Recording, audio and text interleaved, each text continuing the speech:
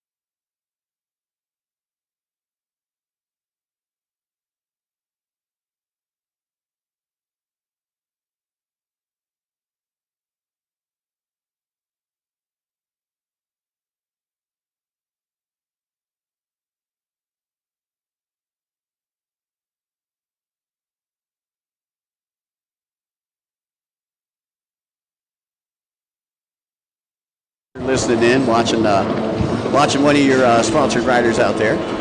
So Cameron Spooner's going to go ride one more time. Here comes Cash McClure coming off the inside splits. Right behind him is going to be Blaine Spooner and then Braden Dill.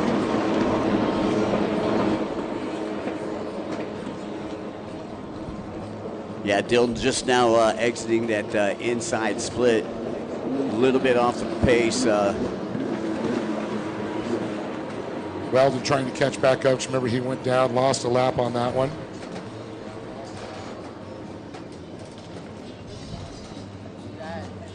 Once again, we need race number 3. That's our Novice Ski Stock 1500 class. Novice Ski Stock 1500 class. We need you to the starting line. We got about 3 minutes and 5 seconds plus a lap to go in this one. Cameron Spooner, your current race leader. His last lap around, he was a 109.683. Cash McClure, who sits in second, was a 111.844. Blaine Spooner with a 110.385. So Blaine trying to reel in Cash right now. A little stretched out right now. McClure trying to do everything he can. And look at this, coming off there, the inside and the outside splits.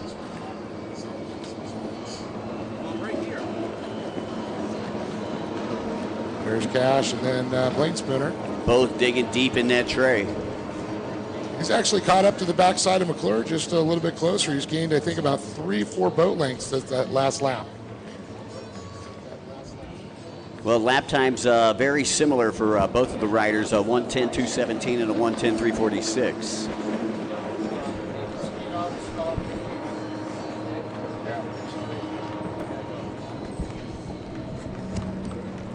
Once again, race number 3, Novice Ski Stock 1500cc class coming up next, Dave. Yeah, we've a little bit changed from yesterday's schedule, so some riders are just figuring it out and when they got to get down to the water here. Spooner once again favoring that inside split. He has not changed at all. And coming up on another back marker here as he works his way through the Liqui Moly start-finish line. Working on Weldon. Second and third place also both going to the inside, David. Yesterday, the outside seemed to be favored. You got to wonder if Course Marshal Randy and Course Marshal Kevin and Braden did something out there to that split section. No, well, I think, the wind is now coming from the side. So maybe they're thinking it's the inside line more protected than the outside from the wind. I don't know. Usually it's like, okay, you want to do that if somebody's out there, you don't want to ride in their wake, but everybody's going to the inside now. Yeah, definitely a little bit more windy today, a little more choppier today for all of our riders out there. I ain't complaining. The weather's beautiful. Absolutely gorgeous.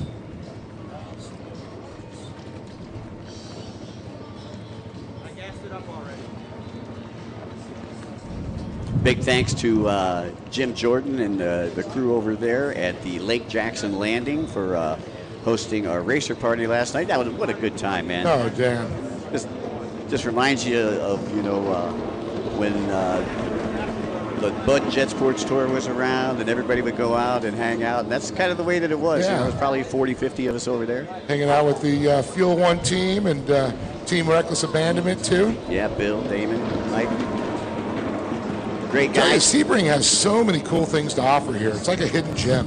It definitely is, and unfortunately it's hidden from me for 40 years. I've been in Florida for 40 years, never been to Sebring. Now I think I'm coming back next weekend. Oh, look at this. Awesome, thank you. Hey, special thanks to our good friends from Fatback's Lemonade. Yeah. If you guys would like some lemonade, make sure you go down there, stop in the pits. They're located, I believe, just behind the Monster tent down that way. Yeah.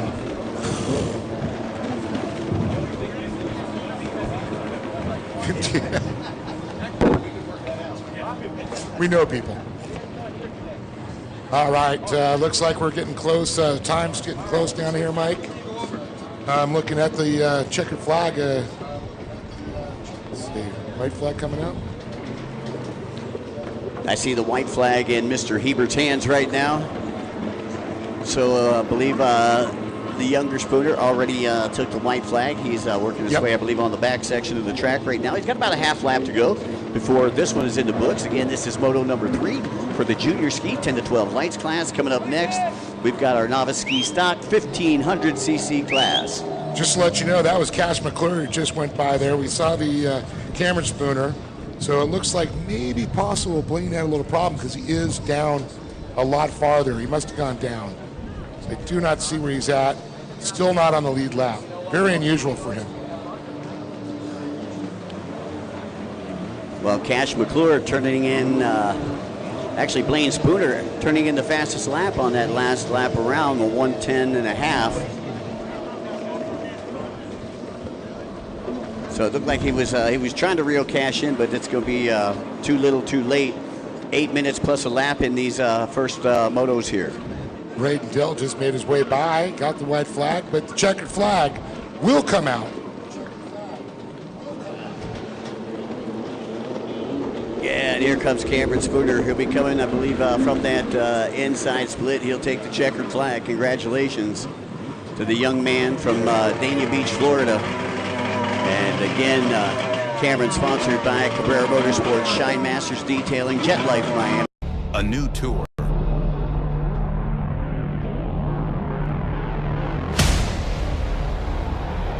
New energy. The best riders in the country. All chasing one thing. Havasu. This is speed. This is chaos. The Liqui Moly Pro Watercross National Tour. The road to Havasu.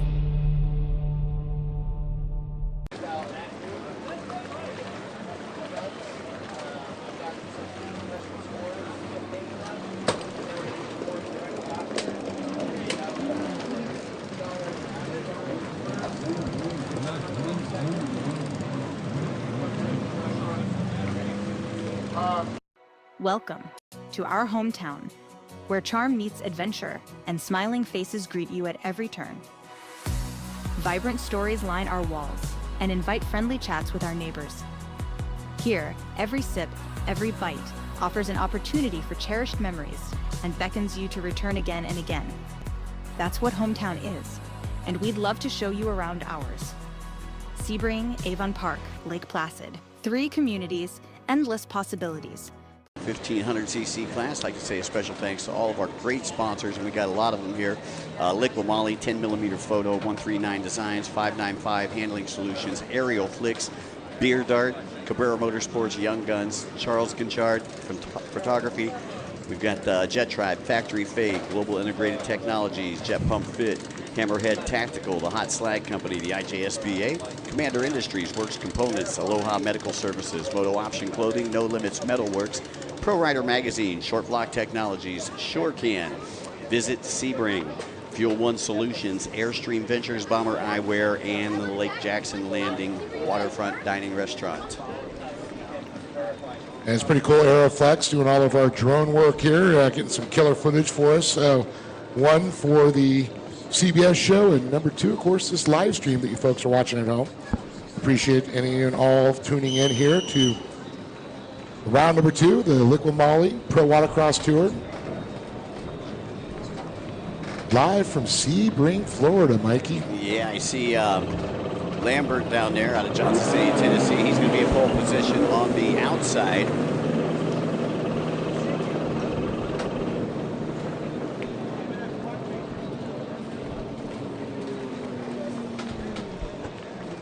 Trying to see who do we have on the inside, outside. Mike's going to get the long eyes out there.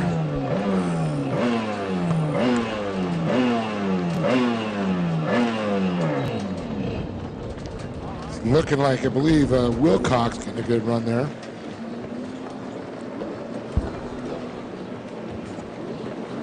And Shelby Pryor, looks like, I believe, Shelby out there. Shelby Warman also. I believe that's her on the inside right now, Dave, but it's going to be 220 from the outside.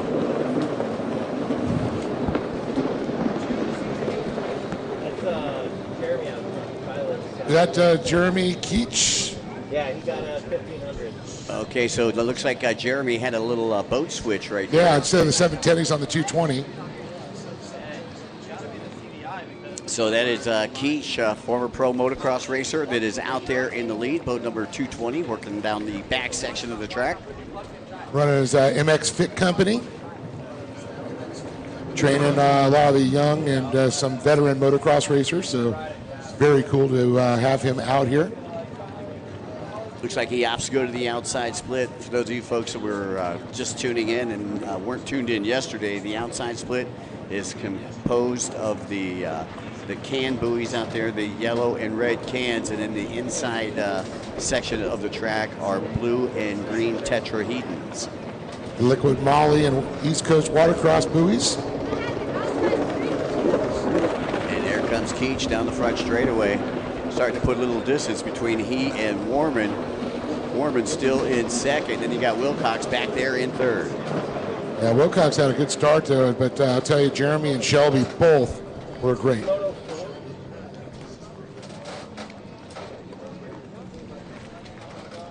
So currently on the water is motor number 3, race number 3.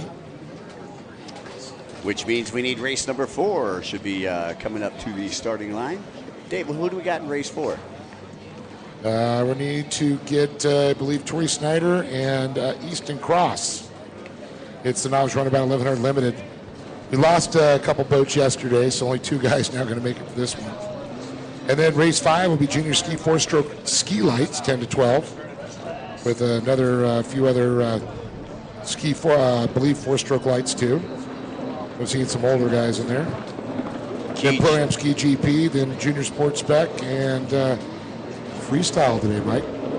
Keach coming from that inside split right now. And as we take a look down here, just under 6 minutes plus a lap to go in this moto right here. He's already stretched it out. Look at this battle for second. Warman now feeling the heat. From Wilcox, right? Yeah, yep. Wilcox hot on her tail right now as they work their way around the sweeper up there, top left-hand side of the track. And it looks like the line that she's taking, Dave, you can see that she's trying to hold it wide open, so she's going a little bit wider, and Wilcox is kind of like sharp edging it and banging the throttle a little bit more as they work their way down the back straightaway. You can see Wilcox right there. It looks like he's pulling on her just a little bit. You can see he's to the inside of her wake too, getting out of that pump wash. Had to cross over the wake there, lost about a quarter second. He'll go to the inside split, Warman to the outside.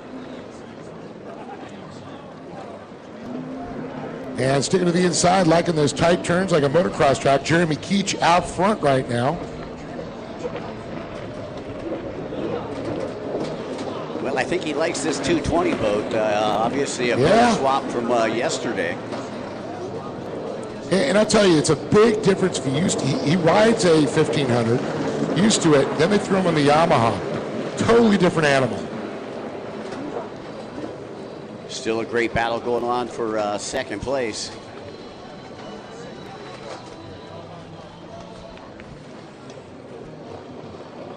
And I believe, was that Wilcox able to get around Warman? Yes, by Warman. Well, I'll tell you, the love bugs and the mayflies are out in full force today here in Florida. A little more humid today than it was yesterday. Well, we got that good rain shower last night. Usually that comes with the sun comes out, the evaporation adds a little moisture to the air. Well, even though it's a little bit more humid out here, you can still cool yourself off by going down to snow in Central Florida. They got some snow cones down there in the pit area. You gonna go do some snow angels later?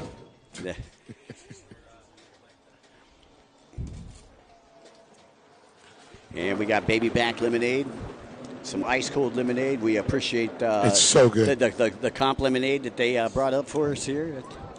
Well, Keach just went by one more time, Mike. Here's Wilcox as he makes his way across that second position. Again, Sebastian, Seb. Then you're going to have Thomas Lambert out there. So Shelby Warman's going to come by in third. So Lambert out of Johnson City, Tennessee, currently running in that fourth position. Yep.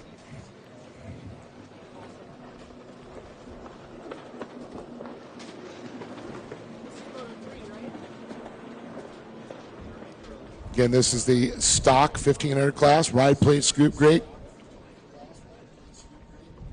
And no motor work whatsoever on these things. Well, taking a look down, we've got just over 2:30 left to go here.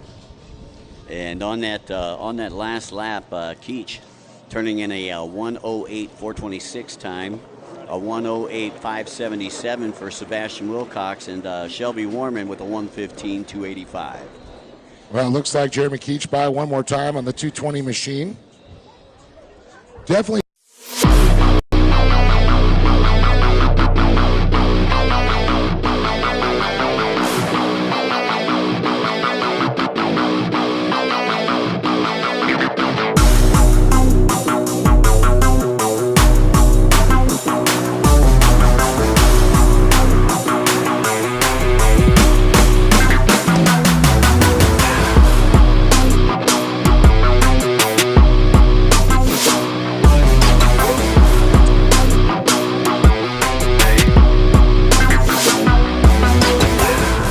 Whether on the streets or the track, our premium oils and additives keep you moving no matter the road. Powered by people, driven by passion.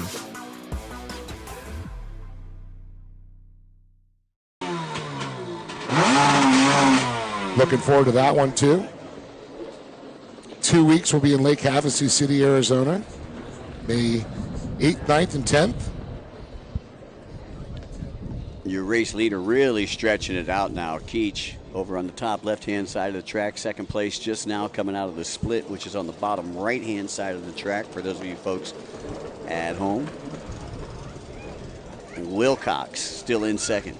And here comes Warman from the outside split.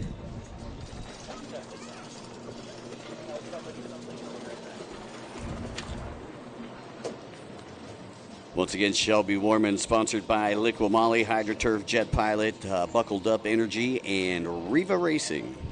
Your race leader, sponsored by Jet Pump Fit, MX Fit Company, Kylie DeRosiers, our partner in crime, Rebel Optics, and Rhino Power. Third place, Sebastian Wilcox. He is sponsored by No Limits Metalworks, Hot Slag, Jet Trim, Jet Pilot, Showtime Freestyle, Commander Youth Racing, Z-Force Racing, and Dad's overtime paycheck. That's right. Or is that a play check? So a little Showtime, Lloyd Berlew, right? Is that his company? Well, I don't know if that's Lloyd Berlew's company, but I know that was his nickname. Yeah, Showtime, yeah. Wondering if somebody took that. I was just curious.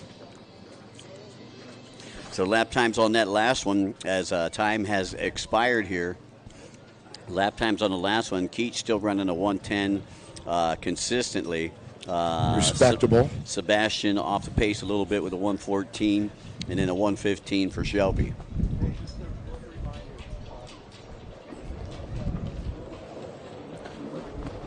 Definitely got a nice steady breeze coming in there, Mike. A little chop on the water. White flag out for Keach right now.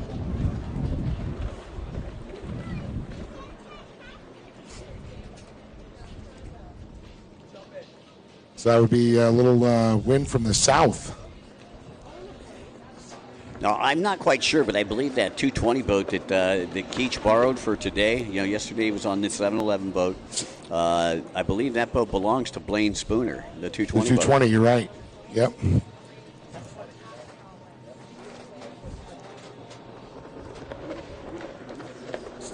So out comes a checkered flag. Keach going to take the checkered flag, driving that borrowed boat like we drive that soccer mom van. That's right.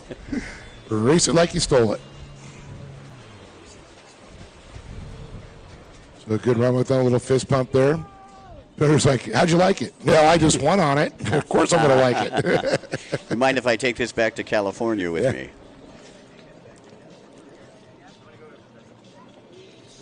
Well, folks, stick around. We got more racing to come from Sebring for the Liqui Moly Pro Watercross Tour. We'll be back. When you're racing at this level, every second matters, and so does every detail. I trust SureCan, the official fuel can of Pro Watercross, to fill up my jet ski. With the rotating spout at the bottom, I fuel up fast. No more tipping, no more spills. And the thumb control button at the top lets me dial in the flow so I get exactly what I need every time. Fuel smarter, race harder with SureCan.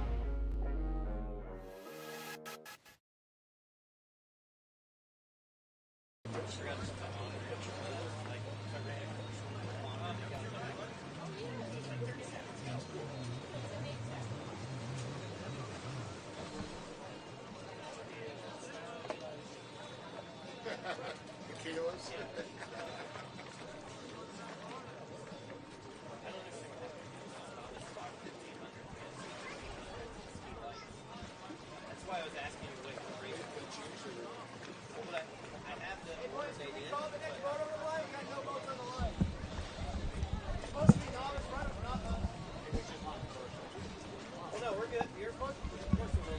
We need Tori. We don't have Tori. Where's Tori? He's riding the intermission. All right, there's a couple of our boats on the line here for race number 4. That's going to be not from Hood. I believe it's going to be Tori Snyder and Easton Cross.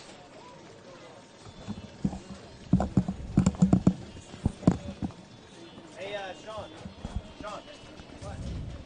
The photo I took of the Moto order that's posted is wrong. That's why they're not here. This is run race 4. They think they're in race 5.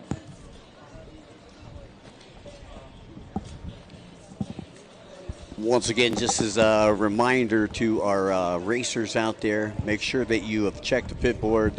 Races 2 and 3 from earlier today at the riders meeting were changed. They were combined.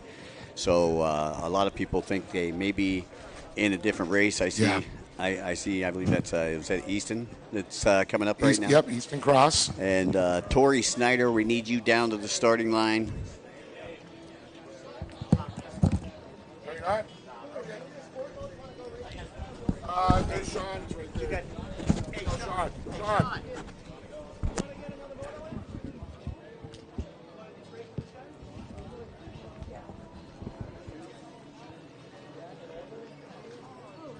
Is he done for the day, or is he just this race?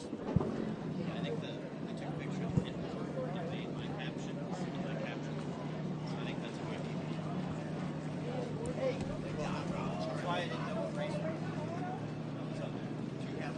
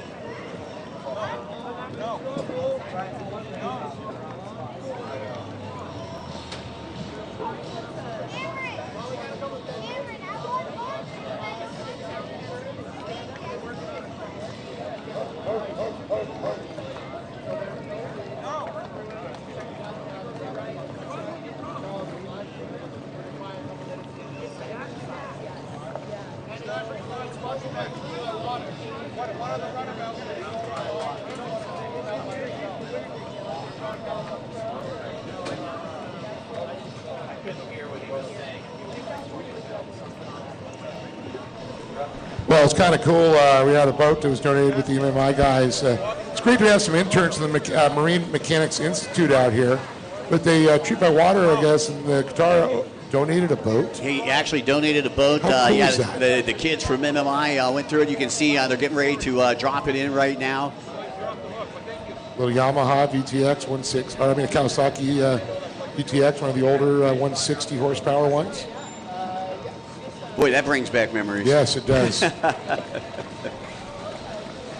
I can remember on the national tour several years ago, we'd be up and we'd be in the announcing tower, and you could tell when the Kawasaki team was testing with those STXRs. They were loud. Fun stuff. But yeah, special thanks to all of our interns there from Marine Mechanics Institute. They're dropping in this STX 160 jet ski. They just went through it. We're going to test it out right now. Well, they're doing all of our tech, so it's pretty awesome. MMA is such a MMI is such a. Yeah, they're going to fight it out. Easy, Dana White. MMI is such a cool program with a lot of these kids, and we need these work. You know, technology's changed a lot. I mean, still, but you need to learn how to work on the basics. And I think a lot of kids have lost that day. We've lost a lot of the trades, and it's great. You know, companies like MMI. Well, now you don't tune your boat with a wrench, you tune it with a computer. But you still need to have to work on the old stuff. I mean, I'm sorry, but, you know, technology is great, and you know how to work the laptop, but you got to know how to build the boat. I have guys that just plug the laptop on and they tune it there, and I said, what if you blow a ring? And he goes, well, I take it to a mechanic. Well, these guys, MMI, teaches them how to be the mechanic and the tech guy. Right, right. I love it. MMI located just up the street, I believe, in Orlando. Yep. As they get ready to check this boat out. Just a quick short pause here, folks. In between the racing, we had a couple racers that I believe were racing back-to-back, so we've got a couple racers up online right now. A couple different classes. I see sport classes, and I see 1100 Runabout Limited. Yep, those three are going to be going out and dicing it up there on the track. Then we'll be running some stand-ups right after that also, I believe. Yeah, so for those of you folks that are listening in at home, after race number 4 here, race number 5 is going to be our junior 4-stroke lights 10 to 12 class. That'll be followed by our Pro-Am Ski GP, and then the junior sports spec class. And then we're going to go back to the top of the order, and we're going to keep running, Dave, until 12 o'clock. And at 12 o'clock, we're going to stop everything, and we're going to go directly into freestyle. We've got some great freestylists here, of course. Flippies. There we go. Well, we got some old school freestyle, too. I like it. Kevin Rowe going to get out there. Nice. Jack's his dad. Yeah, he's got some old school. I seen him do some good tricks We yesterday. do rodeo and walking the dog and Team Reckless Abandonment, man. These guys are reckless. As we get set to go here, race number 4 is off and away. They put some new riders out there for us, Dave. Yep, so we're going to have Easton Cross there along with our other sport, with a couple of sport riders in there. Right, I believe Cross started on the outside. He was on the Sea-Doo Spark class, or Sea-Doo Spark. Braden Dill's out there, and then who else we got there? Bryson Dill. Braden and Bryson. The Dill boys.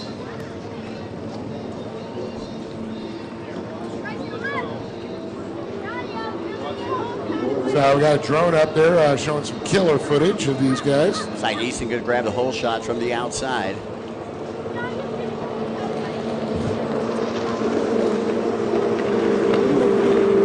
On the Spark, and he's being chased by a couple of blasters right there. Race number 5, we're going to need you down to the starting line. Race number 5, we're going to need you down to the starting line. And it looks like the number 14 there, that is... we got 14. Is that Bryson and Braden? Or who else we got out there? No, we've got another rider out there. I believe there's a new rider today. Went out during practice, wasn't here yesterday, but competes in the sport class. Put him out there for a little more competition. Yeah, go out and get some laps, and learn to know the track better than most people that way. Once again, folks, starting to near that lunchtime hour. Don't forget to stop back at Sioux Pig Barbecue. They're back there in Performance Alley with us today. Saw Sean got some of that yesterday, and it looked really good. Your race leader coming from that outside split.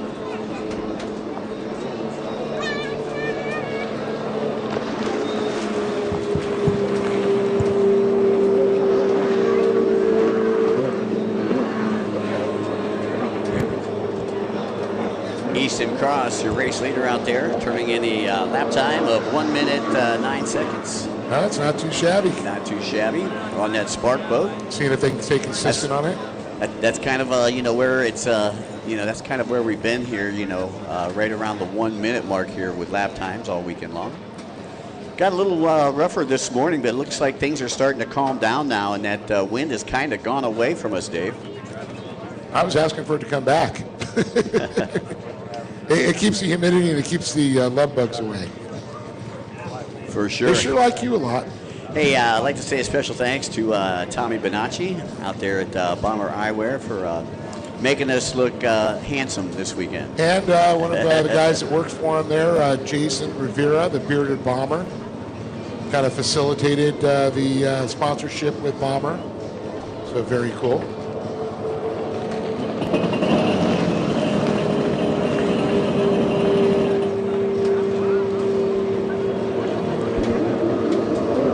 Easton Cross goes by one more time here.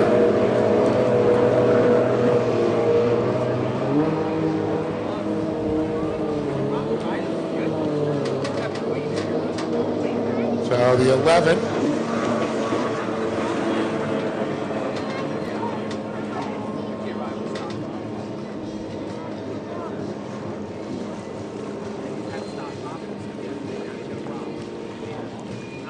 Easton Cross, one of our privateers out here with us this weekend.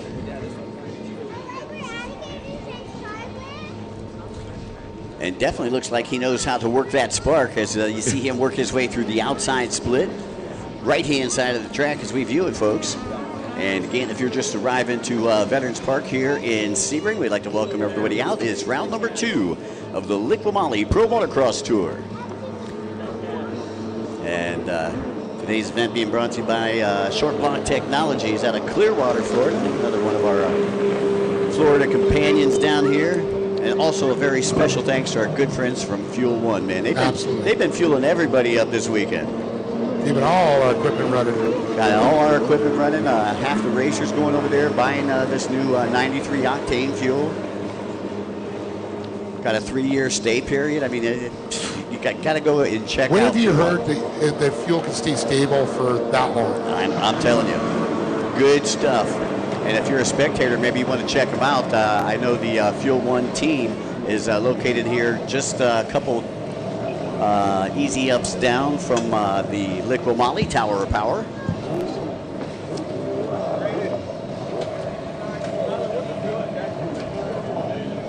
Again, I'd like to say a special thanks to Ray and the entire CBS crew that's here with us this weekend. Ray, Vincent, our producers. Aerial Flicks getting some great shots. Race number 5 should be coming to the line right now. I believe that's one of our junior ski classes. Race number 5 should be coming to the line. And just as a reminder to all of our spectators out there, don't forget to stop by the East Coast Watercross compound located right behind the Liqui Moly Tower of Power and check out all the new merchandise, man. They got some great merchandise back here. And they even got the fire sale going over there with $5 shirts, $10 hoodies. Oh, yeah. I mean, there's something for everybody's budget back there. If you want to walk away with a great souvenir from the weekend here, let your friends know that you were at the races. And Christmas is just right around the corner, so go on down there and do some shopping. I don't know if you can see the number, but we got a little battle going on there with Dill on the number 11 boat.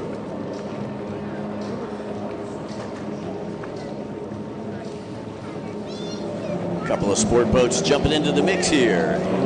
in race number 4. Not sure the other rider, because it's not clicking off there, but Bryson Dill was the one.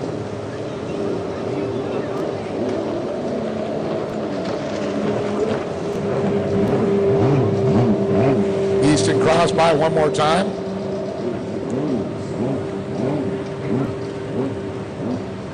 It's going to be some valuable points for him going into round number 3.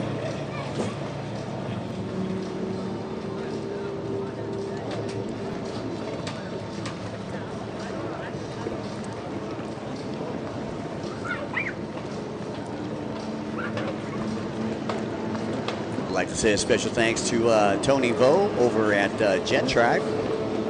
Tony, one of our big sponsors here with the Liqui Moly Pro Watercross Tour. You know, it's always fun to work with Tony. You know, Tony's in the pits, always smiling. And his boy Andy's doing really good over there. And look at the little battle between the sport boats we got. Pretty awesome.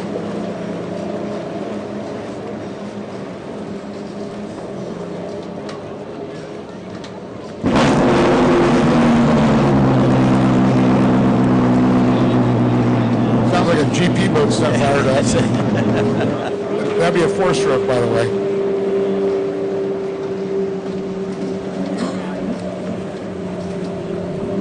Coming up next, though, I believe we've got race number 5. That is going to be our junior ski 4-stroke lights. We've got 8 racers in this next one. Easton Cross, your race leader out there. Easton been doing a great job out there, Dave. Oh, yeah. Well, it looks like we got the 4-stroke lights coming up. The TR1 base, 1049. Call it a 1050. They always give it that extra CC to make it sound like it's bigger. It's funny. But great platform. Yamaha's answer. They don't make a 1500, but they make a 1050. So it opens up a new class for stand-ups. Great entry level for a lot of these riders. And it's kind of like the IROC series. Like you have the stock 1500s, you got the stock, Yamahas. It's a manufacturer base. They got their own classes. Yeah, I used to love the IROC class when I did the GoPed racing series. Steve Patmont from GoPed would give me like 10 GoPeds each year, and then you just came and you picked a ping pong ball, and whatever number ping pong ball, that was the GoPed that you got. And so you couldn't do any work on it, and nobody touched them but my mechanics. And I like that type of racing. It really brings out the racer in you. All identical equipment and everything. Takes away a lot of the drama, if you will. And you don't have to worry about a teardown afterwards. And you can see the spark already catching up to the backside of the blasters. Easton Cross, your leader out here in the Runabout 1100 class. The pit board was briefly wrong. It's correct now, so you might have to tell a few people.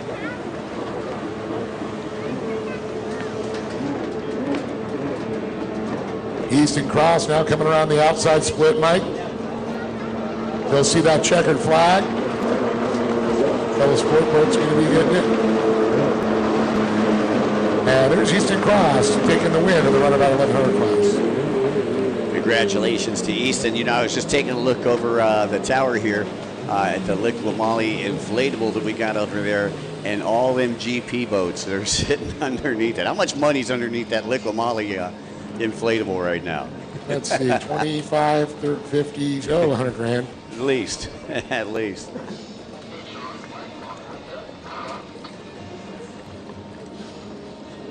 So coming up next, we've got the junior ski 4-stroke 10 to 12 lights class. And you can see pretty full lineup down there on the starting line. Boat number 114 out of Naples, Florida, going to be Braden Dill. Boat number 33 from Saudi Daisy, Tennessee, sponsored by TC Freeride, VP Racing, ODI, McClure Racing, Tasco, NGK, Action Sports and Canopies, GoPro, Chase Plumbing and Mechanical, and Competitive Crankshaft. That is Cash McClure. Boat number 220 is Ryan Short Stroke Stevens out of Mansfield, Ohio, and he is sponsored by Fuel One Direct, Liqui Automotive Services, VersaPlug, Easy Ski Hitch Haulers, Junior Stars of Florida, and Jet Blast Performance. Then from Ottawa, Tennessee, we got boat number 995, sponsored by Team Reckless Abandonment. That is Jack's Row. 380 is Ben Dressel. Ben out of Pasadena, Maryland, sponsored by Fly Racing. Jet Trim, Rhino Power, ODI Grips, and 380 Racing. Boat number 710 from San Marcos, California. She'll be riding the top of Yamaha, sponsored by Jet Pump Fit, Pro Watercross, BJ's Performance Center, Bomber Eyewear, Insta360, Blue Collar Beef Jerky, Hydrofly Electrolytes, Surecan USA, Misadventure Life, and Rebel Optics. That's Kyla DeRosiers. $5.95. Sebastian Wilcox to the Franklin, New Hampshire, sponsored by No Limits Metalworks, Hot Slag Company, Jet Trim, Jet Pilot, Showtime Freestyle, Commander Youth Racing, Z-Force Racing, and boat number 23 rounds out your field. That is Cameron Spooner, sponsored by Spoondog Racing, Cabero Motorsports, Shine Masters Detailing, Jet Life Miami, Impros Impellers, Onium, and Killer Frog Racing. Hi, Glenn. Killer Frog. Well, a good lineup here for this one.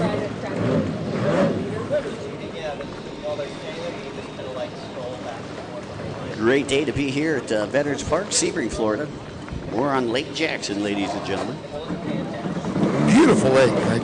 Great facility here. Yeah, I'll tell you, the facilities are really great here. Lots of pavilions, indoor plumbing, which yes, that's nice. That means a lot to people, especially when you're on tour and you're running from. You're not in that the blue sweat box. Right. So it looks like Cash McClure going to have pole position on the outside, and it looks like Dill will have pole position on the inside.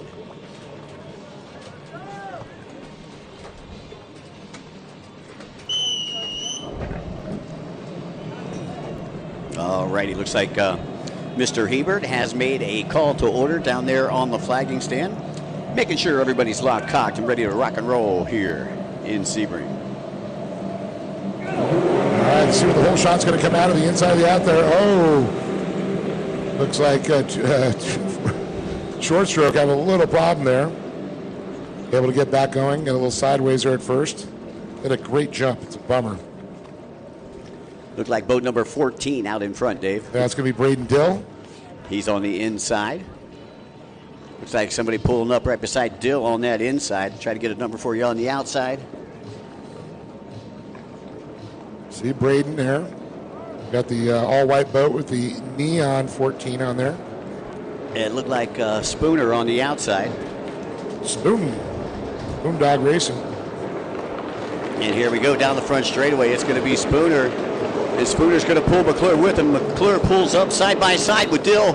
They are rail to rail as they head over onto the left-hand side of the track.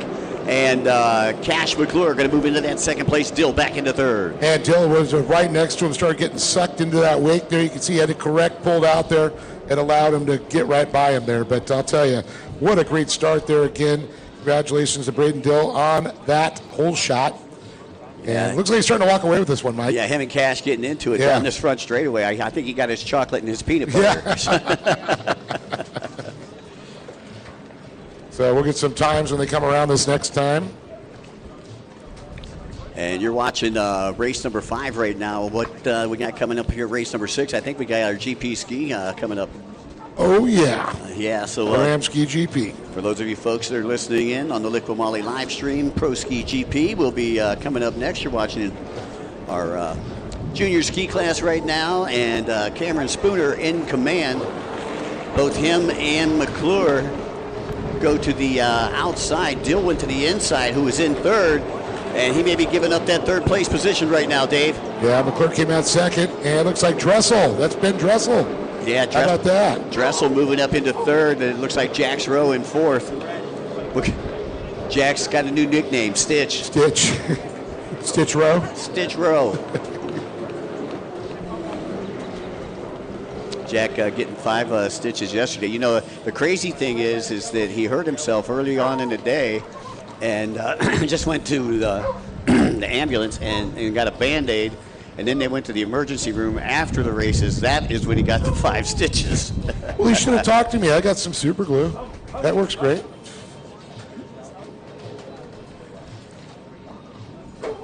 Little super glue, get that thing closed right up. Oh, yeah.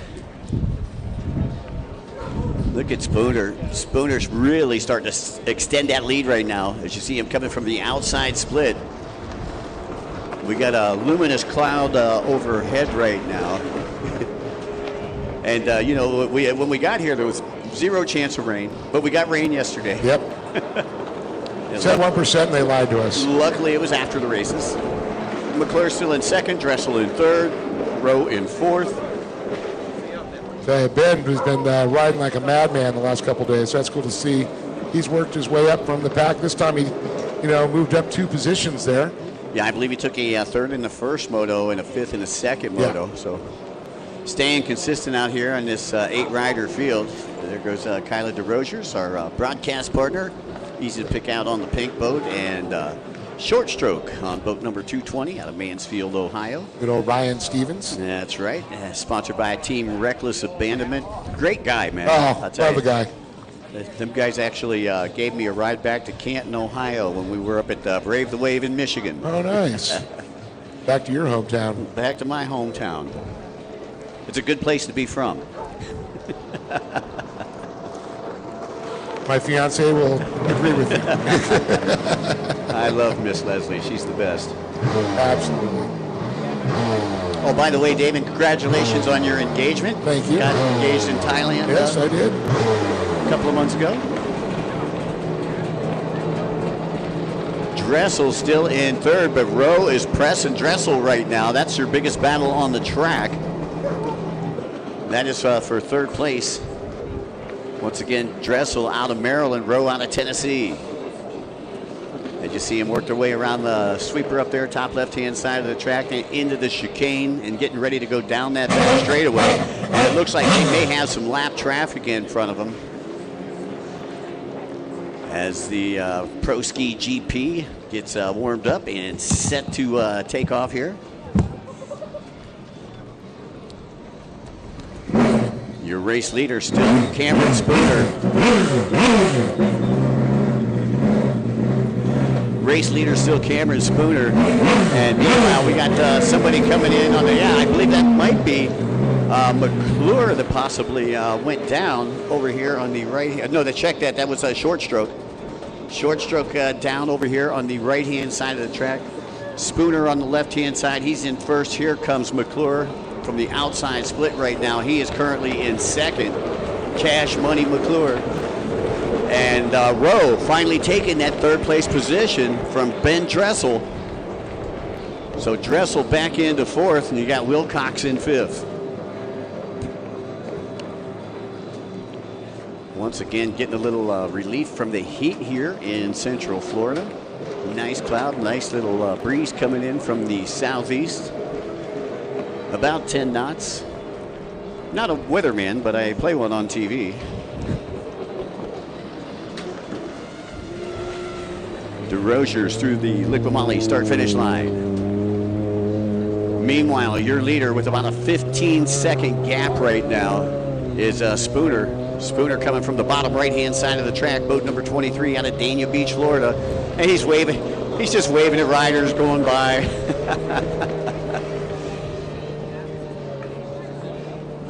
As McClure working his way through the outside split, and Rowe working his way through the inside. And he's working on McClure right now, and he's going to show McClure a keel. It's a drag race down the front straightaway. McClure pulls up side by side, and it looked like Rowe hit a wave and got a little sideways, and that's going to give McClure a little bit of breathing room as they head on to the left-hand side of the track. It's getting a little tight out there for sure. Dressel's still in the mix also. He's not that far back. Still in a good striking position.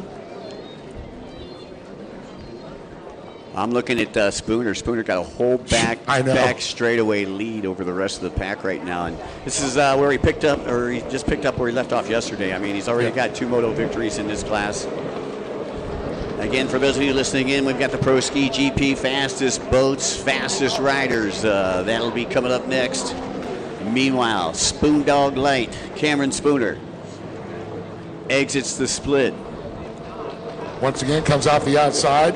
Changed it up a little bit. Everybody's going to the inside earlier. Now the outside being more into play at this point. Well, Dave, I'll tell you got to watch those course marshals in between the races because they're pretty shady. start sliding the buoy over here and there. Yeah, they're moving stuff around. We only got about 10 seconds left on the clock before time expires, and the white flag comes out. McClure in second place comes through. Rose still right there with McClure. Yeah. Here comes Dressel. He slid back to fourth place at this point. Yeah, and now he's got problems with Wilcox. Wilcox hot on his tail.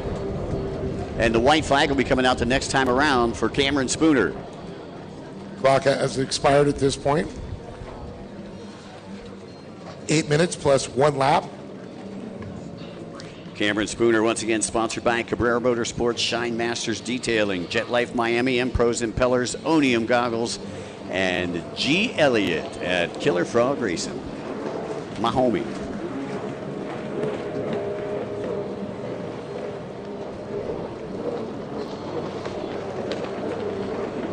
So, once again, out comes the white flag for Spooner as he goes past the Liqui Moly start-finish line. Less than a lap to go for your race leader.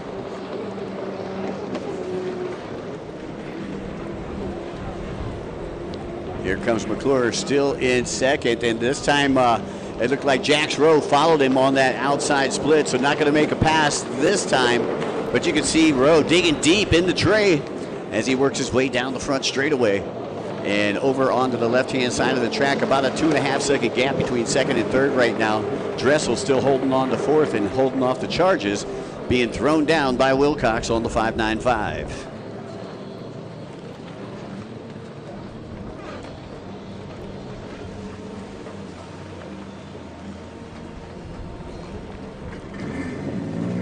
So Spooner one last time.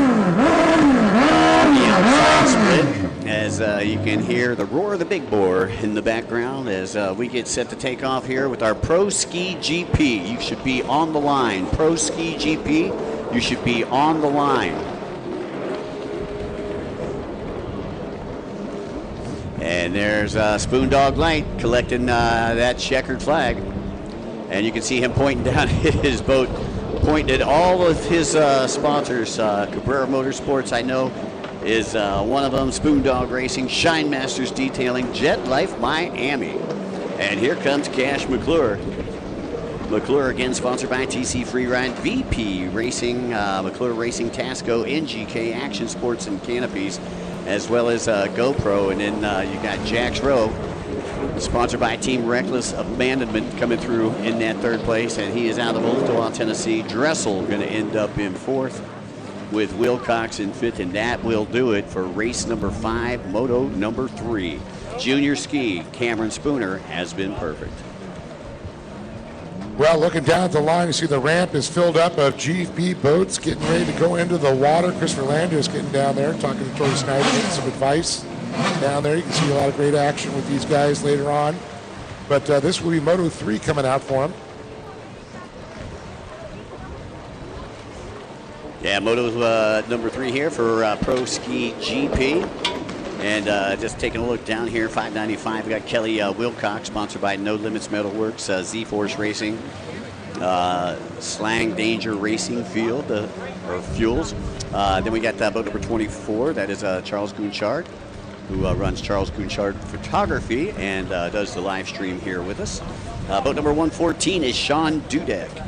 And he's going to be on a Commander, sponsored by Commander Industries, No Limits Metalworks, the Hot Slag Company, Gate Drop Gummies, and Surecan USA. Boat number 51 is Speedy David Cabrera out of Miramar, Florida. And he's sponsored by Ignite Racing Fuels, Broward Motorsports, Judge Motorsports, Exotic Signs, Fast Power Sports, TMR Engineering, WSR Racing, and Cabrera Motorsports. Boat number 730 is Braden 7. 7 sponsored by Liqui Moly, Commander, Duncan Racing, the Hot Slag Company, No Limits Metalworks, Emergency Money Racing, Earthlight Technologies. Boat number 201 is Chris Landis, sponsored by Fast Power Sports, Mark Landis Racing, Rhino Creative Services Limited, Jet Trim, Fuel Tech, and Rick Roy Products, as well as Riva Racing. Boat number 98 is Eric Medlin, sponsored by Commander. Boat number 169, sponsored by Fast Power Sports, is Isabella Parker. 54 is Thomas Lambert out of Johnson City, Tennessee. And he's one of our privateers out there. And number 43 joining the group today out of Tarpon Springs, Florida, sponsored by Fast Power Sports, is my old buddy Pete Noctegal. Very cool to see him come out and join us today to go play out in the water. I'm just wondering why they're not on the water yet. They're working on it. Every other class is online. I know, they've been pulling out. The GP boats, they don't only leave those things floating in the water.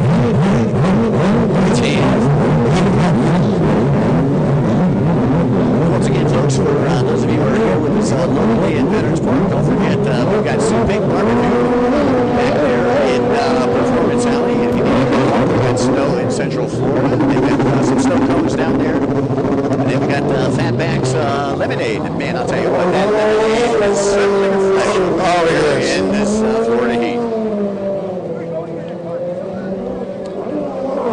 So once again, getting set to go here with the Pro Ski GP. This is race number 6, Moto number 3 for the Pro Ski GP. Then we've got the Junior Sports Spec that'll be coming up after that. And then we'll go back to the top of the order. We'll keep racing until noon. And at noon, we're just going to break for freestyle. No matter where we're at in the program, we are going to do a little flipping action. That's right. It's going to be flipping crazy, I'm telling you.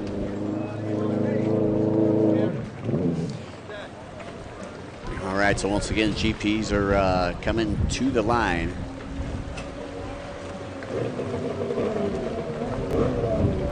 I see 730 backing down the ramp right now. That is Braden 7 a winner at round number 1 over in Texas. Been pretty fast. He's got a 3-5 finish, I think, so far this weekend. Still the points, still leading points coming into round number 2. So. Right. The man that everybody's got to look out for is Chris Landis. Chris, he's so fast. So fast, on the tear. Cabrera, Cabrera's the whole shot king. Yep, I will agree. Yeah, so my money's on him for the whole shot. Boy, I'll tell you, 7 is tough. Landis, Medlin. Medlin was incredible yesterday. And Isabella Parker just had some bad luck in Moto number 1. Came off the boat. She's fast. She's very fast. Keep your eye on Isabella Parker. Out of Richland, Reno, California, in Nevada. Now making her home here in Florida, Mike. Silver City. Silver City, that's right. Family was just racing with us in Lake Havasu 2 weeks ago. Yeah, we used to race out in Reno or actually in Sparks Marina. Yep. In Reno. You know, the first time I ever raced in Reno, it was at the Livestock Center, though. We were doing the National Arena Cross Series. Boy, that was a good time. Going down and playing blackjack with Denny Stevenson and Jeff Willow and Buddy Antonez. Hanging out at the Silver Legacy. Silver Legacy. You ever see the movie Kingpin? Yes, sir. That's where they filmed it. Oh, that's where they filmed it. That's where the final was for the bowling. For the bowling, yeah. I was going to say, I know that they got bowling lanes there because they had a bowling tournament while Arena Cross was out there. So every time I went there for back in the day with the Lures Off-Road Series. I love that sound when the GP takes off.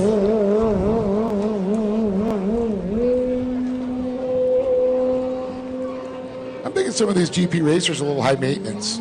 I don't know about you. With their shiny toys.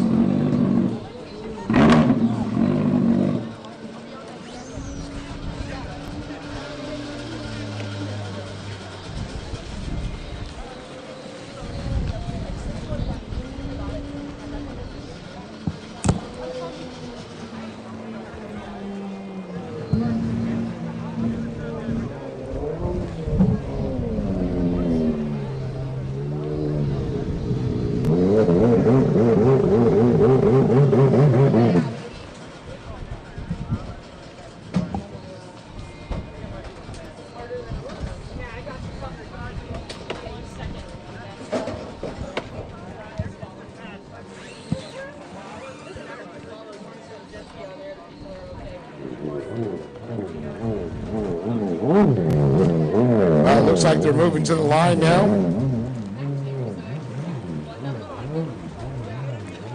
Race number 7, Junior Sports Spec, stand by. you'll be coming up next. I see them getting their boats fueled up. And then we'll be going back to race number 1 after race number 7. So race number 1, you're going to get your fourth moto in before we take a break for freestyle, it looks like. And we'll try to keep everybody abreast of where we're at.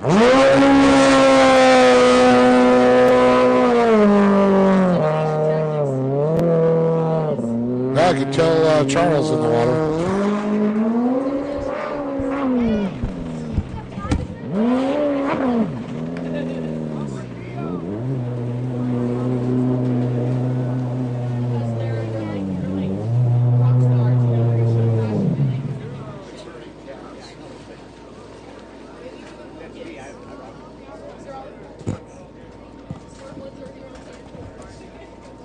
Well, Mike's going there trying to herd the cats to the line right now. All the cool kids.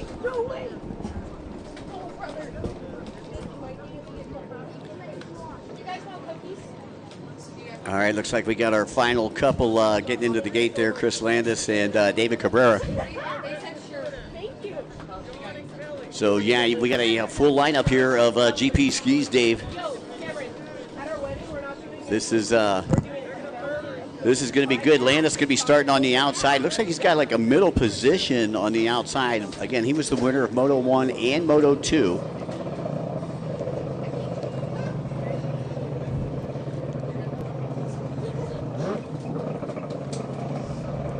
Looks like Wilcox will be starting in pole position here on the right-hand side. Again, a right-handed track for all of you who may be listening in. A little bit different. I'm seeing Cabrera starting right next to Landis. And those two have been battling it out here. You know, Cabrera with the second to Landis yesterday, but hole-shotted the pack on both motos. Let's see if he can do it again. Here we go, ladies and gentlemen. Wait for that green light to flash. Here we go.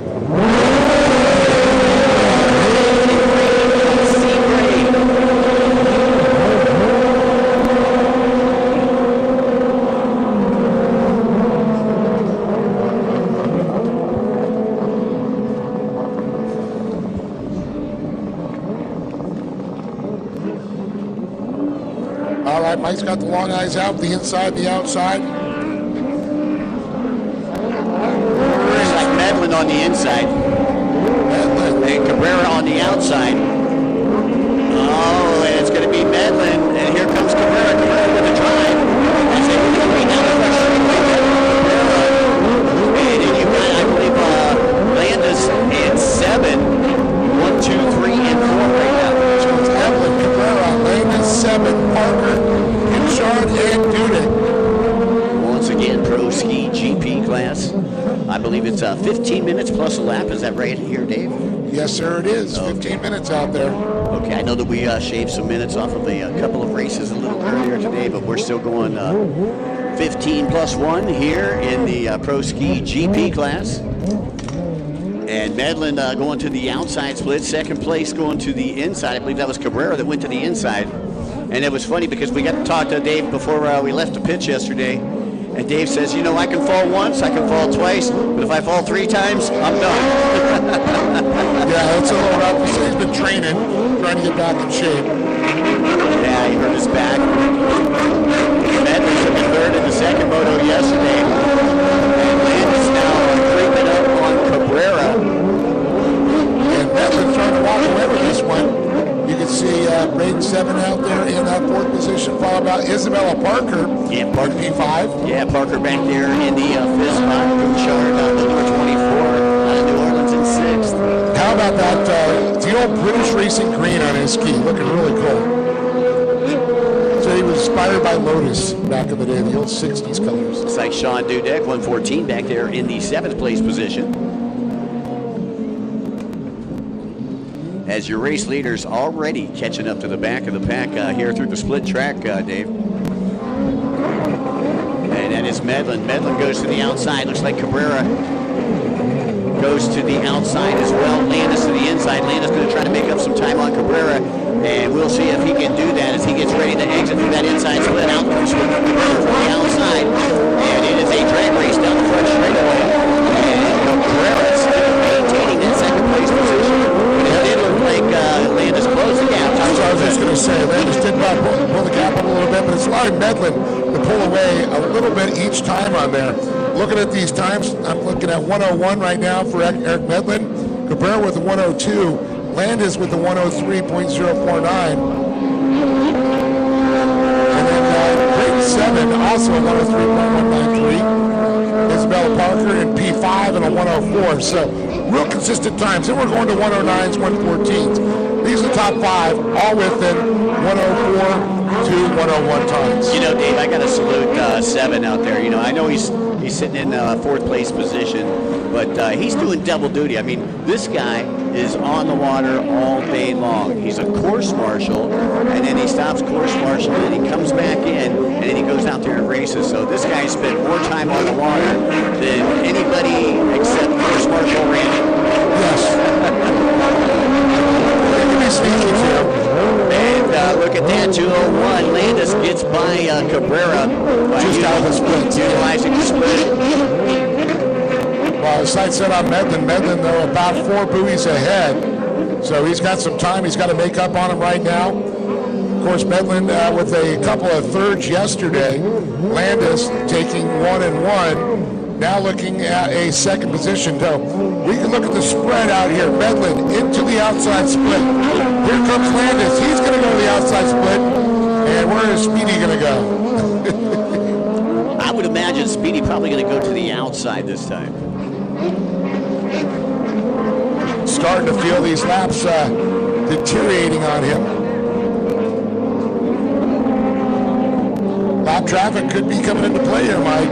Look at this. Here comes Wilcox. Yeah, Medlin down the front straightaway. He's got Lambert in front of him. And look at Landis. Landis came out right there with Medlin and trying to go around Medlin right now. As he gets out the broom, sweeps hard. He's going to have position as they go into the sweeper. And Landis moves into the lead. They move right up that inside. He's just straight barrel around there. Even with a lopper in the mix, Mike. How incredible. That is some skill from that rider. Well, I'll tell you what, yeah, Landis utilizing that lapper to his advantage, that's for sure. Medlin got kind of caught up in there as the inside line of that setup you talked about. Sweep right on the left-hander, able to cut in, have that inside position going into the right-hander. Yeah, Landis, who started out in 3rd, has worked his way into 1st, and he did it very strategically, and he passed where he knew that he could pass cleanly. Yes. So I like about Landis, very clean rider. That is true. Landis sponsored by Fast Power Sports. Riva Racing, I know, has always been helping out Chris. Mark Landis Racing, Rhino, Creative Services, Jet Trim, Frank out Jet Trim helping out. Fuel Tech, Rick Roy Products, also helping them out, RRP.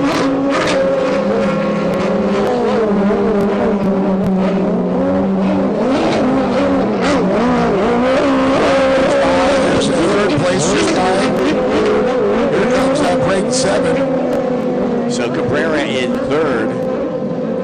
Seven fourth. Behind Medlin. And they got Parker in that P5 position, Mike. Yeah, so the only thing that's been switching around here is 1, 2, and 3. With those 3 riders, it's like a roulette ball out there. And the surprising thing is we always talk about David Cabrera, so fast, the whole shot king out there. Did not get the whole shot this time. Cabrera Motorsports, one of the sponsors here. Yep. And giving away free tunes. Yeah, and I'll tell you what, he's a heck of a tuner. Oh, yeah. He's a heck of a rider. You know, he's in the 50-plus class. And he's racing against kids that are 18, 16, 15. Landis getting by that rider now. Charles Kinshaw. That was the Commander Bullet duel right there. And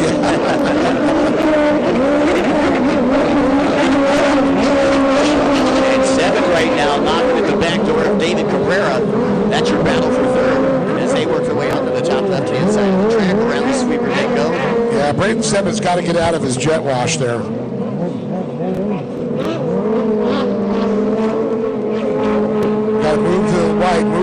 left. Get outside there. Don't ride in the bubbles. Well, 7 with a tight turn up there in the top left-hand side of the track. It looks like he might have made up about half a second. You can see he's working an inside line as they work their way down that back straightaway. Yeah, he got right out of that jet wash this time. And goes to the inside, Mike. Yeah, I'll tell you, 7 to the inside. Cabrera goes to the outside. It's going to be interesting to see how they come out because they went in at just about the same time.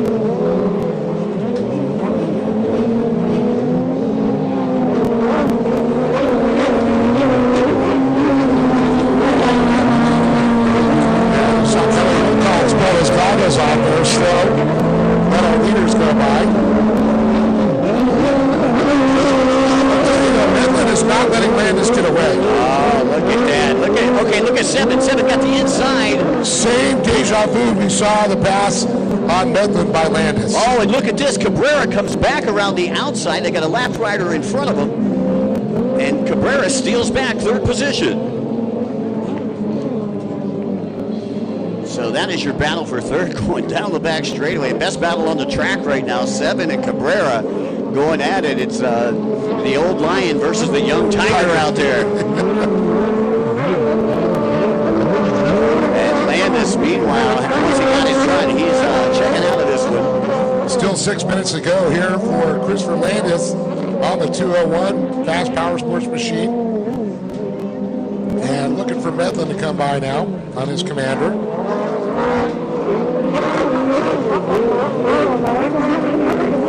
There's Medlin right there in 2nd place through the Liqui Moly start-finish line. Boat number 98. Here comes Cabrera. Cabrera in a solid 3rd right now. They pulled away from 7 at this point. I don't know if 7 just lost his wind, because he had him on that left-hand side. Man, you can just tell the horsepower that Cabrera has. He was able to power out of that. Well, I almost want to say this. I was going to say, hey, that was just like the move that Landis did on Medlin earlier. And unfortunately, 7 was not able to make it stick on Cabrera. Cabrera now is gapped out a little bit, but I believe Braden's starting to wind it back up again, Mike. As Landis goes by one more time, and he's got a blistering. He set a 102. That is the fastest so far for the GP class. Wow. Nice lap time. Lap time's been hovering right around about 1:10 or so. We're seeing the top 5. Well, 7 is slowed down. That last lap was 1:10. So he was off the pace. I think a little of his starch got taken out. 109 by Medlin that time. We'll have to iron out those issues. Yeah, Cabrera with a 107. Rate 7 now. This time picks up a little time, 108. Isabella Parker with a 108. All right, who invited the love bugs? It's mating season for the Gators, and it's love bug season for love. I think I just ate one. I don't need lunch now. It's all protein, my friend. Okay. Landis pack past the Liqui Moly start-finish line, and he has got about a quarter lap lead over the rest of the pack right now. Medlin still in 2nd, boat number 98. I believe he is working his way through the split section. You're watching race number 6, moto number 3 in the Pro-Am Ski GP class.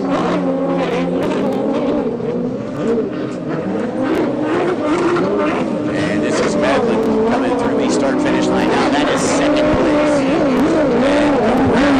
And only about 4 seconds behind Medlin right now.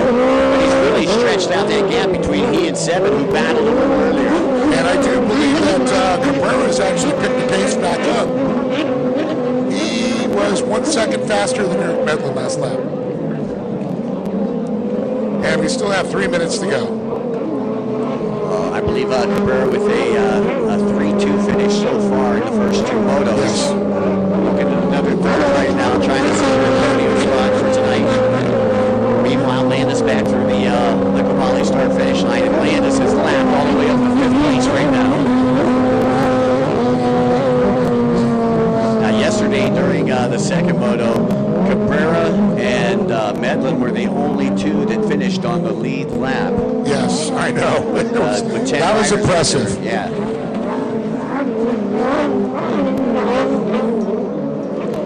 looks like Thomas Lambert just went by there. So once again, the top 5 and 5th is Braden 7. David Cabrera Braden 7. 3rd is David Cabrera, just went by.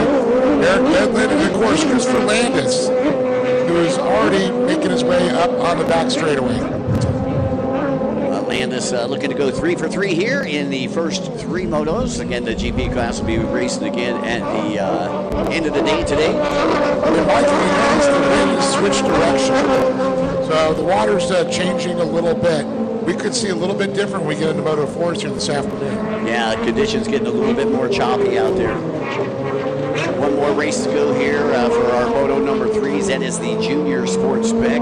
They should be down online right now. Junior Sports Spec should be down online.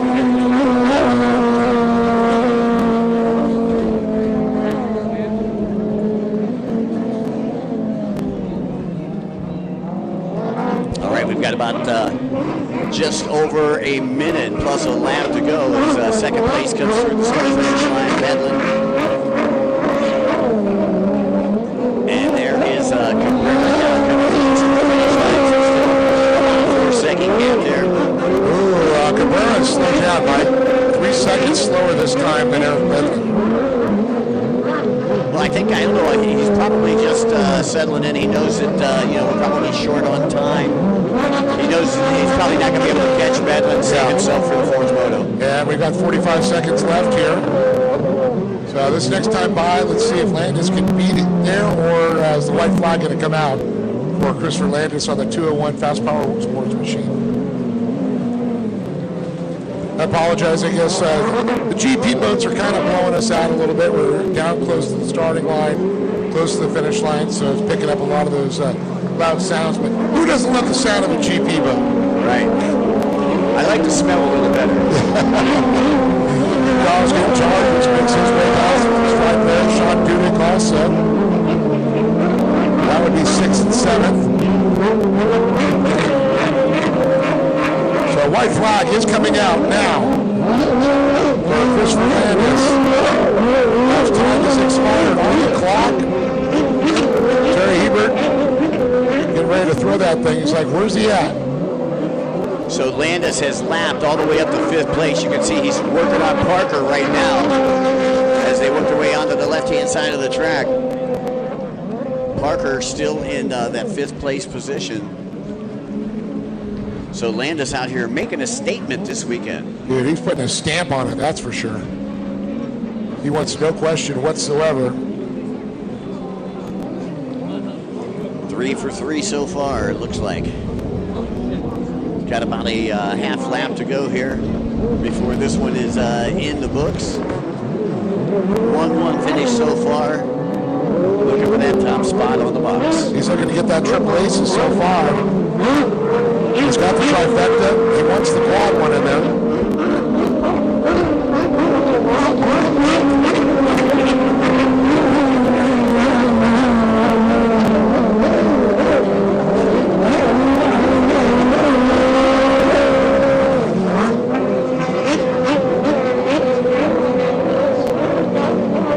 White flag is coming in, and checker flag is out for Christopher Landis as he takes the 3rd win here for Moto number 3, looking to back it up and get all perfect aces coming into Moto 4.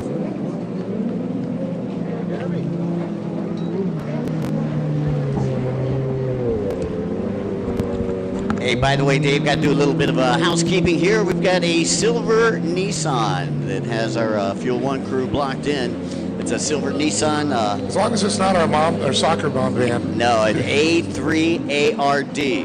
A3ARD silver Nissan needs to be moved back here in the pit area as our friends from Fuel One need to be able to get to their product. So again, if you have a silver Nissan license plate number A3ARD, please move in. Here's Eric Bedlin, gets 2nd place, comes across. And David Cabrera, he was really, this last lap, picked up a lot of time. He comes across in 3rd. And I do believe finishing it out here in 4th place is going to be Braden 7. Isabella Parker is going to get 5th. So it's Landis, Medlin, Cabrera, Sebring, Parker, Ginchard, Dudek, Thomas Lambert, followed by Deep Manigal and Kelly Wilcox. That'll be the finishing order here for Moto number 3. And coming up next, we've got the Junior Sports Spec class, gate number 3 for the Junior Sports Spec. And then we'll be going back to the top of the order with the Pro-Am Runabout stock class with their 4th moto. Current time on deck, it's 11:15. We're going to run to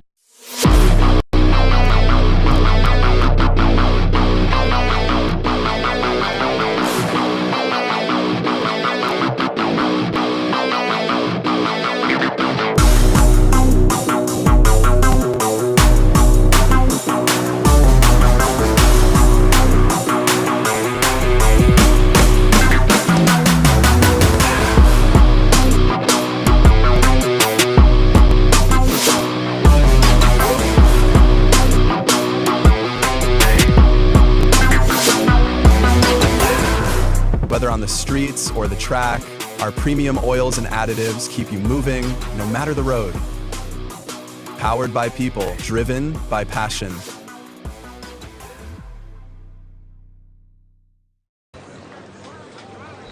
Kirsten Hastings should be on her C2 on the KA Racing. Tyler Reardon will be on the 114. Braden Dill will be on the 118. The 14 will be Braden Dill. The 110 will be Tori Snyder. And then you got Janio Bermudez on the 02. So the Snyder building, riding for Snyder Built, Judge Motorsports, and Monster Energy, the Green Claw. Hey, once again, just as a reminder, we've got a silver Nissan. It needs to be moved back there in the pit area. License plate number A3ARD. You've got our Fuel 1 team blocked in. We're good.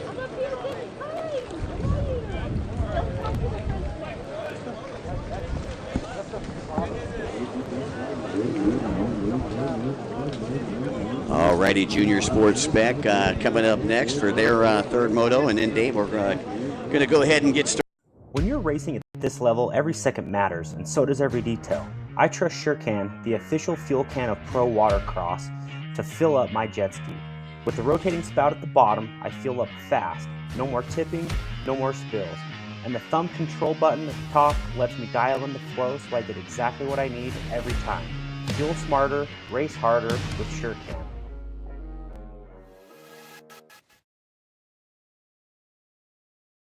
The diapers come back.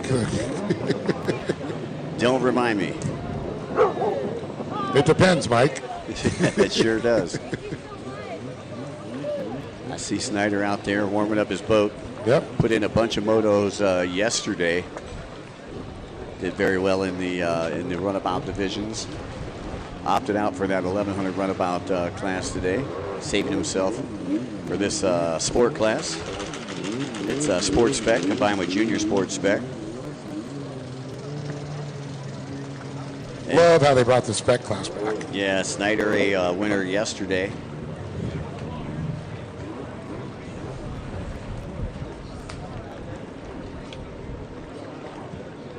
See the guys down there helping Kelly Wilcox from the MMI, a couple of the interns down there helping out.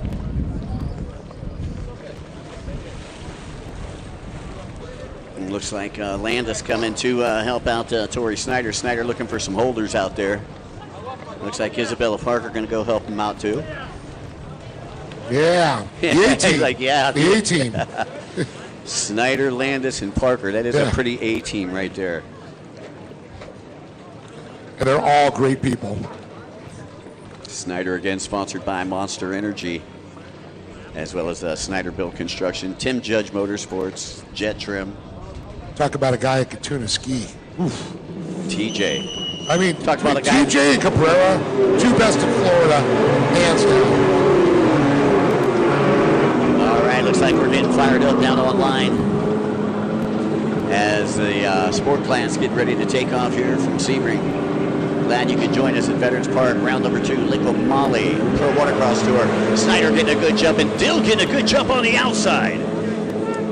Well, it's only going to matter, Mike, when the inside and the outside comes together. Who's going to get the whole shot? Well, anyone's question. My money, I think Snyder's going to be right out there. Snyder is your leader on the inside right now, and Dill your leader on the outside. Dill with a hole shot yesterday. Yep. Snyder had to get by him. So Dill's got some proven horsepower out there. Of course, Dill on the old school Yamaha Wave Blaster, and then the HX of Torrey Snyder is going to come around, and it's going to be close. Yeah, Snyder gonna clinch it. He takes a look over. He'll find Dill right there. And I believe, is that Jax Rowe back there in third? Yeah, that's Jax Rowe out of Ottawa, Tennessee, followed by Cash McClure, and then Kirsten Hasty, because Kier rhymes with beer. That's right, Kirsten Hasty in there. Tyler Reardon going to come up there, as well as Junio Bermudez, and then Bryson Dill. Final third moto here of the weekend, junior and regular sports spec. That's what you're watching right now, folks. And it looks like boat number 11, Bryson Dill, might be pulling in a little bit early. And problem with Bryson Dill's machine. He pulls off. Number 11 coming in saying, oh, we got some issues. That's a bummer. Very frustrated young man right there. Heart goes out to another Judge Motorsports tuned machine.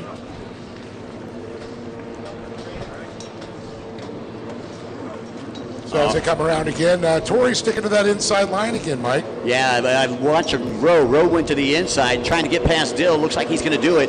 So Rowe moving up into second place. Stitch in second. Dill back to third. Yeah, I'm sorry. I thought that was Torrey. It was Dill coming on the outside. And McClure still in fourth. Kirsten Hasty battling there with Tyler Reardon there, trying to make a pass, and she's got the inside line.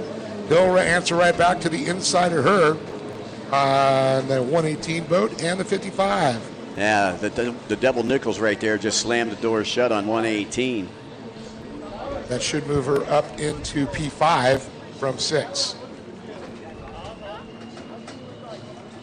Gap between your leaders only about 3 seconds right now. Both of them going to the outside. Snyder again sponsored by Monster Energy, Snyder Build Construction, and TJ Racing. And reckless abandon. Jax Rowe, aka Stitch, still sitting in second. And your top three going to the outside. Cash McClure opts to go to that inside split. So Pro Rider Watercraft Magazine checking in on the screen, Mike. Hello from all of us at Pro Rider, they say. Big shout out to the Ratty family. Yeah. Great family, and really helping the sport of personal watercraft racing out. Even legit in print. Yeah, legit in print. There you go. Robert Sand Racing said, man, those GPs are loud. Miss you, Robert. Like another guy that built some sick stuff. Oh, my goodness. I love all of his retro skis, like the old vintage that he's brought back. Some of the top rows, like the Victor Sheldon, the old Butch's ski. I'll tell you what, you take the hood off of any of his skis and you could eat off the engine, man. I mean, like his jewelry. stuff is clean. Bling, bling, bling. Robert, of course, works with us when we go do the World Grand Prix, does the Thai Tour also, and part of what I believe the AJSA? Yep. Yeah, he's going to be working with us at the AJSA this year as well. As we take a look down here, bottom right-hand side of the track, still only about 2.5, 3 seconds between first and second as you see Snyder headed toward the Liqui Moly start-finish line, and Rowe still right there in his back pocket. Well, 3 minutes, 40 seconds down, 4 minutes, 20 seconds to go.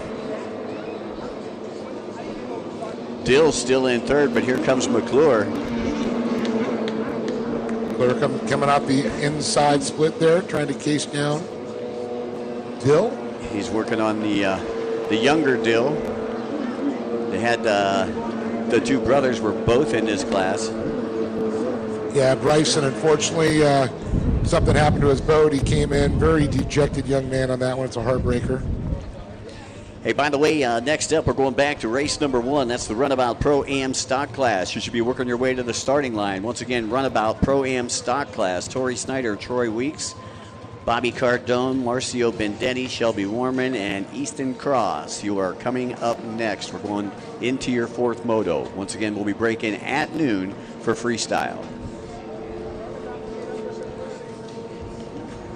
Well, the action going on now. You can see Torrey Snyder still leading this one as he comes by puts another lap down. But I'll tell you, Jax Rowe, he's right there. He can see him. He can smell that two-stroke. Yeah, Rowe, again, not going anywhere. As the top two pretty much separated from the rest of the pack. And there is the younger Dill, Braden Dill, working his way onto the right-hand side of the track, and Cash McClure trying to reel him in. Cash has been trying to work those splits, trying to get up to him there. He's done so well, but pretty much equal each time coming out. Those riders are very well matched. Of course, this being the spec class, that's kind of what the whole idea about these. It's about the rider, and about getting that thing just running perfectly, because you are not opening up that motor and doing anything to it. It is a spec class. Yeah, Cash McClure, sponsored by TC Free Ride from out there in Lake Havasu. As you see him trying to reel in Deal down the back section of the track right now. So that is your battle for third. Your battle for first, get ready to come down the front straightaway. Once again, Jax Rowe been following Snyder on that outside split the last couple of laps. You got to wonder if he's going to change that up, Dave. Yeah, you got to wonder too. He's got to get there and find a little bit faster line there, see if he's going to split it, go to the inside. But we saw Torrey do that. When he was out leading, he kind of messed with him and went, oh, go to the inside. Ah, man, took that line away from him. And it kind of makes a rider behind you go, well, should I follow? Little psychological warfare as usual. Well, we've seen good stuff and bad stuff happen from follow the leader Yes. racing. You know, I mean, I can remember 1 year out in Havasu where everybody followed the leader except for the last guy because he was so far back. He did the course the right way and he ended up winning the race. And that happened to be a pro ski racer. In fact, one we call the GOAT. Yeah. He forgot to wear his glasses that day. Howdy from Spain. Yes. If you know, you know. Once again, your leaders, both on the outside split. As time's starting to tick away in this one, Dave. We're going back to race number 1. If you're in race number 1, this is Moto number 4 for you.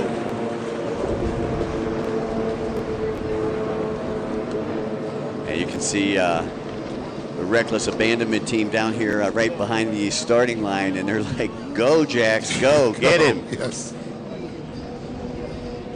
Come on, Stitch.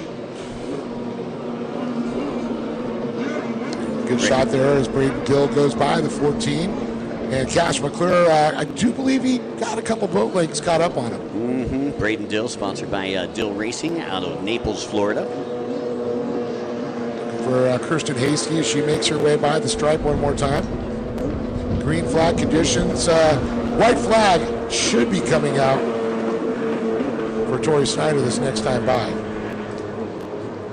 Once again, this will be the last call for race number 1. We need you to the starting line, Runabout Pro-Am stock for your 4th moto. We should probably have time to do that one in at least the junior ski 10 to 12 lights class before we go into freestyle. Yeah, it looks like Terry Heber's going to pull out the white flag. One more lap to go for Torrey Snyder as Jax Rowe has chipped away a little bit. I think 1 or 2 boat lengths there. Yeah, Jax needs about 10 more laps. I know. Or he's got to hope that Torrey bobbles. But you know the crazy thing is though that those 2 riders right there have probably rode more laps on this course than anybody else because they're both in multiple classes. I will agree. Braden Dill once again and Cash McClure on the 33. Braden Dill doing a great job, man. Really an eye-opener out here in this 3rd moto. After getting a whole shot yesterday, I mean, you can tell this kid's been getting some seat time. Hasty one more time as she received the white flag. McClure's still going to work on Dill as they work their way down the back section of the course right now, right to left as we view it here from Veterans Park. Tyler Reardon by, as well as Junio Bermudez. Well, this time Jax Rowe went to the inside. He was trying to make up some time on Torrey. Torrey coming out of the split on the outside, and it's going to be Snyder Build Construction. Torrey Snyder, sponsored by Monster Energy and Tim Judge Racing. He'll take the win. Jax Rowe gives him a thumbs up. Again, Jax from Ottawa, Tennessee. This time Cash McClure, who was vying for that third spot, trying to steal it away from Dill. He went to the inside. Dill coming from the outside. Dill will have the drive. Out comes McClure. And it is going to be Braden Dill taking third place. Congratulations to young Braden. So that'll do it here for race number 7. Race number 1 is coming up next. That is the Runabout Pro-Am stock class. Again, we're going to race all the way through freestyle.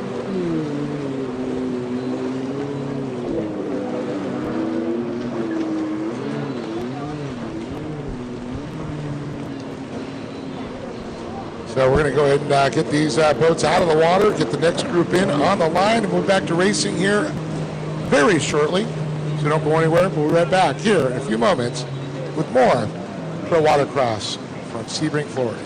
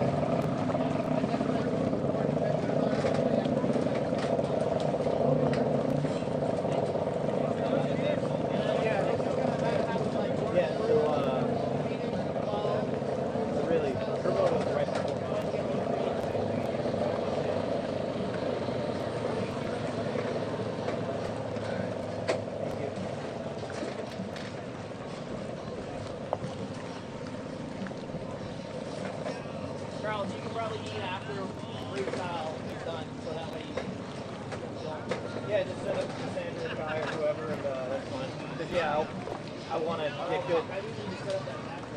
Yeah, I want to get good camera shots for them.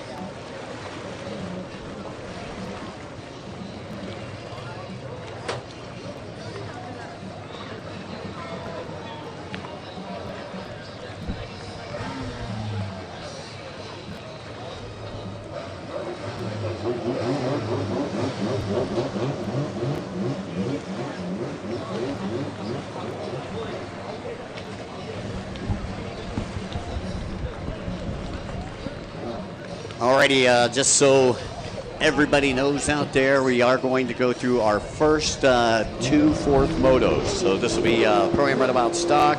Then we're going to go through the junior ski 10 to 12 lights, and then we will be breaking for freestyle. And then after the lunch break, we'll come back with race number 3.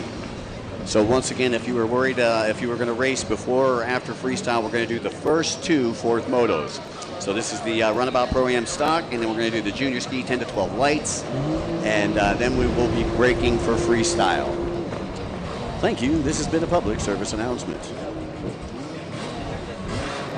Alrighty, well, Tori Snyder was running back-to-back, and that's why there is just a little hesitation here before we get started here. This is going to be the 4th and final moto for our Runabout Pro-Am stock class. Coming into this one, Tori Snyder, I believe, points leader. Cardone is only a couple points behind, and Marcio Bendetti is running 3rd in the points here after 3 motos have already been run. So once again, Shelby Warman and Tori Snyder coming to the starting line here before we get this thing started. And while we're waiting on getting this started, I'd like to say very special thanks to all of our great sponsors here with the Liqui Moly Pro Watercross Tour. They include 10mm Photo, 139 Designs, 595 Handling Solutions, Aerial Flicks, the Lake Jackson Landing Waterfront Dining Restaurant here in Sebring, Bobber Eyewear, Airstream Ventures, Fuel One Solutions. Visit Sebring, SureCan, Short Block Technologies. Also our good friends from Pro Rider Magazine who are listening in right now. We love you. No Limits Metalworks, Moto Option Clothing, Aloha Medical Services, Works Components, Steve Webster and the crew out there, Commander Industries, the IJSBA, the Hot Slag Company, Hammerhead Tactical, Jet Pump Fit, Global Integrated Technologies, Factory Fade, Jet Tribe, Charles Conchard Photography, Young Guns, Cabrera Motorsports, Beard Dart, and I need another sponsor.com. And I need another sponsor.com. That's right. Well, don't forget, we've got barbecue. We've got snowing in Florida. We got lemonade. You guys getting hungry? Go see our great food vendors here, Mike. Yeah, Fatback's Lemonade, man. That is tasty. Some great lemonade. And there's real lemons in it. There ain't anything artificial about their lemonade. No. All right, final racers getting in the gate here. We're starting back at the top of the order, Dave. We're going to run through the first two races, and then we're going to break for freestyle. Yep. And then we're going to flip the action. Yeah, we're going to flip the script. So we'll have 5 races after freestyle, after the lunch break.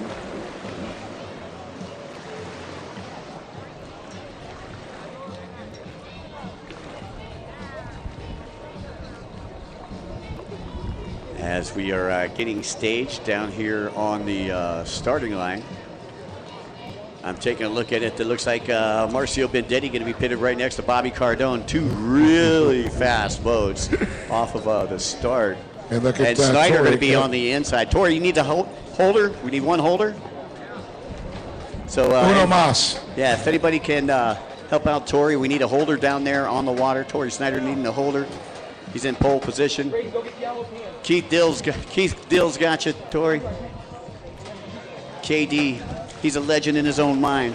He could build you one too. Right. A former stand-up racing champion. Used to race a sport class. Man, I'll tell you, great guy, KD. He's been in the sport forever. Took a little hiatus when he had his puppies, and now he's back out here, and the puppies are racing.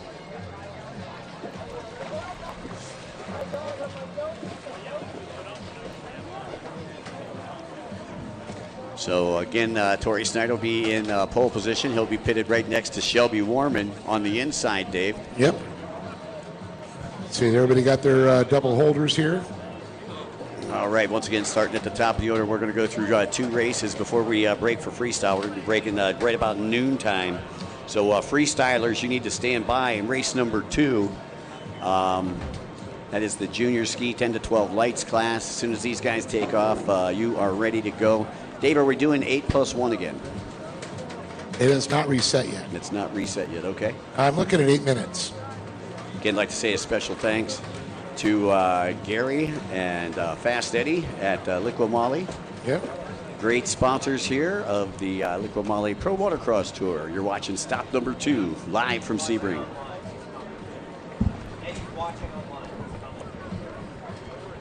How we doing, Fast Eddie? I heard you were just commenting online. Unfortunately, I got a screen in front of me, but we love you, buddy. Yep, definitely. We miss you here in Sebring. Loving that big Liqui Moly arch. Yeah, well, and special thanks for this Liqui Moly tent. It's keeping us thank goodness. out of the sunshine. You look like a raisin. I'm telling you. Well, the problem is we have metal scaffolding, you know, and you got the aluminum scaffolding. So if you don't have an easy up, you're not only getting sun from the top, but you're getting sun from the bottom because it's reflecting off of the aluminum. Well, the nice thing is, Mike, you're getting sun where the sun hasn't shone in years. All right, I think they're doing something here for CBS Sports.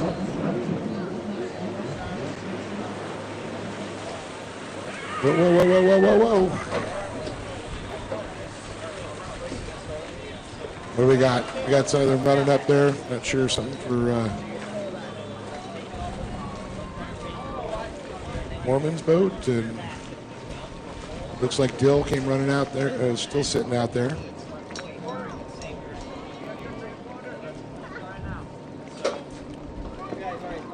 I know we saw Isabella and them, and Christopher Holden earlier. We're like, we don't hold the big boats, only the small ones.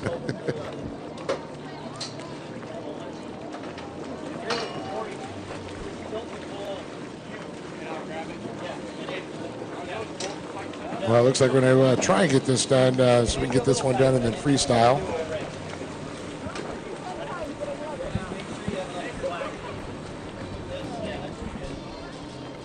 Hey, by the way, folks, for those of you who are here locally, make sure that you stop back at the East Coast Watercross compound, located directly behind the Liqui Moly Tower of Power, and pick up some merchandise. That's right. We've got the Pro Watercross T-shirts. We've got the collared shirts. We've got Bomber Eyewear. We've got Jet Tribe. We've got a little bit of everything back there in our merch booth. So stop on back and support those who support the sport. Well, it looks like a call to action is happening. We're in green light racing right now. Here we go. Snyder to the inside. And it looks like it's going to be Cardone on the outside. No red flag. Yeah, it was Vendetti. Vendetti on the outside. That's what happens, you know, when you sit on line for 15 minutes. And you know you've got Cardone and Snyder on the line. Exactly. You cannot sleep. You have to be quick on the trigger.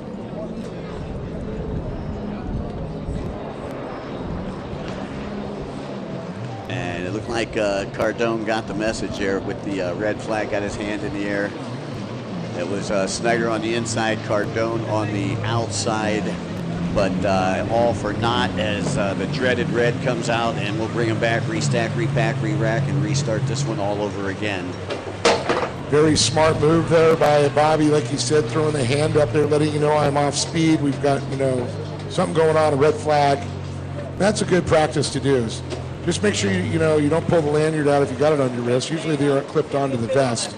But I've seen guys put their hand up and pull their lanyard out the past. Actually, who's going to get penalized? While I'm looking down here, I just... Is it Vendetti? Okay, well, I see. Bobby was just adjusting his GoPro helmet, so I thought he was putting his... Yeah. No, Bobby looked good. He looked clean on that one.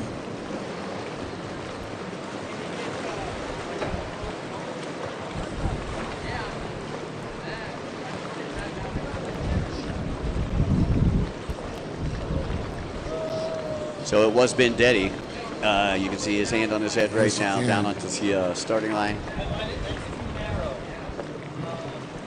So that's good news for Cardone, who is starting right beside him on the outside. That's going to give him a clean line all the way through that outside split. You got Snyder on the inside, pitted right next to Warman. Snyder with a great reaction there, as well as Cardone on the outside.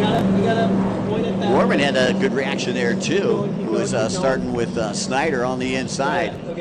And Snyder literally just washed her down with that wake there as he jumps out to the lead on the inside split. Bobby Cardone on the outside. Big battle between these two riders yesterday in Moto number 1. Cardone took the victory. Motos 2 and 3 It was Snyder who took the victory, and here they come. Drag race down the front straightaway. Cardone gets past Snyder down the front straightaway. Give him the fist bump. Don't do that speed. And here we go again. Look at this. Shelby Warman side by side there with, I believe, that was Troy Weeks. And then Marcio Bendetti. Weeks backs off. Warman goes into that third place position. And I can tell you right now, with Cardone pumping his fist in the air as he went down, that's like waving a red flag in front of Torrey Snyder. I bet Torrey's seeing a little bit of red right now. Oh, I know. It's like a bull. Okay, so Torrey going to opt to go to the inside. They both go in the split, same time. Just a slight ahead there for Cardone on the outside. Ooh. Snyder he's riding tight right now. And it's going to be close as they get ready to come out. I think the momentum's going to be Cardone's friend, though. Yeah, Cardone with the drive on the outside. And Snyder only about a second and a half behind him. And it looks like we got a rider down on the outside there. Yellow caution flags are up. Cardone's going to click cleanly, luckily not in the race line, not affecting him. Bendetti's moved up to third, Warman back to fourth. That might have been, I think, Troy Weeks that went down is what I'm looking at, possibly. Once again, race number 2, we need you to the starting line. Junior ski, 10 to 12 lights. Junior ski, 10 to 12 lights. That'll be the last race before the freestyle break. Once again, junior ski, 10 to 12 lights. Last race before the freestyle break.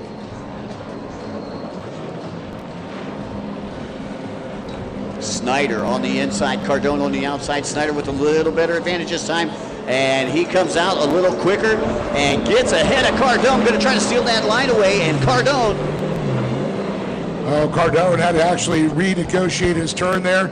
He had to back off just a little bit, and man, the old days you see those guys going side-by-side action there. Bendetti goes by in that third position there as he gets by Troy Weeks. Warman still in fourth, making her pass back by the Liqui Moly start-finish line. And look at Snyder, man. Once he got past Cardone, he is gone. Looks like Cardone backed it down just a little bit. Kind of went, all right, let's just settle in my spot. Yeah, Snyder, after he got past Cardone, like a cold beer on a hot day, he is gone. He is refreshed.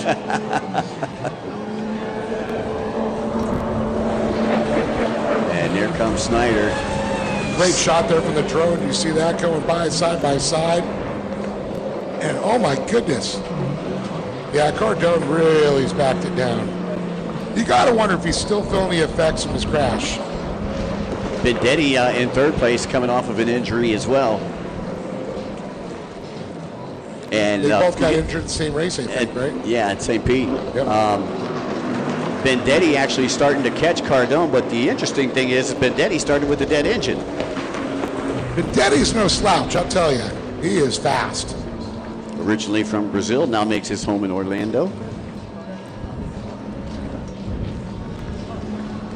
And Snyder just carving it up on that outside split right now. A great ride here once again for Torrey Snyder. And a win here would give him an overall win for the weekend. He only did, I believe, he took one of the races where he went whole shot, wire to wire. The rest he's had to work his way up through this, Mike. Yeah. Look at Bendetti. Oh my goodness, he's catching Cardone. That's what I'm saying.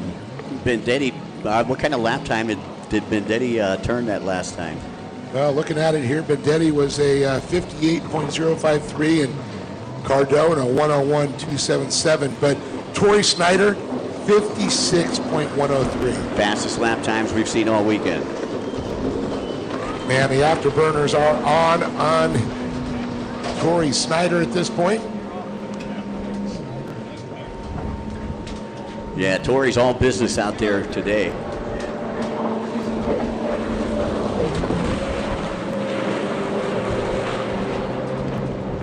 And look at this. He's got about a quarter lap lead now over the rest of the pack once he got past Cardone. Well, I think he's going to get into a little lap traffic here very shortly. Yeah, by the next lap, he'll be into lap traffic. Yeah, he's got Shelby Warman in front of him. Meanwhile, the best battle out on the track is that for second between Cardone. And here comes Bendetti. Bendetti getting out the broom, going to sweep hard. Top left-hand side of the track goes around those double yellows. And you can see he's keeping it pinned the whole way around. Has to cross over the wake right there. He'll lose a little bit of time as they get ready to head down that back section of the track. And we'll see if Bendetti can pull on Cardone down here. And it looks like he is. Look at Bendetti closing that gap down the back straightaway. And you can see him going to the inside of that wake, staying in there in his own water at this point. He's going to cross back out, move to the outside as Cardone goes to the outside. Oh, my goodness. They both go to the outside. I thought for sure Bendetti would have gone to the inside at this point. 1 minute, 40 seconds left. So still time for a couple of more laps here. Can Bendetti close? Cardone takes a look over his shoulder. He can feel the heat. And it looks like Cardone opened up just a little bit more of a gap on Bendetti than that last lap. And Bendetti, when he goes around that sweeper there on the top left-hand side of the track, you can see he goes a little bit wide, but he's got it pinned the whole way. Exactly. He's just kind of sweeping around that. Carrying a lot of speed. He's not really going steep into the turn. He's keeping it wide, high, wide, and handsome, as I like to say. And look at this down the back straightaway. Once again, Bendetti closing. Will he opt to go to that inside split? Looks like he hits the brakes. He does go to the inside. So Bendetti to the inside, Cardone to the outside. Cardone did pick it up just a little bit. He is not sitting back on his laurels at this point. He is just pushing that boat, but so is Bendetti. Turn for turn, coming around the run to the edge of the final turn to come onto the front stretch. Oh. Still got time on the clock, but here comes Bendetti. Oh, he goes way wide. Oh, you're right. Oh. I thought he was actually going to cross over into the other lane, man.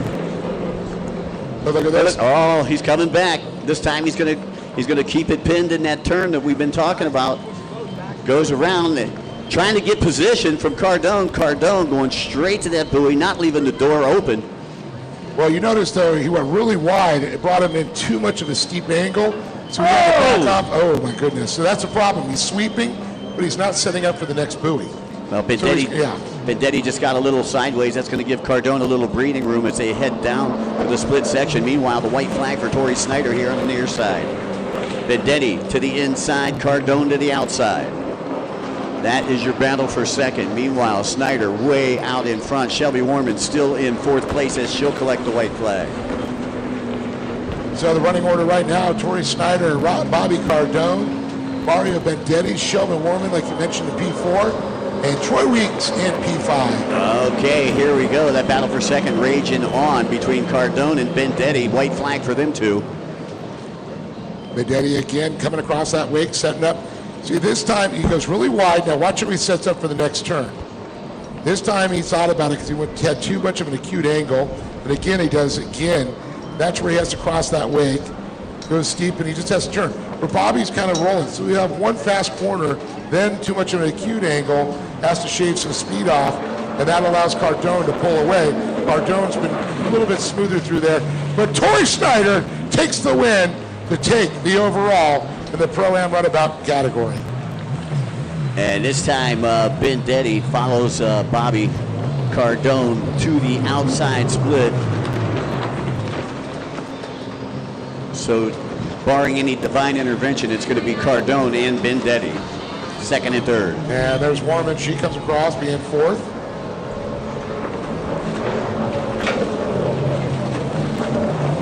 So Cardone with a 1-3-2 finish. 1-2-3-3 finish. Yes. Today. And yesterday with all of them combined. Oh, I'm hearing 239 with an infraction. Heard the call across the radio. Uh-oh. Was the Surecan makeup buoy made? I didn't see it. I didn't see it, the makeup buoy. Very, very interesting. And there he is, going to talk to him a little bit, Warman. Good racing. Looks looks like Venditti also got a little Monster sponsorship on there. Yeah, congratulations, Tori Snyder on the Monster Energy Snyder-built machine, taking the win. TJ doing the tuning. And this will be the final race before we go to freestyle. Junior ski, 10 to 12 lights. You should be down online. We should have Braden Dill, Cash McClure, Cameron Spooner, Blaine Spooner, and Lamar Weldon. See, looks like everybody's there. Got Lamar's on the line. Seeing Cash McClure in the 33. There's the 23 of Cameron Spooner.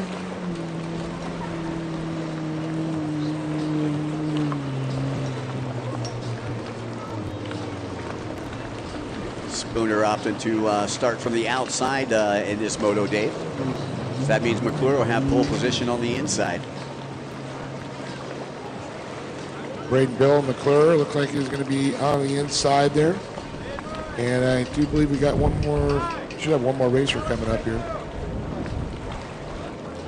Marcio Bendetti coming up the ramp right awesome. now. Great racing, Marcio.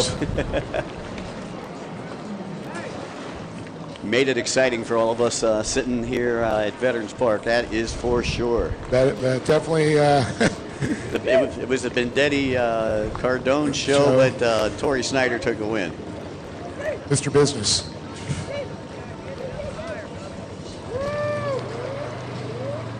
Once again, while we have the opportunity, I'd like to say a very special thanks to Lake Jackson Landing, Waterfront Dining, Jim Jordan hosting the Racers Party and feeding the crew all weekend long. Also, should be seeing him shortly for lunch. Yeah, special thanks to Tony Vo over at Jet Tribe, Kyla at Jet Pump Fit. Special thanks to Steve out at Commander Industries. Of course, the Rapids and Pro Rider Magazine. Bill and the crew over at Fuel One Solutions. Thank you very much. Great to hang out with that crew this weekend. Oh, yeah, great people.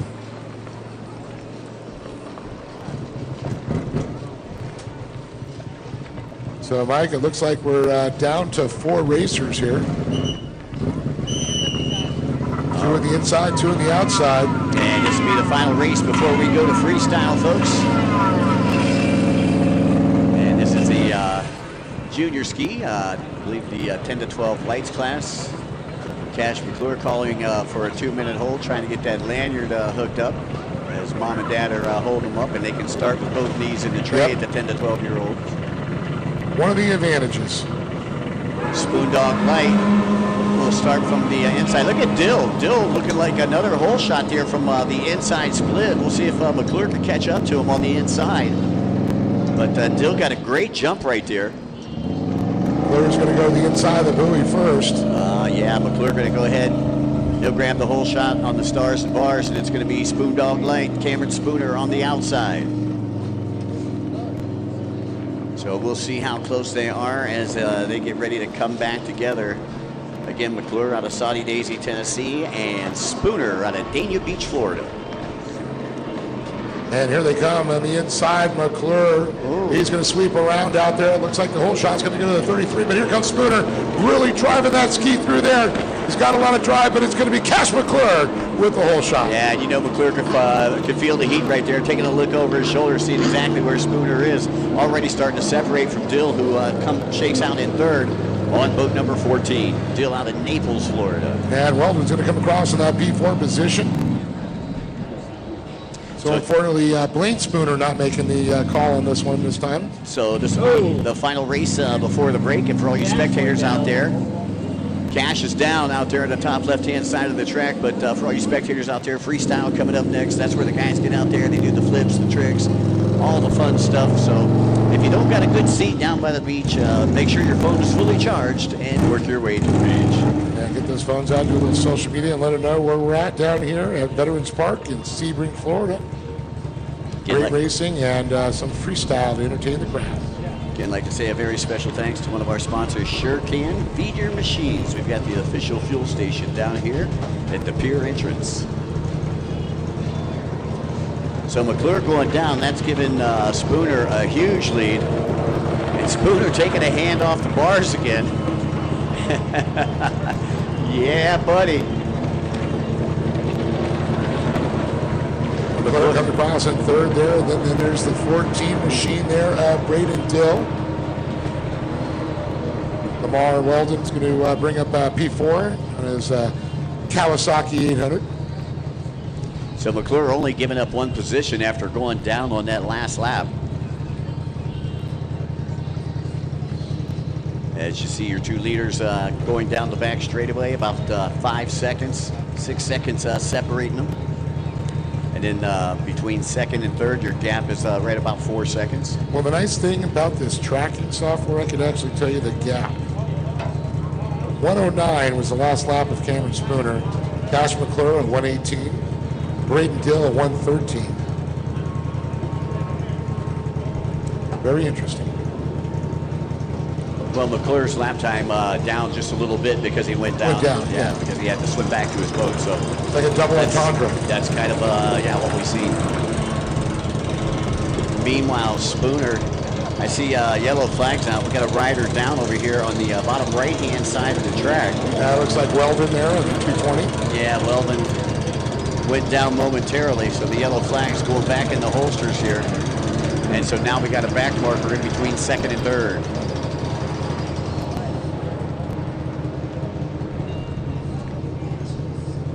So your race leader working down the back straightaway right now.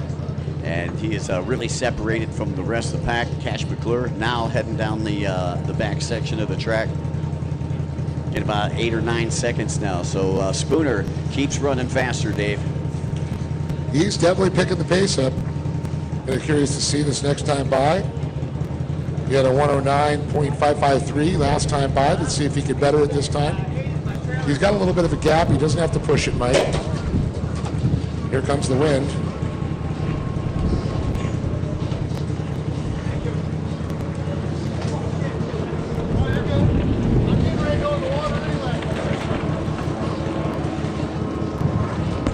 Once again, Spooner, sponsored by Cabrera Motorsports, Shine Masters Detailing, Jet Life Miami, Impros Impellers, Onium Goggles, and Killer Frog Racing. Cash McClure, he's sponsored by TC Free Ride, BP Racing, 60 ODI, McClure Racing, Tasco, NGK, Action Sports and Canopies, Competitive Crankshaft, and Chase Plumbing and Mechanical. You know what I need to bring up is about competitive crankshafts. In the sports bet class, the overall winner through the season is going to get a brand new crankshaft. Oh, that's pretty cool. That's like a grand. Easily. Balanced, blueprinted, all beautiful. And the sport class points are going to be something else because Joey Malden was a winner back in Texas and Joey not showing up. So the points are going to be really close as we head into our third round of the Liqui Moly Pro Watercross Tour. Now again, Lake Havasu City, Arizona, May 8th, 9th, and 10th. Are we going to get practice or do we have to go right at it? Cameron Spooner's going to go by one more time here with Cash McClure just coming off the outside splits here any moment. Cameron really turned it up there. He had a 108, about a second faster. Cash McClure a little bit slower this last time by, 114. See what he's going to get this time by. Cash throwing another 114. At least he's consistent right now. As we see our leader, though, Spooner, out on the back stretch, getting ready to get to that Hot Slack Company decision buoy. Takes the inside. He's going to fire Lamar Weldon.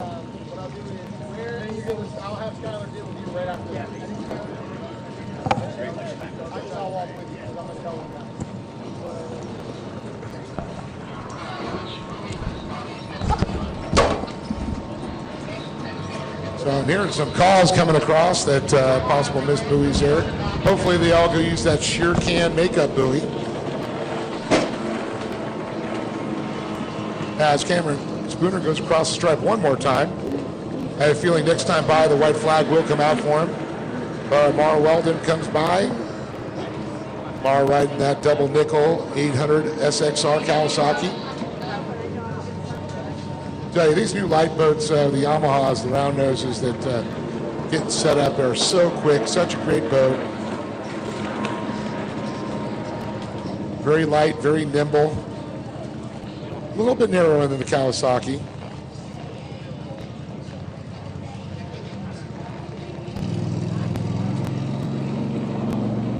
As we're down to about 45 seconds now. Let's see, Spooner's on a good roll right now. Let's see if he can get there before, and I think the white flag's going to come out this time by for him.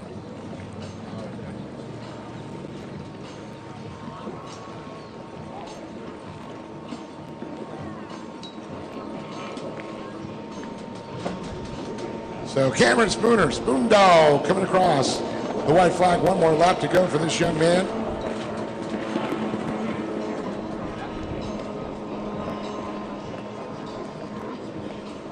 Means everybody else going to get the white flag next time by. We should see the checkered for Cameron Spooner. Looking to back another one up here. Then moto number 4, that should give him the overall, barring any infractions, post-tech. Big thanks again to our interns at MMI helping out with tech there.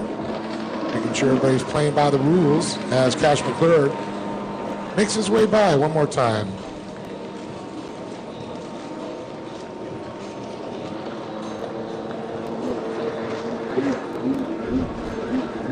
Lamar Weldon comes across the stripe there.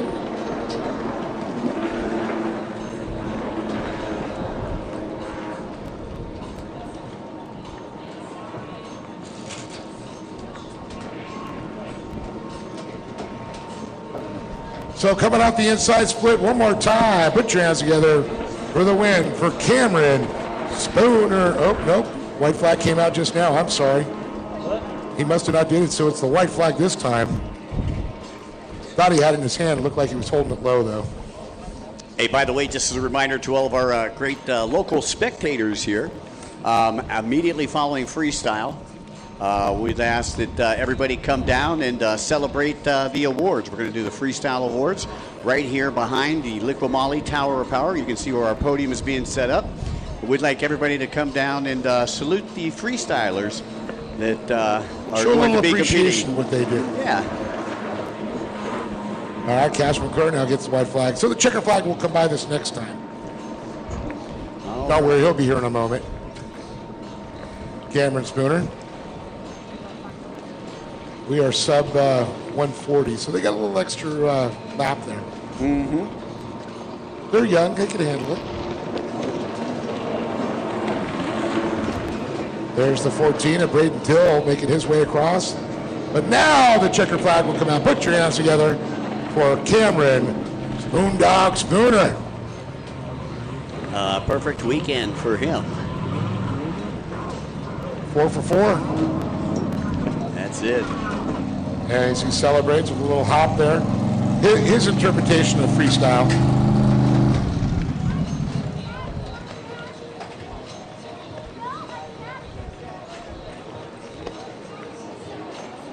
Talking about a little contact out there. He's saying, oh, I kind of bumped a little bit.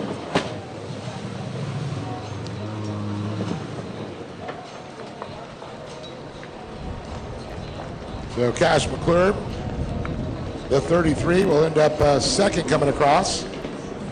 That's going to lead for Braden Dill, and Lamar Weldon will round out our field. Time, like you say, to flip the script, because we get ready for some flippies out there.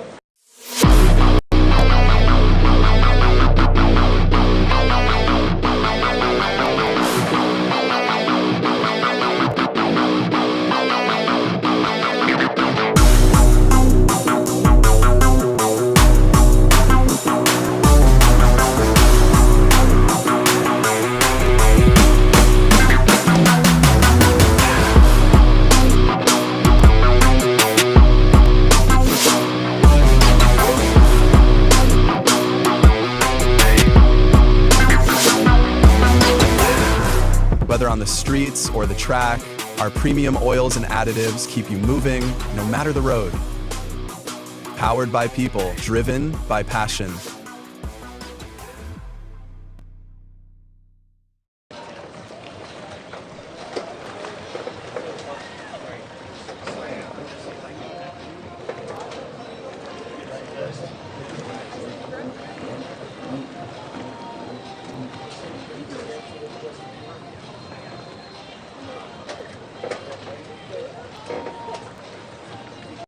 Welcome to our hometown, where charm meets adventure and smiling faces greet you at every turn.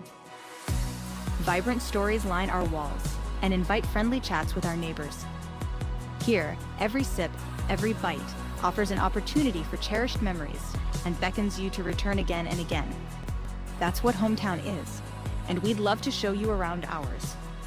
Sebring, Avon Park, Lake Placid. 3 communities, endless possibilities. When you're racing at this level, every second matters, and so does every detail. I trust SureCan, the official fuel can of Pro Watercross, to fill up my jet ski. With the rotating spout at the bottom, I fuel up fast. No more tipping, no more spills. And the thumb control button at the top lets me dial in the flow so I get exactly what I need every time. Fuel smarter, race harder with SureCan.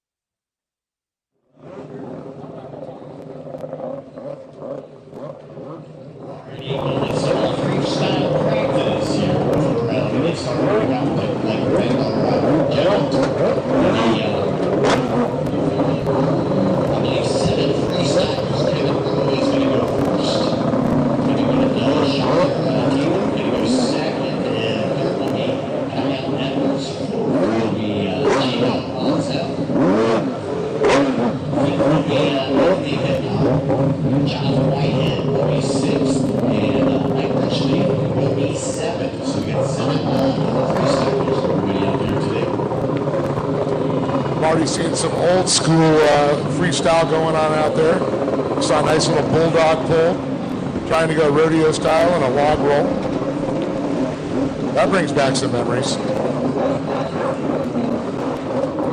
You know, I wish it was here. Does he live around this area? Not too far? Well, where's Kamikaze Cans? Need him on an old X2 out here. He's hanging out at Crab Island up in Destin right now. You know. Be fishing.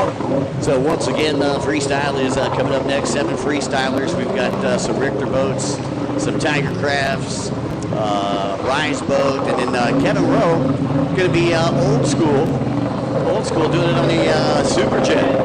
I just saw him doing a bulldog I was talking about. I was like, oh, that is old school. Well, you know, it's always good to throw in some old school, you know, some of the hood tricks and so forth. And it's funny, we got a guy out on the West Coast that does it all the time, Mike DeMario. Yeah, Michael DeMario. Yep. Selling a bunch of his stuff, though, he said. He's only going to keep one boat and still do it, though. He's out of Rancho Cucamonga, California. One of my favorite things to say. Next up. Isn't that where Amy Green used to live? Yes, yes. So? Then she went Canadian. She went Canuck. And ironically, my sister did the same thing. She moved from Rancho Cucamonga to Canada.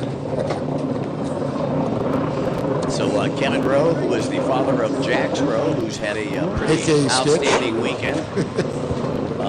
Kevin used to race stand-ups back in the day. Haven't seen him do too much freestyle, but I watched him out here. He was practicing yesterday and did a lot of hood tricks. Working on the right-hand side of the track right now. Well, I'm seeing a Richter Ninja. Let's see what else we got. Is that a revolver up there? I think I saw a tiger shark, too. Not the kind with a fin. Yep. I'm talking tiger shark, tiger craft. Richter, a Rise, tiger craft. Where's my revolver, guys? Where's my SPT and Lee Stone? LSP, yeah, they're making a great package over there at Short Block Technologies on the LSP special. They're putting a whole package together. I know that they've been mass producing the hulls, but now they're going to be producing motors as well. Well, SPT does have a line on motors. Made, you know, just for freestyle, so.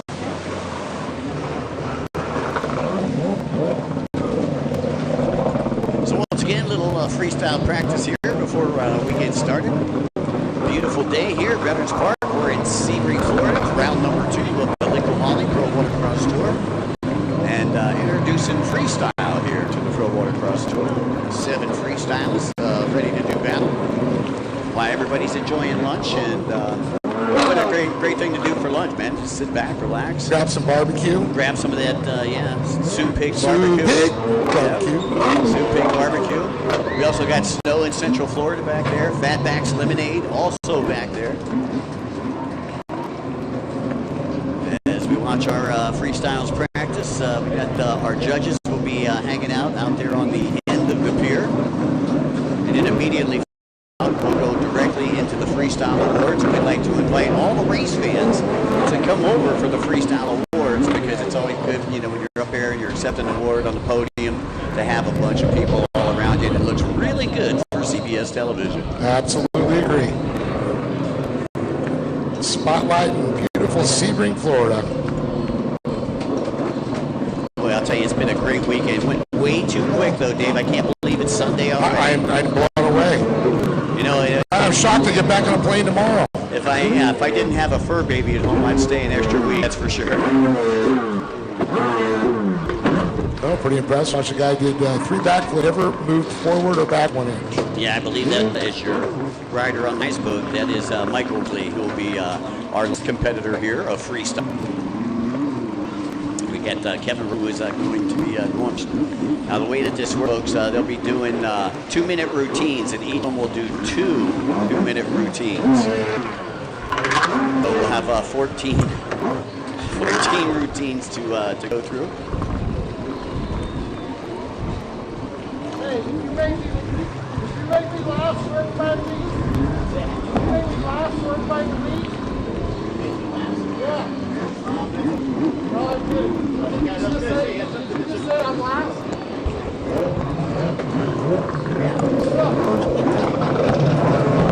watch everybody do their routine so you know how to step it up on them. Hey, what do you mean? All the top freestylers like to go last. Yeah, that was originally, it was chiming in there. He's what, you're making me go last? Yeah, we respect you that much. We want you to rest. We respect our elders there, Mike. I didn't say it, he did. Great to see Mike out here in the pits with us this weekend. Seen him many times, many competitions throughout the years.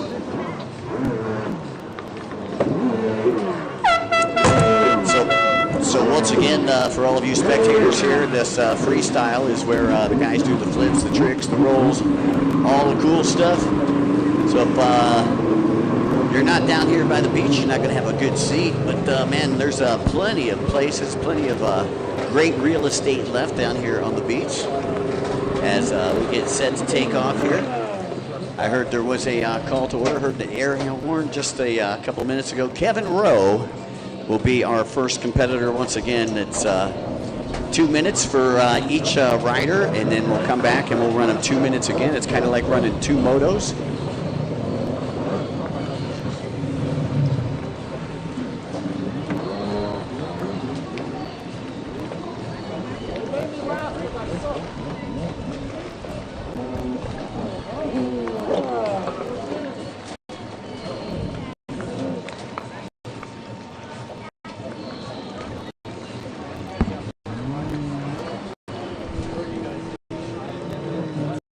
Sky.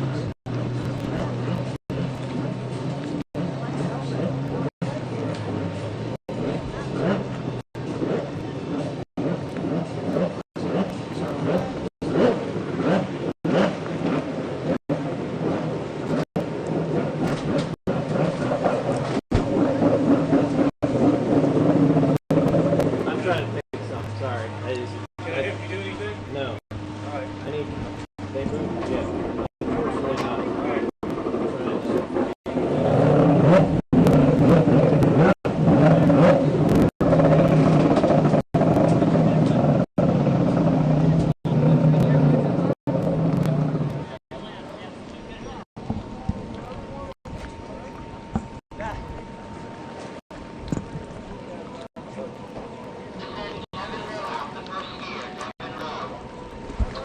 All right, our first skier, we need you to the water, Kevin Rowe. Kevin Rowe from Ottawa, Tennessee. Father of Jax Rowe, former Region 7 stand-up racing champion back in the day. Straight out of Tennessee. And he's going old school. Look at this little Australian bear. We're going to start off that, hanging off the side of his ski. He bulldogs the butt around, climbs back over, flips over into the tray. What do you think of Kevin Rowe? Come on, folks, make some noise. Kevin Rowe, looks like he's going to stand up on the hood right there. Going one-handed, jumps back down into the tray. Again, he is on the 2-minute clock. Judges are out at the end of the pier, trying to stay right there in front of the judges.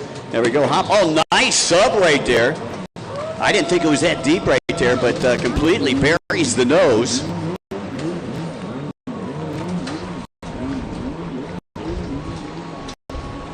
.180s around. Grabs the air intake. Up on the front of the boat. Where's he going? 360 all the way around and back up in the tray. What do you think, Sebring, Florida? Going into a nice little tail stall there. And it looks like he's going to wind it up into a Hollywood corkscrew. That move made famous by Scott Hollywood Watkins back in the late 80s. I'm recording, but the live stream went down. And he rides it out after that Hollywood corkscrew. Spins it around 180. Once again, trying to stay in front of those judges and press the 3 out there on the front of the dock. Hop, hop. Oh, nice 180 nose stab. Comes up in the tray into another little tail stall there. Winding it up. See if he can ride this one out, Mike.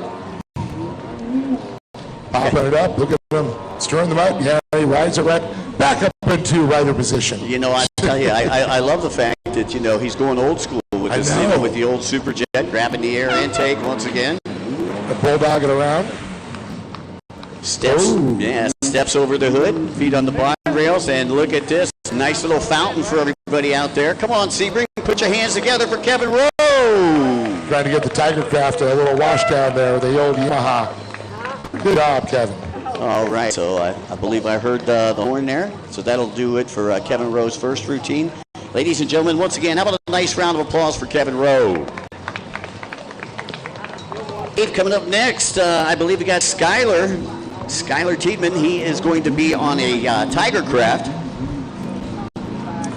So Skylar's time to take to the water right now while our judges are making their decisions. And then once they do their first trick, they'll be on the 2-minute clock, Dave. Yep, and these, of course, are specially built freestyle skis. They're not meant for closed course. They're meant to throw them in the air, toss them. The gold digger machine of Tiger Craft there, Skylar. He's got it blading. So basically, our judges are looking for the amount of tricks that they do, their fluidity in between tricks, the degree of difficulty, and their amplitude. That's right. So that's what these racers are being judged on right now. The Wisemen, as we call them down on the beach. Skylar's looking for that setup wake. He's coming around there. I think he's going big on air. Yeah, I think he's going to open up with some type of flip.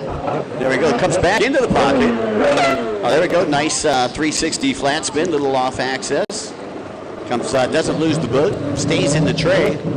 Got a little sideways there at the end. I can see him kicking into the footwells there. They have like little footwells that have been molded into the side gunnels to allow them to help lift and push and flip and toss. And basically what he's doing right here, folks, is a setup wake. He comes back into the pocket, and look at nice big backflip, and sticks the landing. What do you think, Spring? A little bit of a sub, and I rode it right out. That's awesome. Taking his time, trying to rush into anything. Once again, this is He's looking again for another sub. a nice one-footed backflip, getting a lot of amplitude there. Impressing the judges out on the end of the dock. On deck, we should have, I believe, Kyle Edwards. Kyle Edwards will be coming next. Stand by.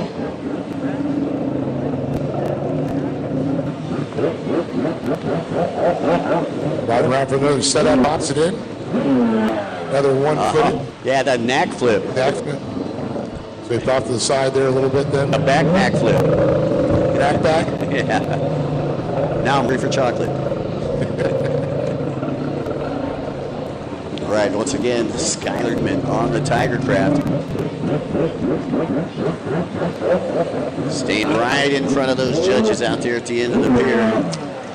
And again, it looked like he was trying to go one-handed and one-footed 50-50 right there. I think I just hit a love button. Less than 10 seconds left on the clock here for Skylar.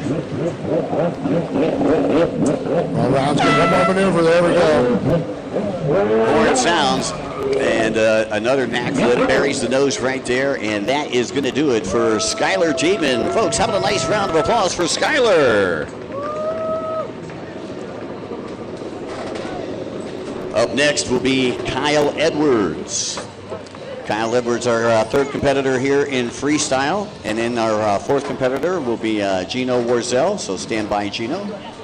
He'll be coming up after Kyle. Kyle Edwards. 2 minutes to glory here at Veterans Park. Now they're on a Tiger Craft there. Tiger Craft representing well in Florida here today. Style points for those kicks too, Dave. Yeah. His kicks match his gloves. I like it when they do that because they throw the legs off. You actually see where that leg is going, whether it's an Indian or knack, throwing them sideways. Nice one-footed backflip as the 2-minute clock has began.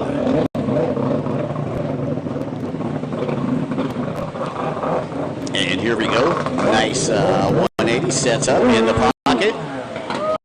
Nice amplitude. Make it 2 in a row. 2 backflips in a row.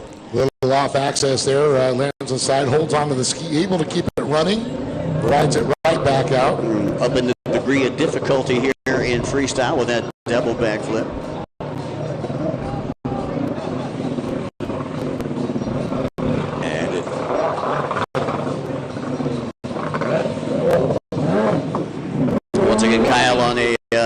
watercraft there. Nice backflip.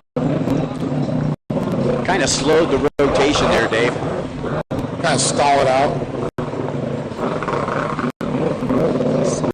Set up wake again. Back into the pocket. Oh, doesn't like it. Denied. Once again, Gino Warzel, stand by. You'll be coming up next on the Rise boat. Same thing happened again. Couldn't get that rhythm on the wake. They'll ride around and use their old wakes. Flat water freestyle. Got a little off access there on that backflip. I believe one of our newer riders, haven't seen him at too many of the competitions. You're watching Kyle Edwards, folks, on the Tiger Craft. And it's great to see blood coming into freestyle, Dave. And nice backflip there. 7 total freestylers for everybody out there. We appreciate you checking out the Liqui Moly live feed here from Veterans Park, Sebring, Florida. Round number 2 of the Liqui Moly Pro Watercross Tour. Another one-footed backflip gets it in before the horn sounds there. And that is going to do it. How about a nice round of applause for Kyle Edwards?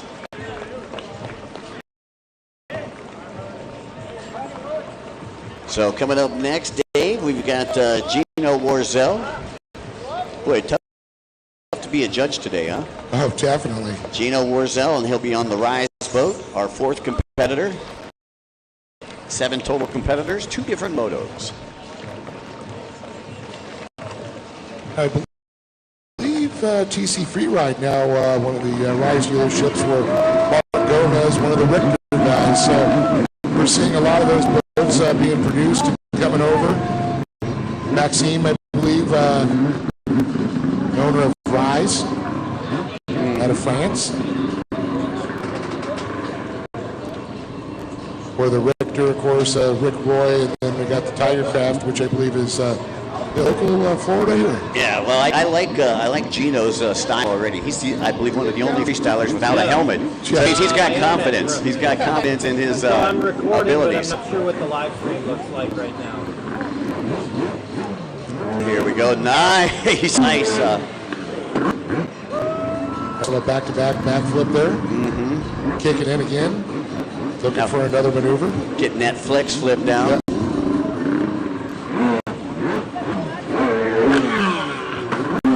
.360 into a backflip. Been a while since I called freestyle, you know. Early December in havasu. I mean, Thailand. Over in Thailand, yeah. Where was I? Debbie Morgan took that win. Oh. There, Madonna flip right there. One hand off, kick through. That is the Madonna flip. That move made famous by Pierre Maxon out of France. Hey, John, back in the early 2000s. Yeah. You think you can mention to the competitors that the judges are there, but like they keep doing their tricks like between the towers. All right. Nice combo package there for Gino on the Rise boat. Like they keep doing it on the other side of the tower. Do you need my Wi-Fi working for you or no? It's not that fast because it's far away. I know the riders trying to stay right there in front of the judges, but it's tough for us to get a camera for the live stream right there. 2 backflips in a row there for Gino. And they were fast ones too. He's kicking in, looking for another maneuver here. This is Gino Warzel again on the Rise boat. Coming up next, we got Anthony Vitnell. Anthony Vitnell, you're on deck, and nice slow rotation backflip into a fast backflip. There's 4 in a row. Let's make it 5 in a row, 6 in a row, and 6.5. I was getting dizzy just watching. Yeah. That guy's I always wonder how they do that. We've seen 20 in a row. Yeah. And how they can stand after they do that. It's just incredible. Yeah, no, that guy's flipping crazy. He's out of his flip line. Yeah, there we go. Gino Warzel. Come back to the applause here. He's got a routine. Big smile on his face. Okay, coming up next, Anthony Vitnell, who will be Richter boat. Once again, Vitnell, who in the Richter boat, he is a 5th competitor, 7 competitors, 2 goes. So they're just getting them word to stay to the left-hand side dock as we view it here from Better Park so that we can get all of their routine on the live feed.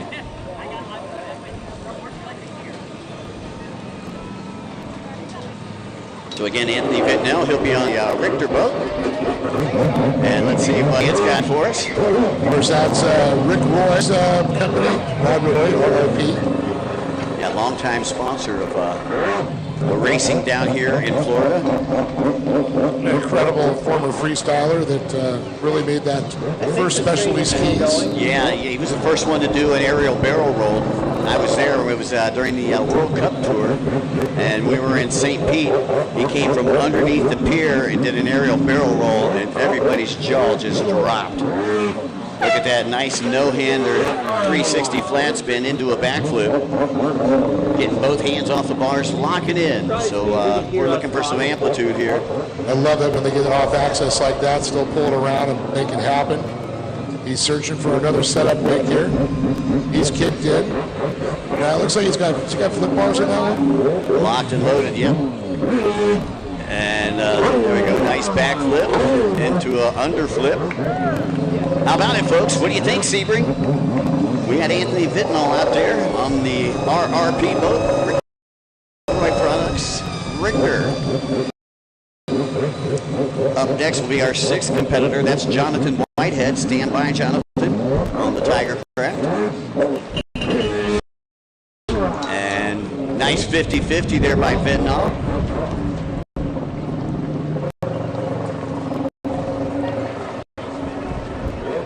Locking in once again. Right by that SPT buoy. Brings it around here between the judges. And special thanks to our good friends CJ and the crew over there at SBT. Proud sponsors here. Oh, nice hood grab there on the 360 flat spin into an underflip. Yes, incredible maneuver. And that stringing the tricks together, that's what the judges are looking for, man. Yeah, I'll tell you, he's really up in that degree of difficulty, man. As we take a look, Anthony Vitnell, time starting to tick away. He's got a lot of tricks in. He's got a couple really good combos in. Off access 540 there into a backflip.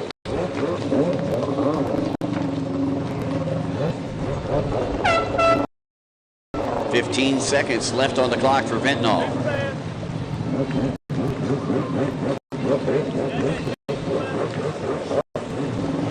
He's got time for one more. Goes to the setup wake in the pocket. One-footed flip. Into an off-access 360 into a backflip. Into another backflip, a four-piece combo, and he just supersized it. What do you think, Sebring? And I'll tell you, he squeaked that last trick in right under the buzzer. To go before we bring it around again for their second run. Jonathan Whitehead will be coming up next, followed by Michael Ridgely. So this is our sixth competitor here in freestyle, Jonathan Whitehead, and he's to be on a Tiger Craft. Once again, folks, judges are staged out there at the end of the pier, and that's why you see the riders trying to stay right there in front of the judges.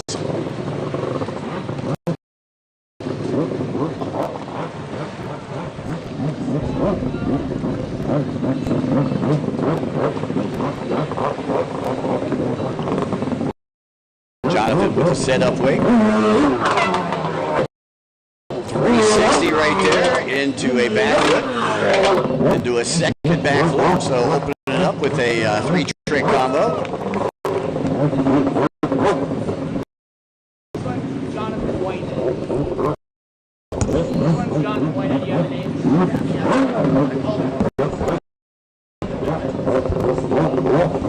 Once again, you're watching Jonathan Whitehead here on the Tiger Craft. Whitehead with another setup wake. One-footed backflip into a tail stall. Off to the side for a water sample. You know who else rides the Tiger Craft? The Jukish boy. wins. And I think Demi actually went and switched her time. The Jukish boys, boy, I'll tell you, them guys are something special. That's a whole nother level. Oh, nice. Right there.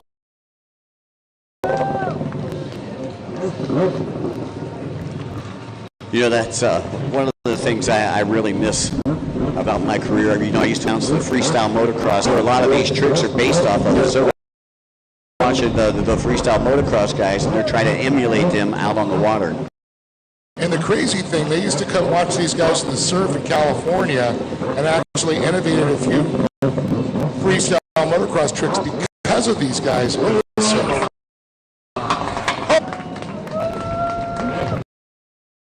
So they kind of take a little bit from each other on both sides, I think.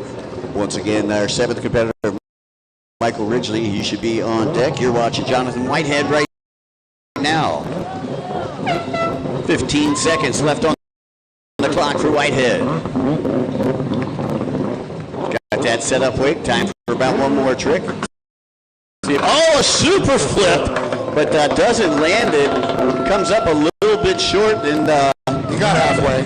Well, I'll tell you what, and that's one of the reasons he's wearing a helmet right there, too. Agreed. Safety first. Great job, Jonathan Whitehead, 6th competitor of the day.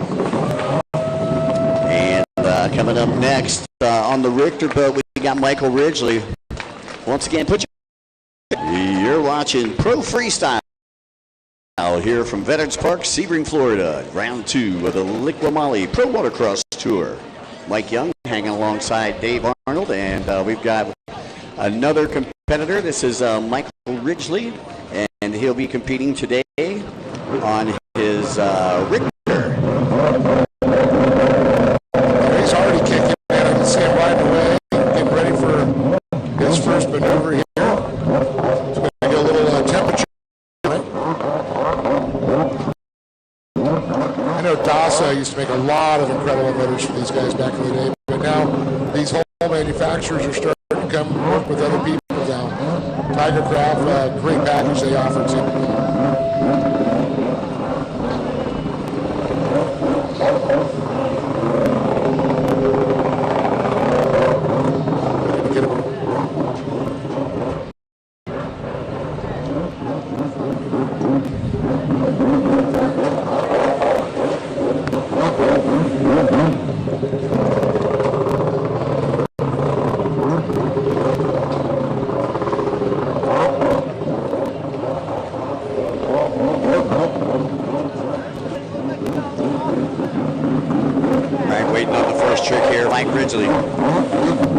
Circles around, gets pocket. Says, nope, that's not it.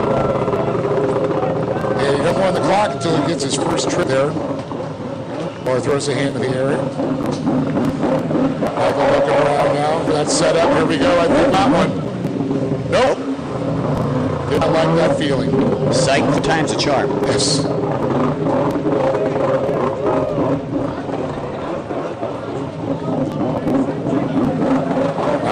Back around here. Let's see what times a charm for him. And there we go. No.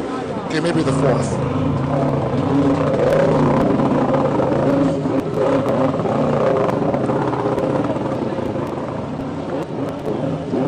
Right, another Ridgely as he comes right around. Again, trying to get in front of those judges. There we go. He's on the clock now. Big backflip. Starts out with the backflip.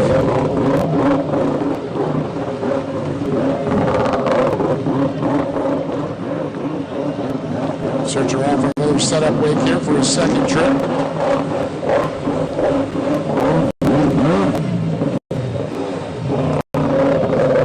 Looks like they're just his wakes just petering out on him. I wonder if a little bit of the water, a little wind whip in there is laying it down faster. The wind has calmed down quite a bit, Mike. Yeah, it sure has. Another backflip into a one-handed facehugger. That hurt. I felt it up here, Mike. I felt it. And you can see how shallow it is there. I wonder if the nose hit ground. We call that the depth checker. Yeah, he got off the first flip up really good, but that second in the combo, he only got about the 180 degrees of it. Feet came out of the tray. There we go. There's one. Nice clean flip there for Ridgely. Once again, Mike Ridgely on the Richter out there. Our 7th competitor here in Pro Freestyle.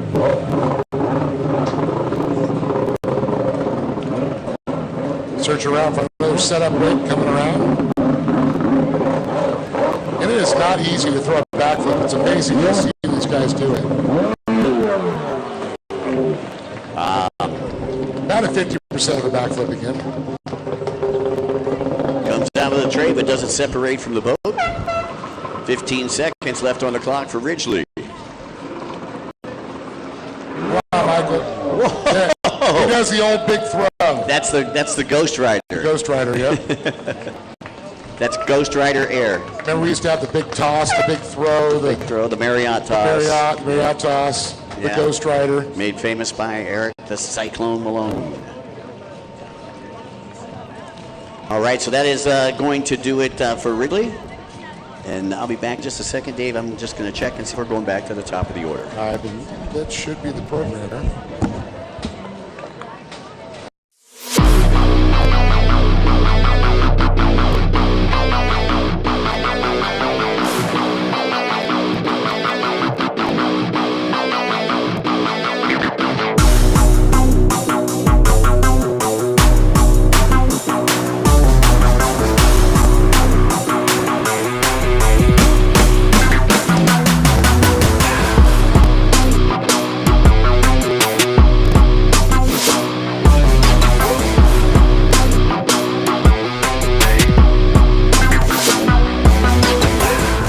Whether on the streets or the track, our premium oils and additives keep you moving no matter the road.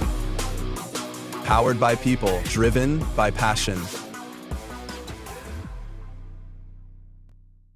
Just get everybody reset and everything going. We're back in just a moment here with more freestyle, more racing from Sebring, Florida. All right, Dave, from what I understand, they are only doing one moto, so the freestyle portion of the program is over, and we're going to lunch. And I believe we're probably going to be coming back from lunch in just about 15 to 20 minutes. So stay tuned, folks. Lots more action to go. 5 more closed course races to go here from Veterans Park, Sebring, Florida. Mike Young with Dave Arnold. We'll be back in just about 20 minutes.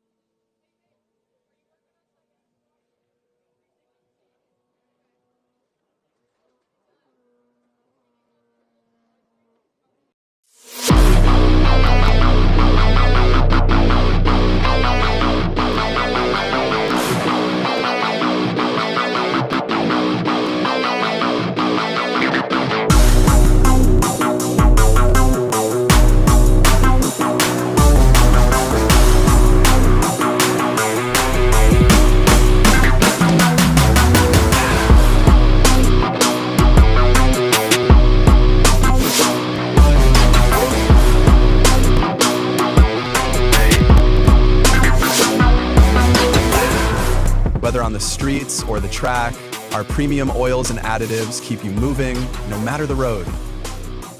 Powered by people, driven by passion.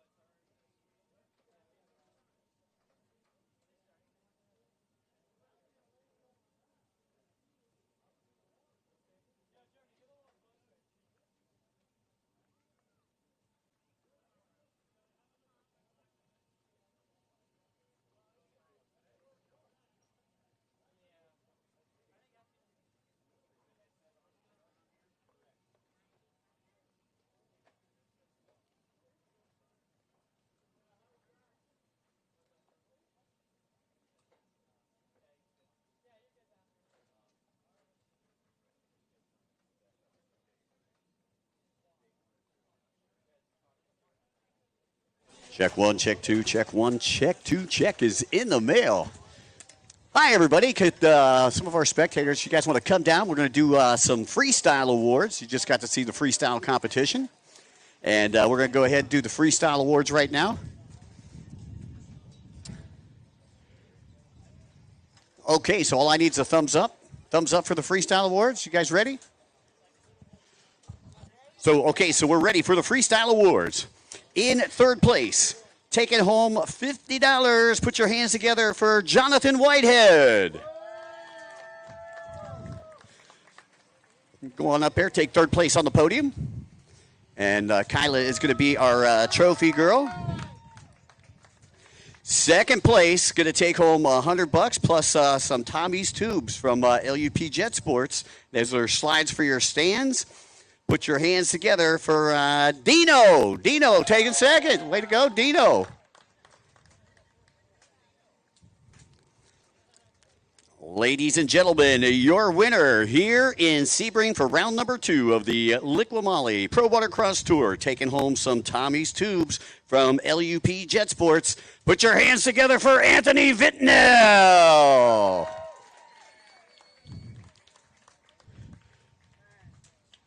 Congratulations, Anthony.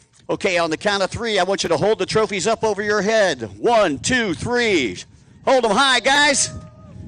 Congratulations, third place, Jonathan Whitehead. Second place was Dino and then Anthony Vitnell, taking the win in freestyle here in Sebring.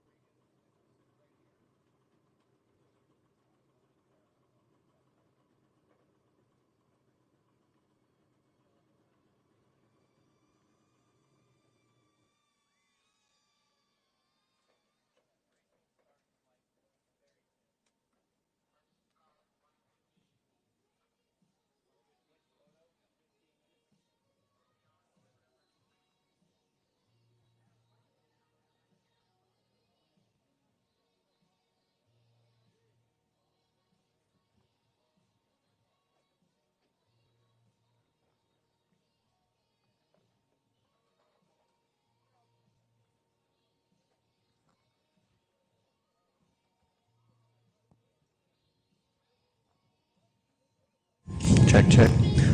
We will resume racing at 1:15. That is 15 minutes. We will resume racing with Moto 3 Novice Ski Stock 1500. You are on the line in 15 minutes.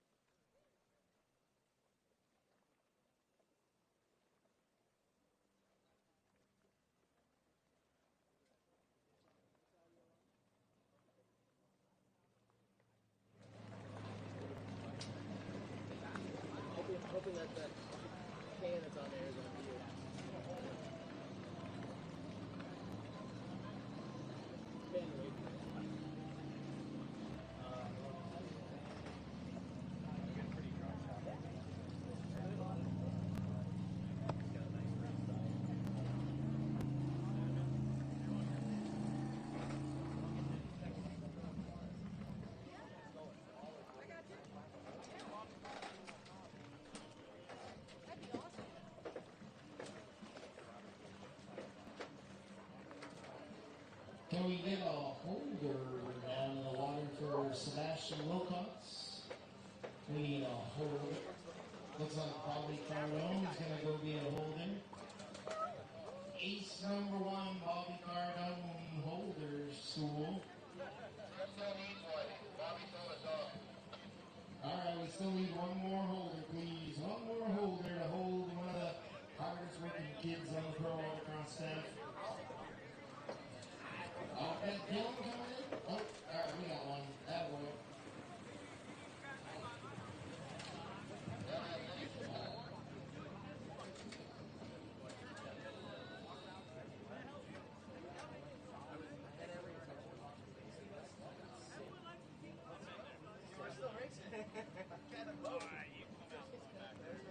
I brought my wetsuit.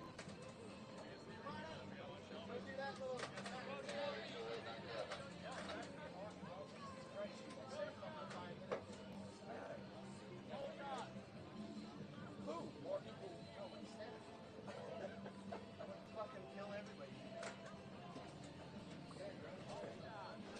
What's up, ladies? What are you doing in my neck of the woods? Nape of the way. Oh, dude, this is the worst place. Pretty good hiking, too. Oh, that sucks.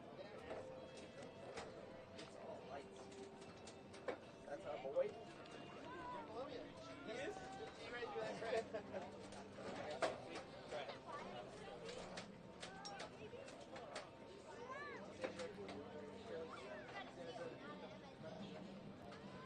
I like the 710 speed.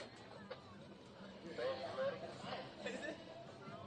All right, we're just already here. We got one slow course marshal to get slowly onto the boat.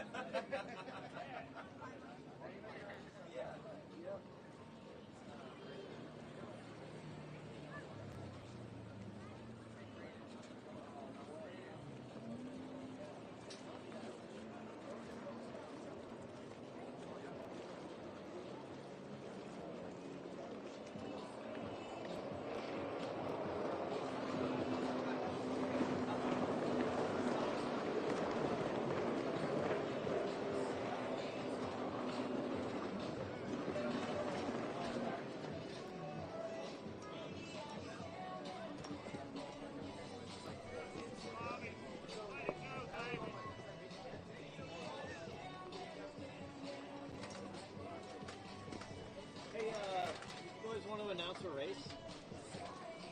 Put on put on those headphones. And man, if you come over here, I need my first 2 sliders pushed all the way up. The 2 sliders all the way on the left. Turn those up. Turn on those mics all the way up. All the way up. All the way up. Start talking. All right, we are back to live racing from Sebring, Florida. I've got my special guest announcer here, Benjamin Robinson, all the way from the great north woods of Alexandria, New Hampshire. How are you today, Benjamin? I'm feeling great. This place is looking insane. I'm happy that I came out. What do you do for a living, Benjamin? I'm sort of a jack of all trades and a master of none, I think you could say, Sean. You know your way around a dirt bike track, I've heard. It's been a while. Haven't really been riding a whole lot.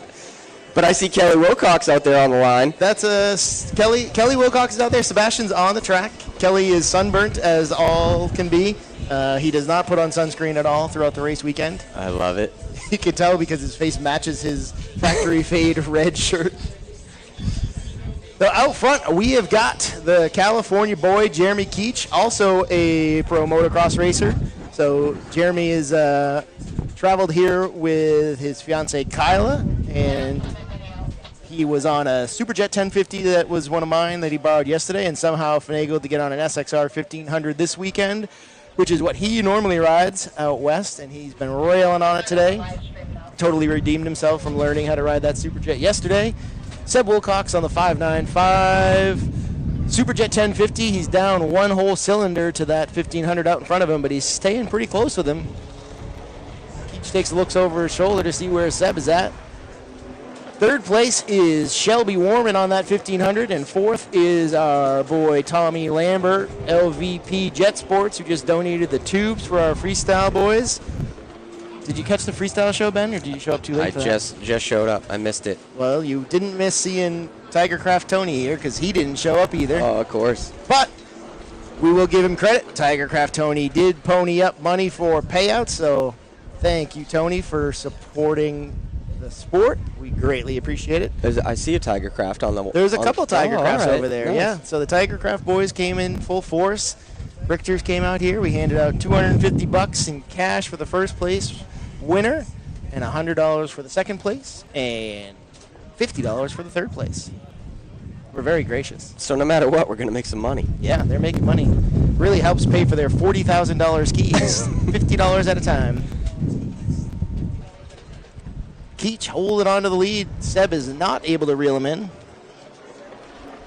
Seb wishes he had another cylinder, another 450 cc's on that 1050 Superjet. Got his pant legs rolled up so we can see his somewhat white pasty thighs. He does not need as much sunscreen as Kelly does, his father. Right. Warman holding down third. Warman's pulling double duty. They're announcing it'll be Moto 4 up next. 4. Yep, Moto 4 up next. Are we not tied into the speakers still? They turned it down because CBS is filming. Oh, yes, that's right. We are On the live stream. currently filming for CBS, so we are not broadcasting throughout the race site at the moment. All the CBS boys have been out here helping out big time, putting on a good show for us. I think so. Keach and Wilcox just staying to the outside. I would have expected Wilcox to throw the inside. Now that we've got this flat water, I can tell you from our races in Ski GP that the inside was very rough in a big moto. We had 10 or 11 of us out there, and that inside got super rough. It is a whisker faster, so I would expect Sebastian to start taking it. Get himself into some clear water.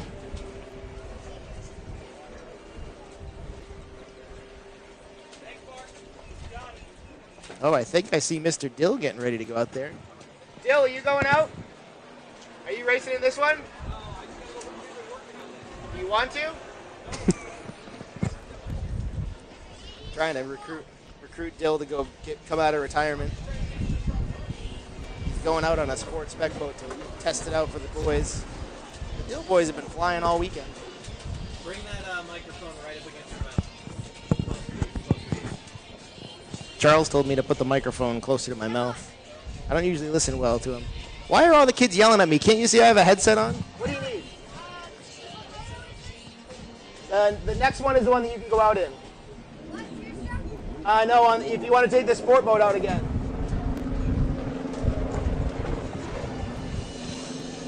This is why I don't announce, because I just pull double duty nonstop. Yeah.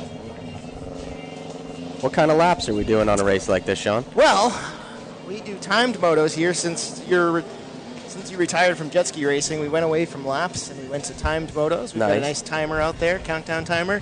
It's double-sided so that you can see it from the race course and from the shoreline. And this is an 8-minute moto plus a lap. My back hurts already. Yeah, we did 15s in Ski GP. And, yeah, I'm trying to race myself into shape. It's not working out. The only shape that I'm racing myself into is round, it seems. Yes, these love bugs are pretty crazy. You can tell the people who drove here during love bug season because there's a couple windshields that are just painted with them.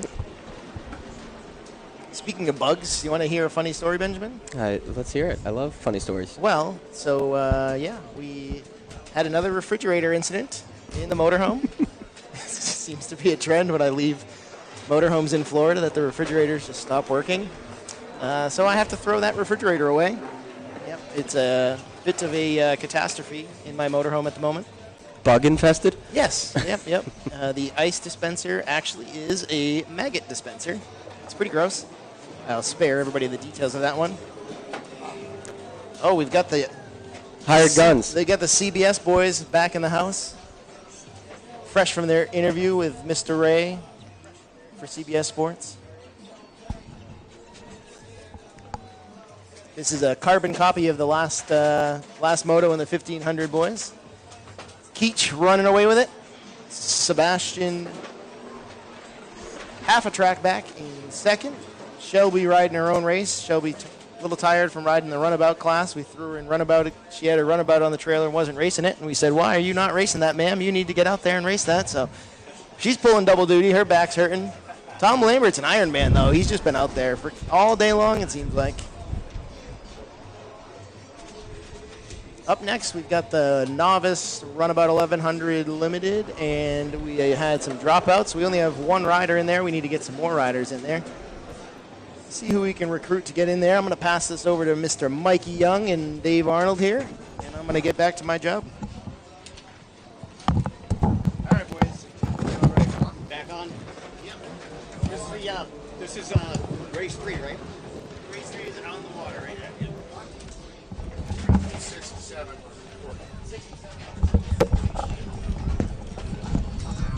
All righty, Dave. Welcome back. We had a little double duty there and a little lunch break, and here we go. We're on race number 3 right now. This is the Novice Ski 1500 stock class. I see Shelby Warman right now collecting a white flag out there. I believe, I'm not sure if it's Keach that is in the lead. Let me take a look here. Or if it's Sebastian. I can let you know right now. It's Jeremy Keach, followed by Sebastian Wilcox, Shelby Warman, and Thomas Lambert. All righty, here comes Keach down the front straightaway, and Mr. Hayward's got out that checkered flag. So we got back just in time for the finish, Dave. I like it. Like to see that checkered flag. Big shout out to our CBS team down there. That, Ray and Vincent making us look good. Yeah, and that's a tough job. Yeah, exactly. Told him, said more Vaseline on the lens, please. Yeah, right. Exactly. Make me soft. What makes me look thinner? A Twinkie. Exactly. Well, coming up next, we have the Novice Runabout 1100 Limited. This is race number 4. We've got 7 total races for you this afternoon. We're going to be taping races 6 and 7 for CBS Sports. That's right. A little 4-stroke lights action, and we're going to be doing Pro Ski GP. Got a good turnout in both classes there, Mike. Fantastic. That's what we're looking for. This is race number 4. This was kind of that mixed class that we had a little bit earlier today with a couple of blasters and a 1100 limited boat. Torrey Snyder was he was supposed to be in this class right here, but pulled out last second because he was concentrating on his sport and other runabout class. Yep. It's 4-stroke runabout.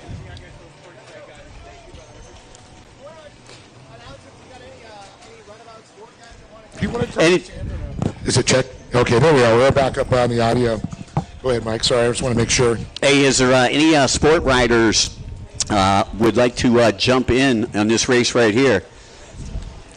Keith Dill, is Keith jumping in? Oh, come on now. Now he is. Don't give me the labor pain. Show me the baby. So KD going to jump in there with our good friend Eaton Cross. Eaton taking the win in Moto number 3 here on race number 4. This is 4. 5 is going to be the junior 4-stroke ski lights, 10 to 12 years old. And well, I think he's actually getting that ski. He came in, it was broken, and he's trying to get it fixed for him. So I don't think he's going to join it, but it would be cool. You can really see it the ski runs, right? Pro-Am Ski GP will be, race number 6, and then Junior Sports Spec will be the final race of the day. So once again, does anybody want to jump in this, from the sport class? Anybody want to jump in this 1100 limited class? Okay, Bermuda's going to jump in.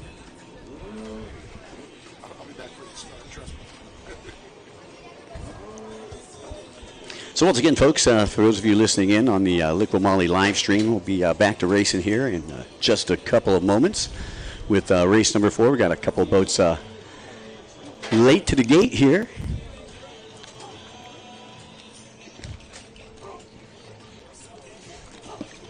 Again, it's a good time for me to go ahead and run down our great list of sponsors that have helped us out here in Sebring, Florida.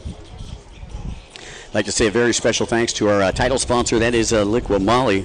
10mm photo, 139 designs, 595 handling solutions, aerial flicks, beer dart, Cabrera Motorsports, the Young Guns program, Charles Gonchard photography. We've got Jet Tribe, Factory Fade, Global Integrated Technologies, Jet Pump Fit, Hammerhead Tactical, the Hot Slag Company. Of course, our sanctioning body, the IJSBA, Commander Industries, Works Components, Aloha Medical Services, Moto Option Clothing, No Limits Metalworks, Pro Rider Magazine, Short Block Technologies, SureCan, of course, all our great friends from Visit Sebring. Boy, they really rolled out that proverbial red carpet. Fuel One Solutions, thank you. Great to meet Bill and the team this weekend and hang out with them. Airstream Ventures, Bomber Eyewear, and, of course, my good buddy Jim Jordan over there at Lake Jackson Landing, where they have one of 2 restaurants that are on Lake Jackson here. I believe there's Don Jose's and there's Lake Jackson Landing. And congratulations to my buddy Jim opening up another successful restaurant down here in Sebring.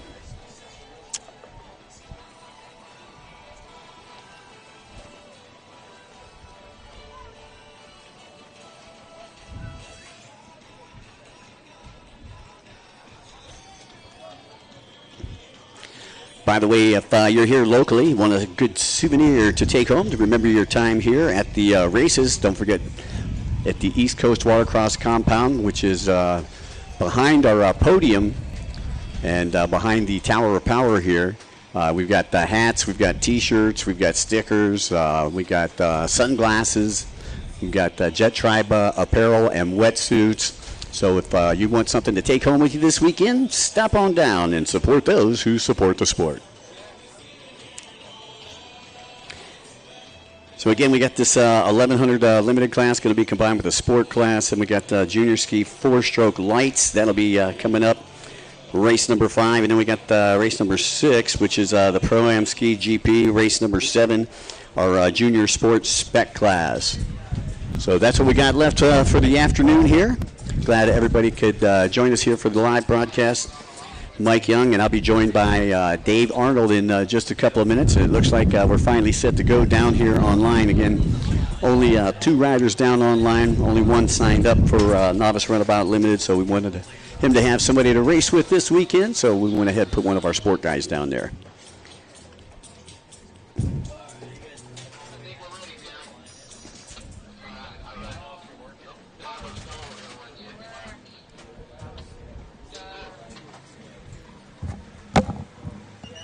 That was a fast couple minutes. Yes, it was. Told you to be back before they started. Well, Terry telling them to fire them up right now as we take a look out at Lake Jackson. Beautiful lake here. This is kind of like the land of lakes. We have a lake behind us, a lake in front of us, a pool behind us. I know. It's okay. I'm okay with water. Oh, I love it. Looks like we need a taller holder. I think that was Brayton Dill down there that was going to hold. He could. All right, all set to go here.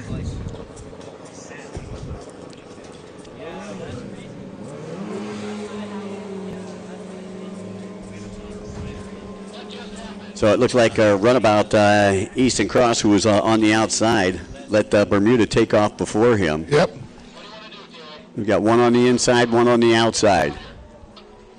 Well, we got an 1100cc versus, what, a 760 motor? Might even have a 701 for all I know. Most of the guys are going to 760s. Oh, it looks like the sport boat just slid out and went sideways. So that's going to make this easy for Easton. Yeah, look, Mendoza getting back on right now. He's already got it remounted.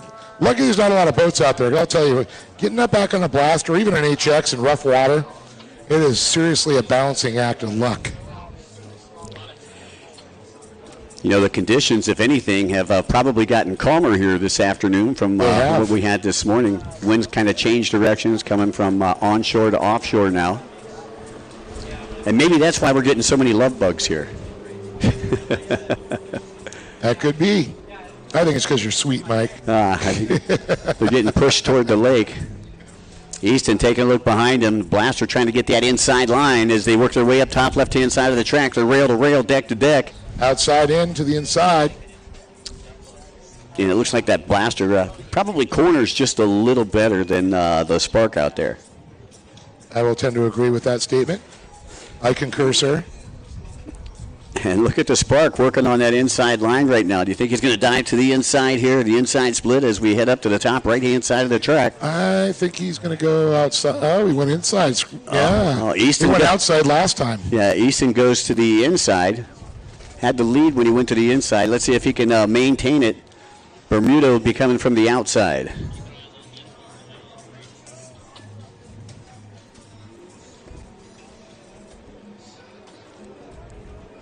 Been a pleasant Sunday afternoon here. Current time, it's about 1:38.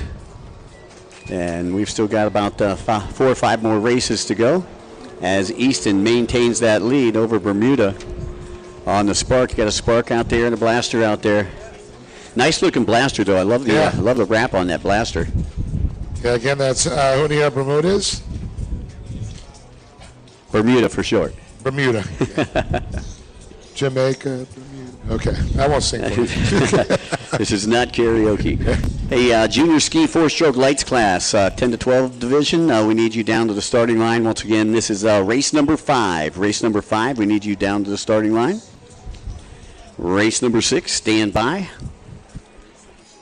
Again, 7 total races here in the afternoon session. Got a couple of them, done before we went to Freestyle. A couple of them already had their 4th motos, so we only had just a handful after the Freestyle program and after the lunch break. Well, I'd like to see get our GP skis getting ready because it takes them a little time to get in the water. So a lot of them not leaving their boats in the water here. Looks like Bermuda may be stealing the lead away here from Easton. So Bermuda taking a look over his shoulder right there. And I thought he was going to go on the wrong side of the merge when he looked over his shoulder because he was drifting in toward the shoreline.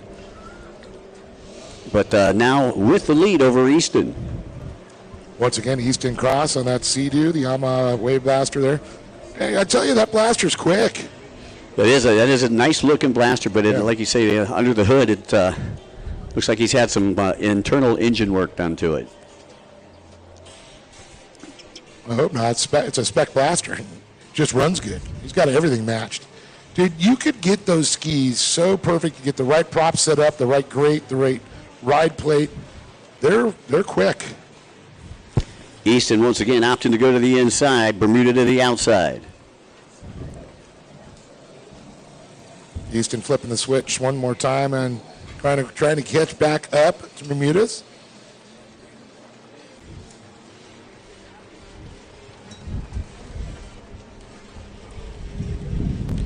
And it looks like he's going to get that lead back. Yeah, I tell you, that inside looking a little quicker in this race right here. Bermuda back into second.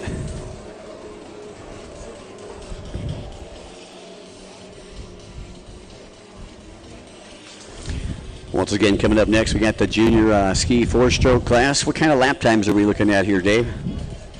Oh, bro, let's see. Cross just pulled a 109. He's got about 45 seconds to go. Should see the white flag out next time around. So once again, that means race number 5. You should be down online. Junior ski four-stroke lights, 10 to 12-year-old class. We've got about 8 riders in that junior ski four-stroke class.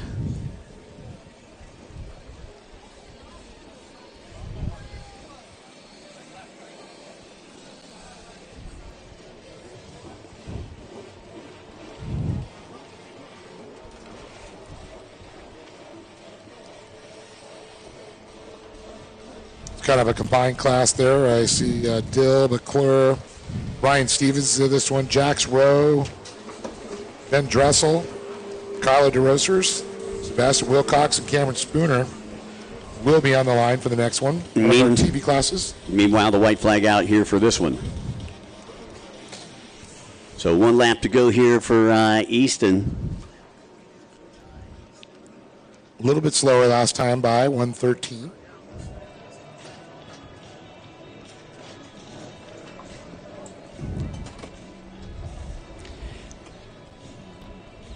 Easton starting to work on that lead now as they go down the backstretch one final time. And Easton going to the outside split. And it looks like Bermuda going to follow suit. So both going to the outside split after they go past the hot slag decision buoy.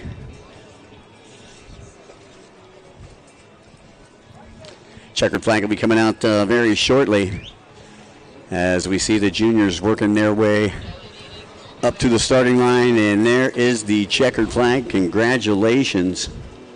Easton Cross. Yeah, Easton taking a win there.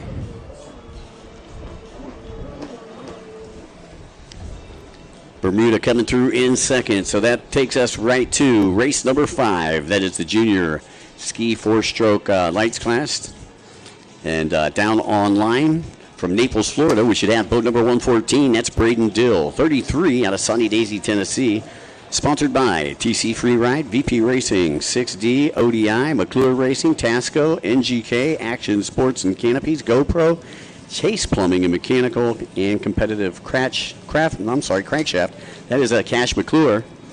Boat number 220 is Ryan Short Stroke Stevens out of Mansfield, Ohio, sponsored by Fuel One Direct, Liqui Automotive Sales, VersaPlug, Easy Ski Hitch Haulers, the Junior Stars of Florida, and Jet Blast Performance. Jax Rowe out of Ooltewah, Tennessee, sponsored by Ford. I know, I love that. Boat number 380 out of Pasadena, Maryland, sponsored by Fly Racing, Jet Trim, Rhino Power, ODI Grips, and 380 Racing. That's Ben Dressel.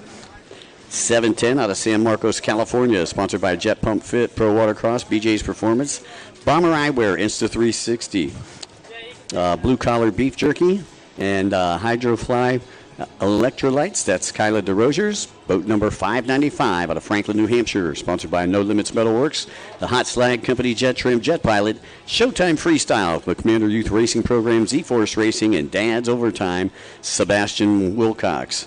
And boat number 23 from Fort Lauderdale, Florida, sponsored by Spoon Dog Racing, Cabrera Motorsports, Shine Masters Detailing, Jet Life Miami, Impros Impellers, Onium, and Killer Frog Racing, Cameron Spooner. And that rounds out your field, Dave.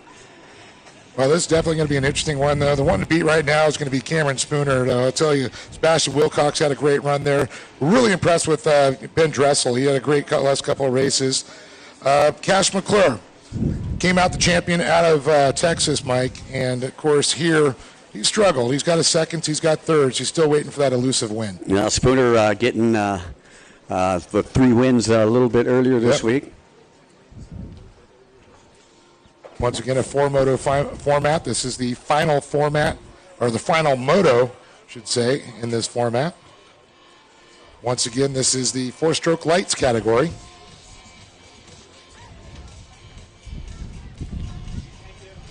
Getting them all wrangled up to the line there, Mike. Yeah, you see Kelly Wilcox out there making sure that they are staged properly. The inside and the outside. And, of course, now this being a right-handed track, the pole would be the far outside of the inside, and the far outside of the outside is the pole position. Yeah, inside pole is Cameron Spooner. Outside pole is Cash McClure. Cashgate got second out of the last moto, given in that position. Of course, Spooner, little Spoon Dog, holding on to that top pole position here.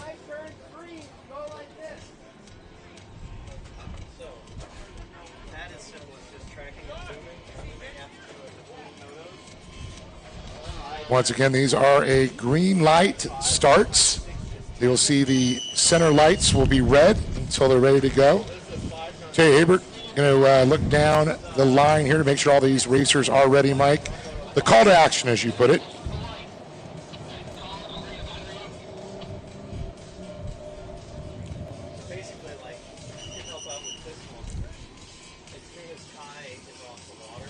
And short stroke calling for a 2-minute hold down there on the end of the line. Once again, Ryan Short Stroke Stevens out of Mansfield, Ohio, just off of I-30. Sure. Just down the street from Maslin, okay. Ohio. I've learned where that is now. Yeah, I bet. I must know where that is. Yeah, I bet. When the better half is from there, you must know and learn. So once again, folks, we're on a 2-minute hold here. This is race number 5 of 7 this afternoon. Junior ski 4-stroke lights.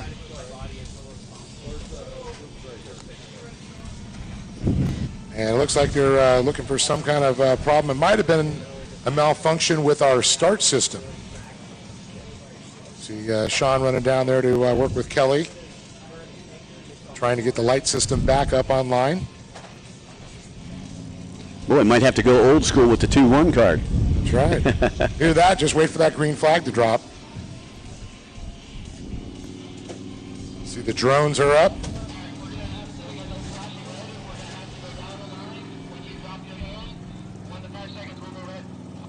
So we are going old school, like you said, Mike. Water and electronics sometimes interferes. Well, I noticed that the green light was working. I think it's a problem with the beeping red and the solid red before the green. So I think what they're doing is they're telling them down online. Just wait for the green. Just wait for the green. Once he goes down and you shake your head, look up, and as soon as you see the green light, then you go. Pretty easy, pretty basic, pretty simple. You're just not going to be able to time it like, with the flashing reds. Not that you can really time that anyway, because it's all kind of random. Well, it's kind of like when you're at a stoplight. You always get the red, you're sitting there and just waiting for that green to drop, and you go and you drag the rest of the guy next to you to the next light.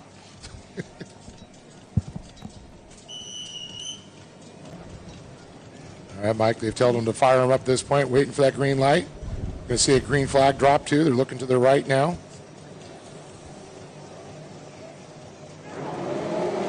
I'll tell you, that was actually a pretty good start, pretty even start. Ben Dressel getting a good jump on the outside, and Spoondog Light on the inside. We'll see if they can both make it stick. Spoondog Light, he's making it stick right now. And that is Dressel still on the outside, but he's got company right beside him. That Cash McClure, I believe. I believe that is Cash. The 33 trying to chase him down. Cash started on the outside pole. Then with a good run there, and Dressel. Cash trying to stick it in there, nothing doing. Dressel slamming that door shut. Oh, and look at Spooner. Flips over the boat. And I'm not quite sure how that even happened. But did he lose faster? But it's been Dressel now with the whole shot there.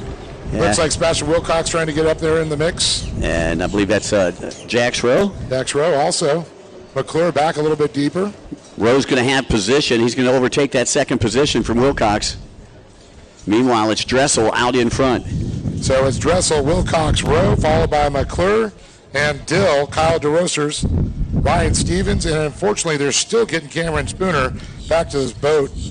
You got to wonder if something happened, if it shut off, and that's why he went over.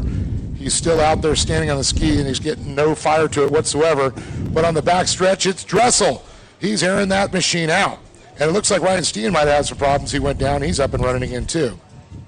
Yeah, Stevens just going past the yard sale over there on the bottom right-hand side of the track. Dressel opting to go to the outside, and that's kind of where Spooner is. We'll see if that affects him. Course marshals with the dirty laundry in the air. Wilcox to the inside split, Mike. Going to try and challenge Dressel down to the front straightaway. That's Rowe. Oh, it is Rowe. Yes. Dressel coming from the outside. Rowe looking beside him. Dressel's got the drive. And he's going to have position here on the inside. And look at this. Rowe just slams the door shut. So we have a new leader at this point. Dressel back to second to P2. Wilcox coming up now. I was wondering what happened to him. He was up there fighting with him. Seeing an all-black Yamaha Superjet. And this is going to shake things up in the points because Cameron Spooner coming in on the gaff. I told you, that boat, it just shut off on him for weird reasons. Yeah, that's exactly what it looked like. That's what I was thinking, like the engine just quit. Because you never see anybody go over the bars like that, and especially Cameron Spooner. I mean, he's got 3 wins in this class already this weekend. Of course, the scoop grate really slows those things down. It just shoves a lot of water in there, and that impeller's not spinning. It's like hitting the brakes, throwing the anchor out. But I think the story here now has changed. Now Rowe in the lead. Dressel back to third because Wilcox has now moved into second. And here comes your race leader down the front straightaway, approaching the Liqui Moly start-finish line. That is Jax Rowe out of Ooltewah, Tennessee. And Wilcox still in second. Back marker in between first and second. Dressel still in third. So that's the way they stack up here, 1, 2, and 3. And as I take a look over, it looks like we've got just about 4.5 minutes to go.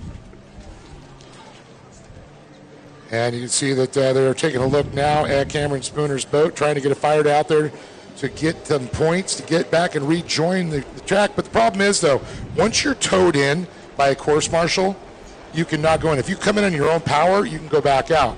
But if a course marshal tows you in, you cannot re-enter the course. Well, Jax Rowe just turned in the fastest lap time, that last lap around, a 1:08.520. So Jax is actually getting faster here as the race goes on. And we've been seeing times around the high 108s to 109, so he's pretty much on par where he should be at with his speed. Jax Rowe really turning it up. Know he had to do something to get back up there in the points.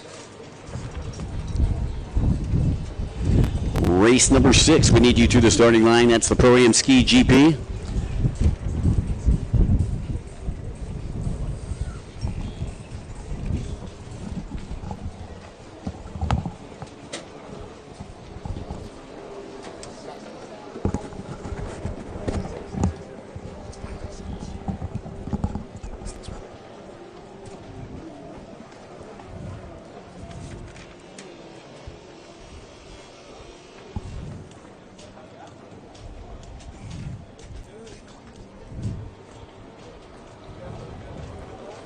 As we're looking down the front straightaway, you can see Cash McClure battling with the number 14 machine. That is Braden Dill.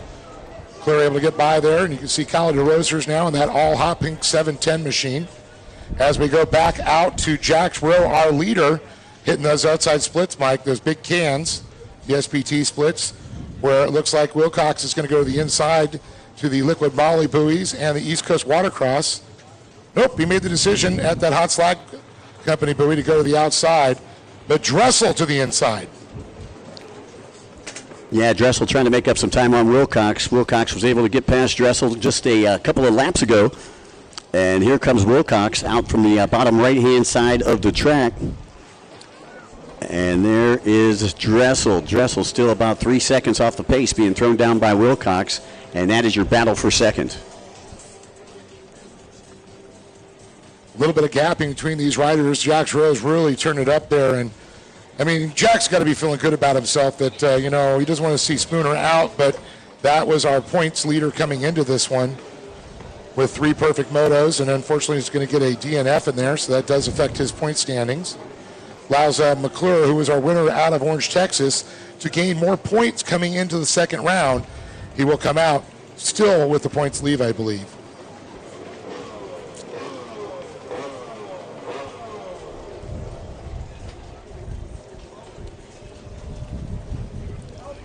So Rowe getting ready to exit the outside split right now and work his way down the front straightaway. Wilcox on the inside. And taking a look down, we've got about a minute and 20 left on the clock here, plus a lap. And the lap times here hovering right around a minute and 10 for most of these riders. Jack's actually turning in a minute 10:069 on that last lap. Quick. Now, Rowe, didn't he have an issue the other day? I think I saw him with a Band-Aid on his chin. Yeah, he had some 5 stitches last night. Ooh. But he's a tough cookie. He just went and put a Band-Aid on it. They didn't go to the emergency room until after the show last night, and then they showed up at the racers party over at the Lake Jackson Landing, and he had stitches on his chin. But he's a tough cookie. He dropped out of 1 class today, but he was in 3 different classes. Still running in 2 of them here today. Definitely want to concentrate on this. One of these classes, one of our bigger classes for our 4-strokes light. Kind of like the IROC series here for watercraft racing. And here comes Dill out of Naples, Florida, boat number 14, coming through the start-finish line just in front of Kyla DeRosiers out of California. Trying to chase him down there as we look at Rowe come by one more time here. Looking at the clock, it's getting ready to come down here. So did the white flag come out, or I believe it will come out next time? Well, I see Terry's got the white flag in his hand. He's threatening to use it. So I think he's going to hold on to it until the next lap around, and Jax will be getting the white flag then. Sebastian Wilcox just comes by as we saw Ben Dressel still in hot pursuit. Dressel trying to work the different splits there, trying to catch back up to Wilcox, showing some great speed, but Jax Rowe checking out. He's already on the back straightaway, dealing with lap traffic right now. As we see Cash McClure make his way by. Cash, unfortunately, struggling in this moto. Had better finishes early on, but he knows it's all about the points. It's all about the consistency as the season goes. We're only in round number 2 right now. Yeah, Cash, a 10-year-old sensation out of Saudi Daisy, Tennessee. Oh, man, he's a superstar. Races a lot of class, races sport as well as the lights class and the 4-stroke lights class. So Rowe collects the white flag just as he puts Dill a lap down. Works his way up to the top left-hand side of the track as we view it here from the Liqui Moly Tower of Power.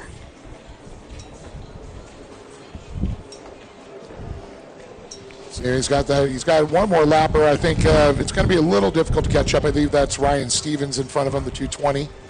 As we saw Ben Dressel make his way by that Liqui Moly finish line one more time.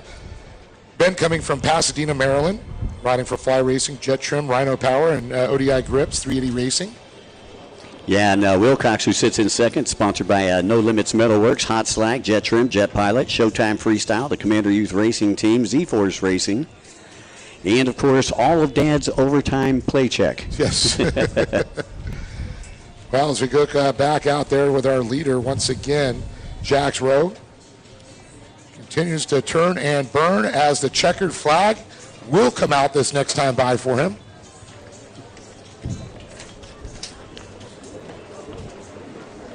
Stevens, and then the checkered flag for Jax Rowe. Yeah, congratulations, Jax. And I don't think that he's seen the checkered flag, so he's going to take a victory lap right there. And here comes second place. That's Wilcox on boat number 595 out of Franklin, New Hampshire. And it's going to be Dressel out of Maryland coming through in third. So those are your top 3, ladies and gentlemen. How about a nice round of applause for all of them?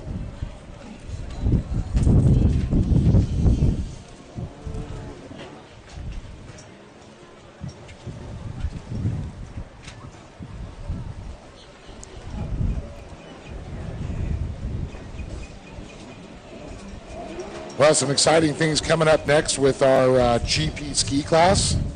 Looking forward to that.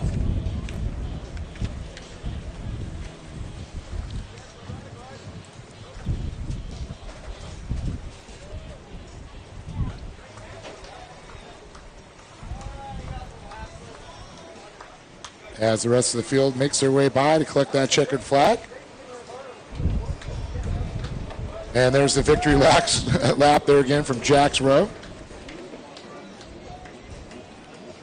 I'll tell you, those stitches did not slow him down, Mike. Nope, they certainly didn't. Jack's father competing in freestyle a little earlier today. Little old school routines, very cool there as Ryan Stevens wraps this one up. So the official results for this would be, I believe, Jack's Row, followed by Sebastian Wilcox and Ben Dressel.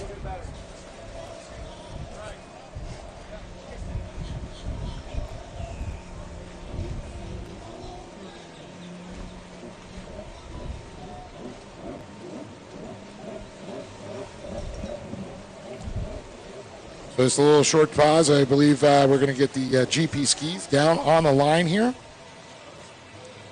And we'll go racing here again.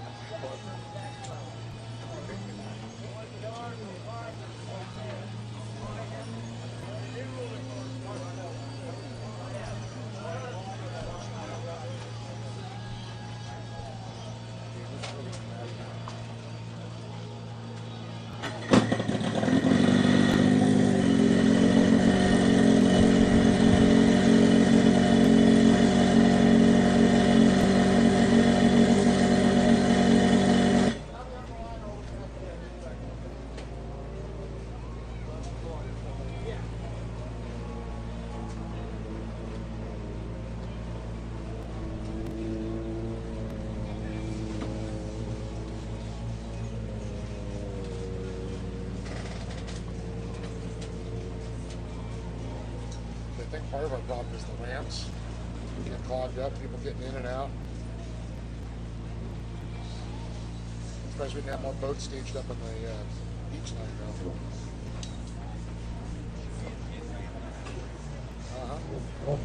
Good point.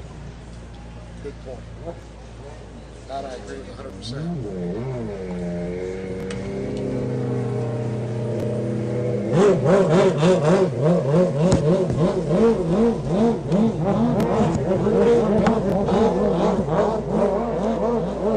Well, the GP skis are hitting the water now, doing a little warm up here. We'll bring you racing here very shortly from Sebring, Florida, the Liqui Moly Pro Watercross Tour. Stick around, don't go anywhere. We'll be right back in just a moment with more racing.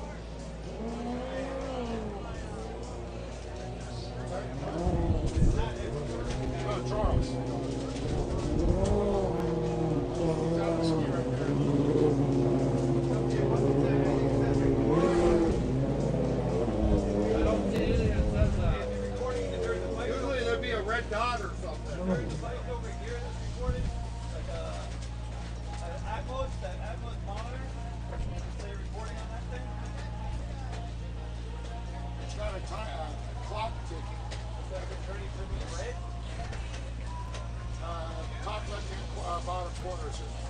It's the square with the round thing.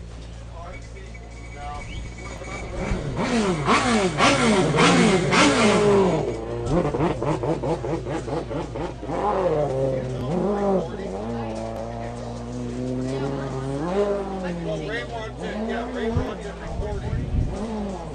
I have no idea. Charles is the only one who actually knows what's going on. Where's Charles there? Yeah. He's on the green jet ski far left. Charles! Is this recording?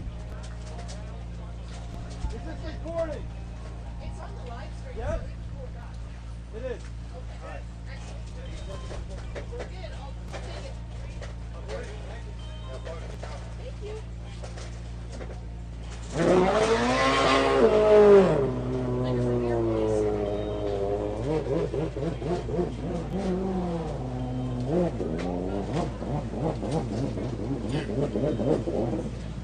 They're all over me.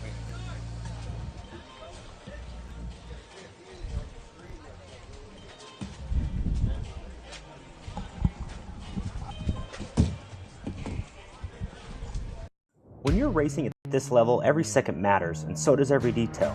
I trust SureCan, the official fuel can of Pro Watercross, to fill up my jet ski. With the rotating spout at the bottom, I fill up fast. No more tipping, no more spills. And the thumb control button at the top lets me dial in the flow so I get exactly what I need every time. Fuel smarter, race harder with SureCan.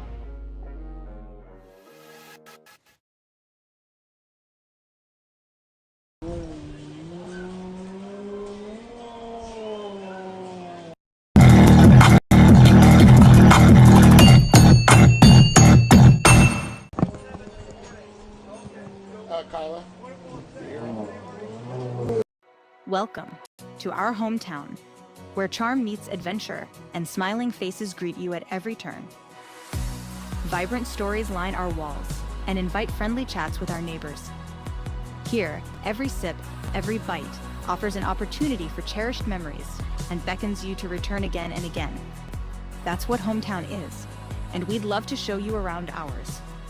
Sebring, Avon Park, Lake Placid. 3 communities, endless possibilities.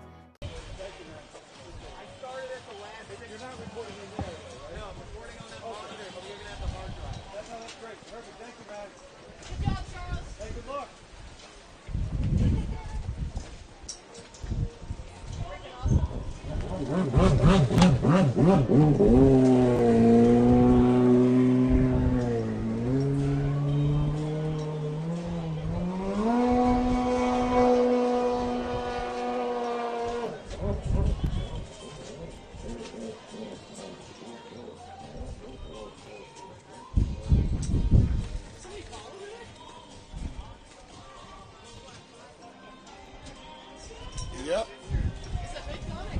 I think so. It looks like it. Force marshal over there, right? So, Ray, the last class and this class were 2 teams. Right? Okay. Sure. And we're done. Yeah, can you guys call the marshal over there?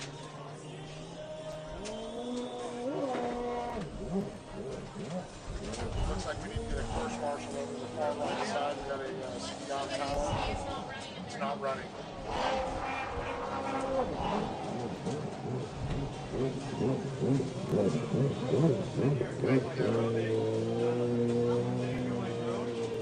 Never mind, he got fired. I can't get him off. I can't let it go.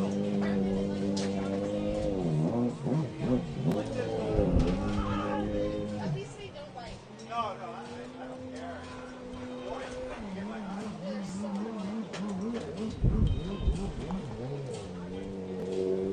Is that Medlin too? Uh-oh.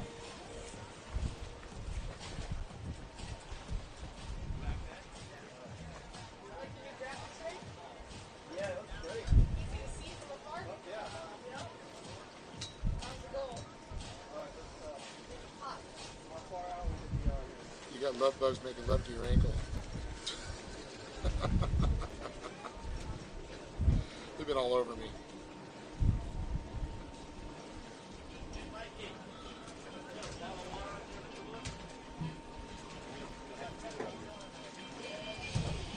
Go to the back of the trailer.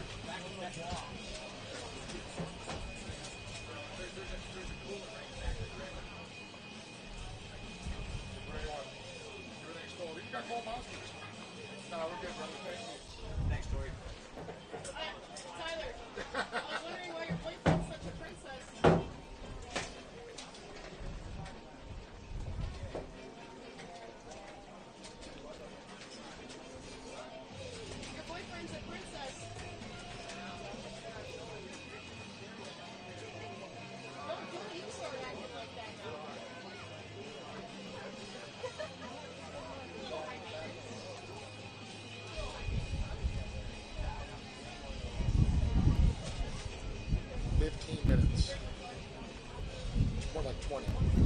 And then a 15-minute moto. So we're over half an hour for one class. Wind's picking up now.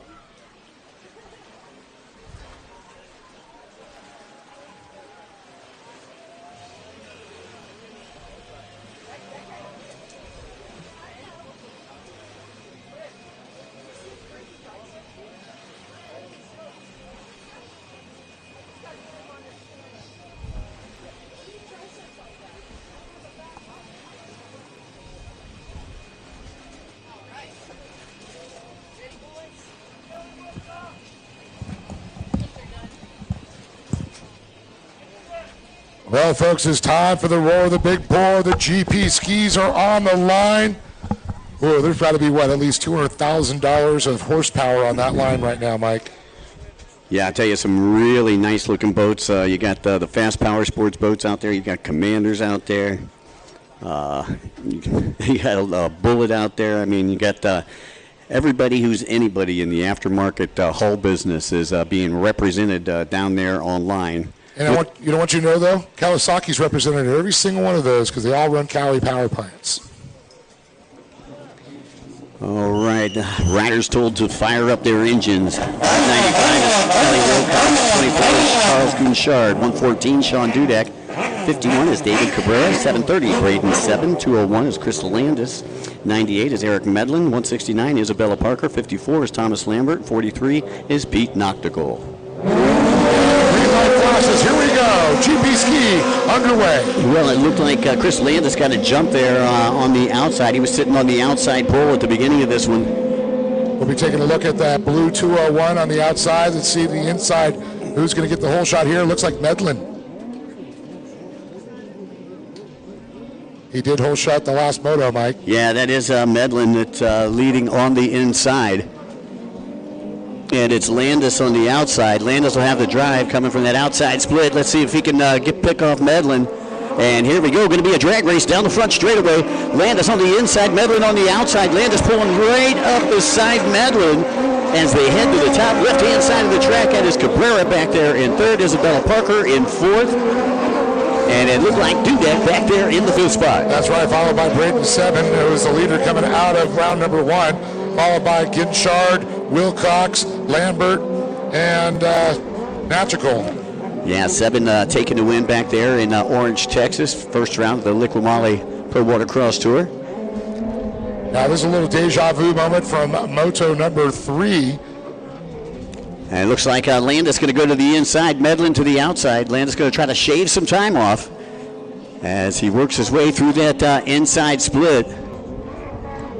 And that's kind of what we saw in Moto number 3. Mike Medlin went to the outside and Landis to the inside. Was able to make the pass. Here we go. It's going to be close this time. Medlin's going to have a good drive coming out the outside. But Landis is charging hard. Here comes Medlin. Barn line to barn line as they go into the turn. Oh, wow. Medlin trying to steal that position away as he has position for that left-hand turn. But here comes Landis. Landis going to have position here for the right-hand turn. Trying to get to the inside of Medlin. Nothing doing. But they are bumper to bumper, rail to rail here in the Pro Ski GP class. Yeah, these are all 1,500cc power plants that have been pumped up over 300 horsepower. We're looking at over 70 miles an hour for these machines, Mike. There's a lot of horsepower, a lot of speed, and Landis still trying to run around. Medlin pulls away just a little bit. Look at the gap all the way back to third to Cabrera. Well, I'll tell you, they're pushing each other out there. Once again, Landis dives to that inside split, and Medlin opts for the outside.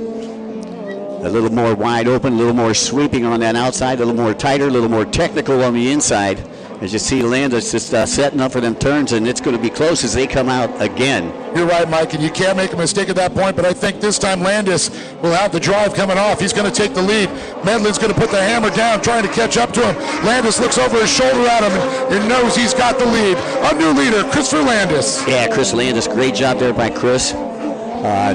Being patient and making that split work for him. And that's the thing, is about being patient and being smooth out there. You can't make mistakes, Mike. And these speeds that these trees are making, you make a little mistake, it will take you out of contingency at that point. And Chris Landis, sponsored by Fast Power Sports, Mark Landis Racing, Rhino Creative Services, and Jet Trim, as well as Fuel Tech, helping him out. And once he was able to get past Medlin, look, he is already amassed about a 6 to 7 second lead. Medlin going to the outside. Landis once again going to that inside. And of course, Medlin's on that Commander Industries machine as he goes to the outside, as you talked about. Landis slicing his, dicing his way through the liquid Moly tetrahedrons to this point. Landis getting ready to exit from the inside. Medlin headed toward the sweeper on the bottom right-hand side of the track. And they have really separated from the rest of the pack. It was Cabrera in third. Here comes Cabrera. I believe he is on the inside split. He's going to maintain that third place position. But look, he goes way wide coming out of that inside split. Yeah, definitely lost a little time there. And right behind Isabella Parker, that is one fast lady competing with the men in the GP class. It's incredible to see her speed that she has. Right behind him is going to be Braden Sebring. Sebring really trying to get back up there and salvage some points here in round number 2. Boy, Parker looks good out there. She is in the attack position. And I think that she can smell blood in the water. Yeah, that's right. Takora says Isabella Parker, originally from Reno, Nevada, now making her home in Florida. Enjoying the Sunshine State. Been here about a year, she said. And really likes the riding conditions. She goes, she didn't have to worry about snow and lakes defrost like she did in Reno. Right. At that elevation, that's a tough row to hoe. That is. Well, Sebring goes to the inside, Parker goes to the outside. That's your battle for fourth right there. Meanwhile, Landis all by himself out in front, and has got about a quarter of a lap lead right now over Medlin. Get Eric Medlin riding on the Commander, as you pointed out there. Special thanks to Steve Webster and all our friends over at Commander for their support. Well, we talked about up to P5 in 6, Sean Dudek, who had some great flashes of greatness in Orange, Texas, with hole shots, led for a while. Fortunately for him, slowed down a little bit, and Sebring was able to get by him. Now that's just going a little bit of the story that started in Orange, Texas. Now here in Sebring, a totally different story here today.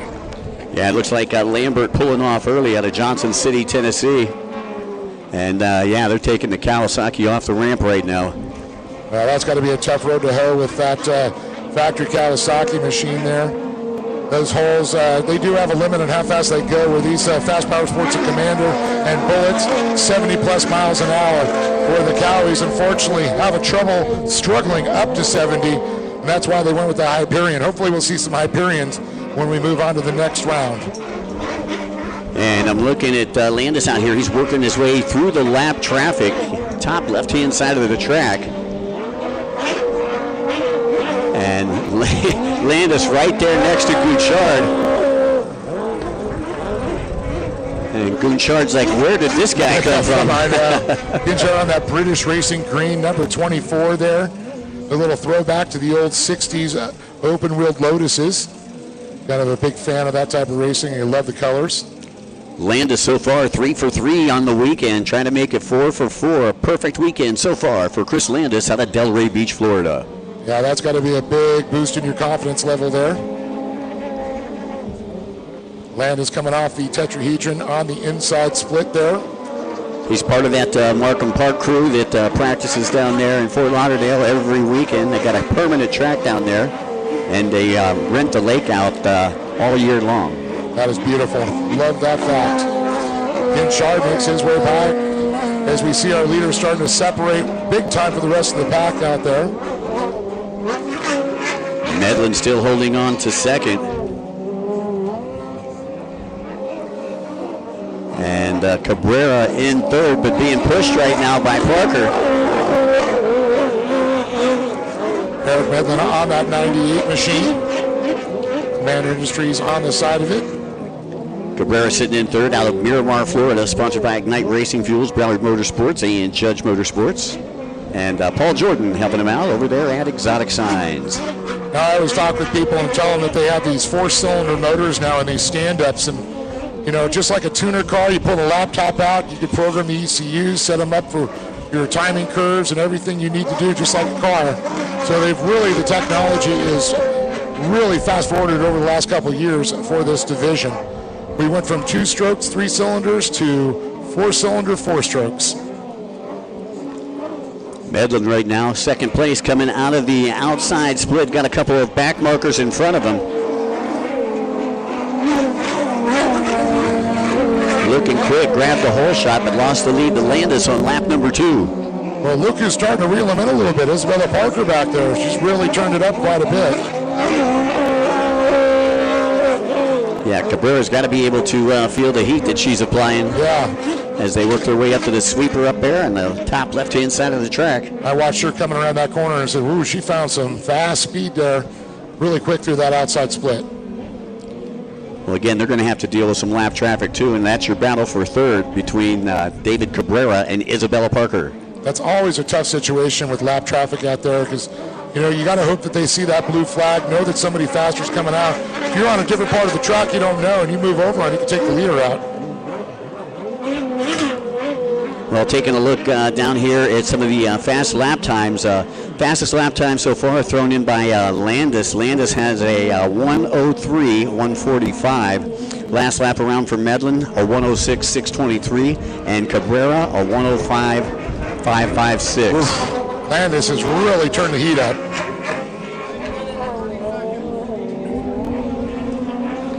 Some great racing here in the Pro Ski GP class. Now you see Cabrera just comes by there as he's looking to work his way around that green machine of Charles Ginchard.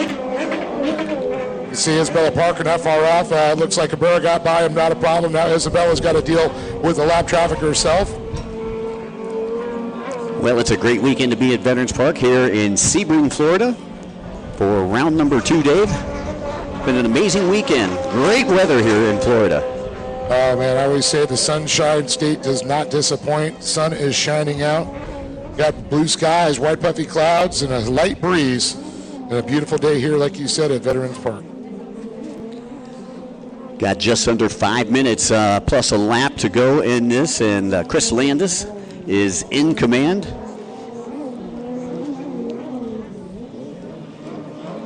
Cabrera trying to get around some lap traffic on the outside. He's still sitting in third as second comes through the Liqui Moly start-finish line. And it looks like Landis has about a half a track lead right now, as you can see him going into the outside split now. He's just had a tremendous weekend. And your biggest battle on the track right now is for third between Cabrera and Parker. Isabella charging on him. Lap traffic yielding. I believe that was Wilcox. He just moved out of the way for third and fourth place. And it's got to be difficult because your ski's loud that you're riding, and then you have a really loud ski next to you. It's like, where do you look? You don't know where that noise is coming from, and all of a sudden somebody goes flying by you. Oh, that was Christopher Landis. Well, I'll tell you, third, fourth, and fifth fairly bunched up. As we take a look at them on the back straightaway, you can see the gap there between Cabrera and Parker. Let's see if Parker goes to the inside this time, or she's going to follow Cabrera to the hot slag decision buoy. And it looked like Seven went to the inside. Seven currently in fifth right now, but he's in that battle third, fourth, and fifth, all pretty tight, Dave. I agree. Very tight action there for sure. A little over 3 minutes to go, about 3:20 before we see a white flag. It must expire before they cross. If it expires after they cross, they get a whole other lap before you see a white flag. As we see Parker go by, trying to chase down the Cabrera Motorsports racer, David Cabrera. And back in fifth, it's still Seven. Seven went to the inside that time. He may have lost a second or two. To the right as we see Landis go by again. So Landis has lapped all the way up to fifth place at this point. Incredible. Whoever's tuning that ski there from Fast Power Sports is a genius, because that thing is flawless at this point. I believe that would be Mark Landis Racing, Chris's dad. Oh, it's Chris's dad, okay. Well, then again, that is a sponsor, too. Mm-hmm. He knows how to spin the wrenches. And it looks like one of our racers going by. They're having some mechanical issues. As we see Medlin come by the 98, Commander Industries. Past the Liqui Wally finish line there again. Well, Cabrera went to the outside, Parker to the inside. Cabrera is out. Here comes Parker. Parker shows him a keel right there as she comes out, and it's a drag race down the front straightaway, and she is closing on Cabrera. And I think I just saw Cabrera back off just a second there. She gained about 3 positions there as we go around. The right-hander sweeping wide. Parker trying to stay out of the pump wash, looking for that hookup on the machine. Yeah, 2 laps ago, Seven was right there with Cabrera and Parker, and it looks like he has slipped off the pace a little bit too. The gap is widened there between 4th and 5th, and look at 4th, look at 3rd and 4th, down the back straightaway right now. Oh, I can't wait for the split off here. Parker's going to go to the inside at the hot slack decision. Billy Cabrera to the outside. I'll tell you, my money's on Parker here. I know. She is in beast mode right now.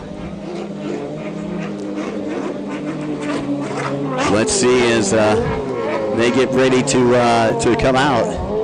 Cabrera on the outside, Parker out first. Now comes Cabrera. Cabrera going to have the drive. He's on the inside, close to the shore, and Parker grabs a handful of throttle. She moves into the spot and steals the line away. So Parker takes the lead. You can see she kind of looked over there and said, okay, I can move over, take his line away, slow down. But I'll tell you, Cabrera will not speed. We call him Speedy for a reason. He's quick. He did a couple hole shots, even did take the win. So we know he's got the speed. But Isabella and Christopher, they make one heck of a team there. Yeah, I'll tell you, Cabrera just proved that chivalry's not dead. It's just been sleeping. It's been sleeping.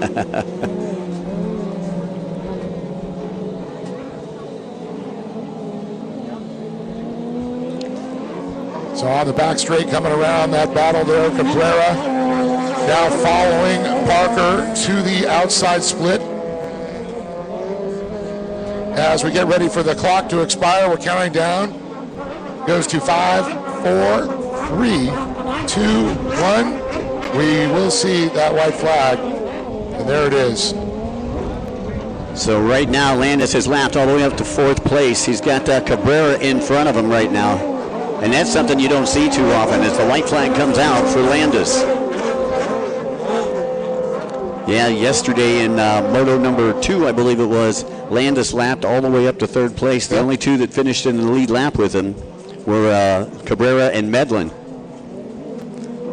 Medlin trying to stay in front of him because he doesn't want that to change this time around. Does not want to go down a lap. But I think Landis, he just has another gear. Yeah, right now Landis, he is on another level out here on Lake Jackson.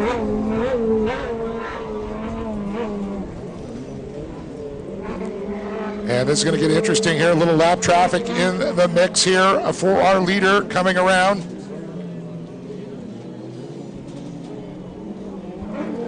Some riders off pace, Mike, that could always cause issues for our fastest riders. But the checkered flag will come out. Landis trying to get past Cabrera. They're working on the outside split right now and getting ready to come down the front straightaway one final time. And it's going to be Chris Landis taking the checkered flag. He was not able to get by Cabrera at that point. Cabrera and Parker still racing for that 2nd and 3rd position, Mike.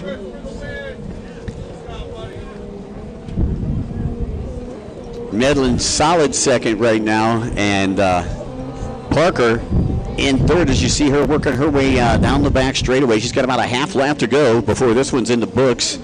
Well, I got to point this out. Christopher Landis last time around with a 106.4. Isabella Parker, a 106 flat. Yeah, she was actually quicker. I don't think Landis seen the checkered flag.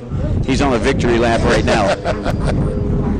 Wilcox comes through, 7 comes through. I believe 7 still remained in 5th place overall.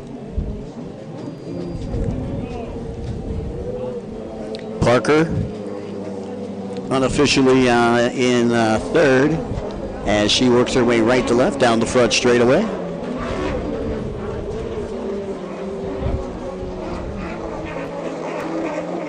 So I believe Parker actually ended up in second, was able to get past Medlin. Wow. Incredible. So, actually, I'm looking at my timing and scoring right here. It shows Landis, Medlin, Parker, Cabrera, Sebring, Ginchard, Dudek, Wilcox, followed by, looks like Pete, and then Thomas Lambert, who we saw pull off early on. One heck of a race. GP class does not disappoint. And Christopher Landis not only put his stamp on it, he took the sledgehammer and drove it into the pylon. Yeah, 4 for 4 this weekend. Can't beat that. So once again, a big congratulations to Christopher Landis, Eric Midland, and Isabella Parker, David Cabrera, and Braden Sebring, our top 5.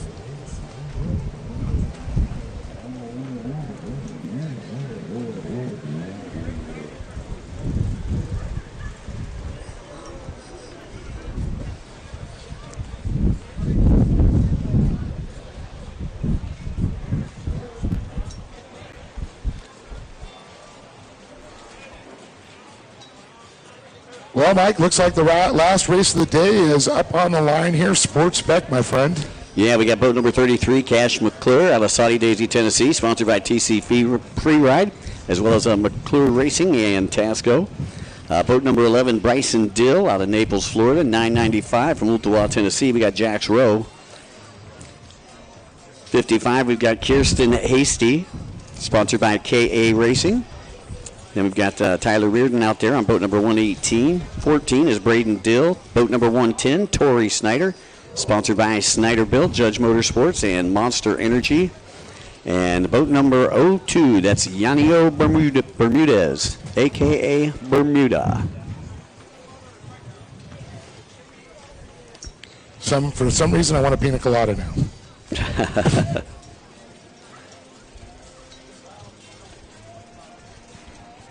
Looks like they're all on the line as they're trying to get all the GP skis out. Looks like Tori Snyder just got his boat launched there.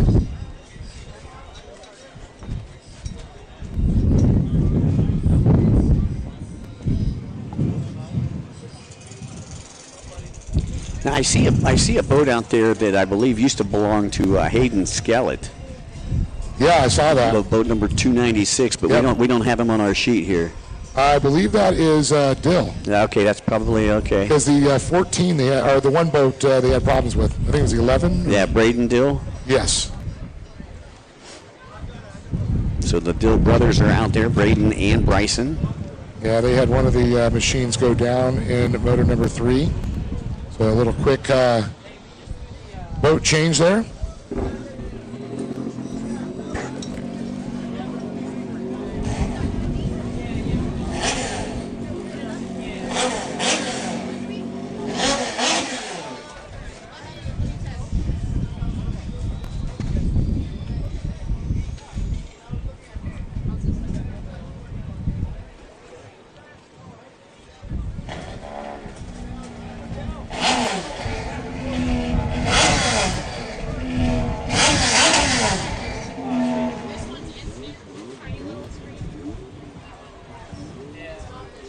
This looks like it's going to be 8 minutes on this one coming up, Mike.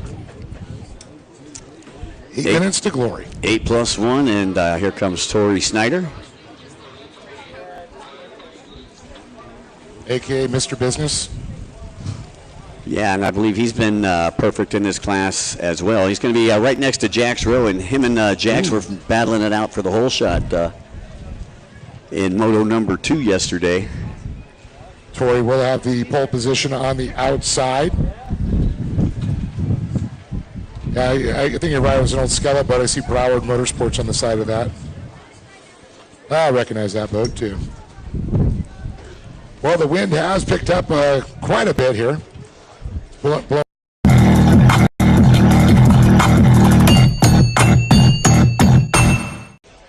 there, beautiful Lake Jackson. Looks like Tori calling for a 2-minute hold. Getting another holder out there. I believe that's Isabella coming to help him out. I think he needs one more holder out there. Uno Mas. Anybody wet? Not doing anything. Help us out. There we go. Thank you, You Jeremy. got it. Oh, you got it, Chris? Yeah. It's like, that's all right. I won my race. I'm good. I don't have to race again. How is he running? I have no idea. That's what I want to know. And He's a stud. he's got Chris and Isabella holding for him, first and third from the last race. Yep. There are a couple of holders. couple holders.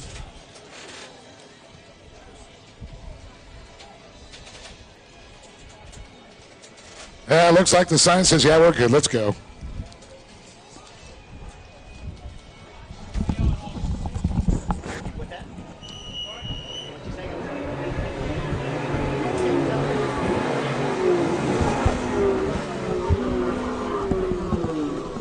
All right, we're getting the sport boats fired up here as we get set to go, waiting on her to go green.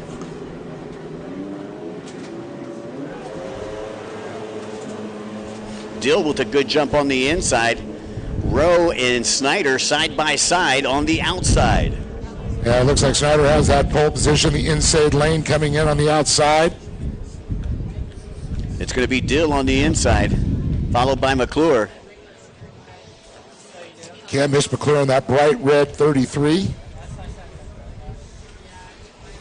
And it's going to be Snyder on the outside. And you got Rowe in second on the outside. We'll see how it shakes out here as they get ready to come down the merge.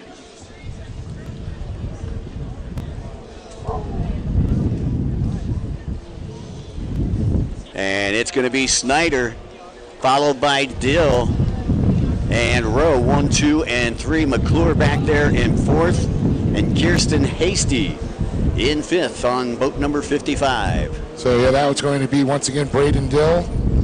We also got Bryson Dill out there, too. Believe.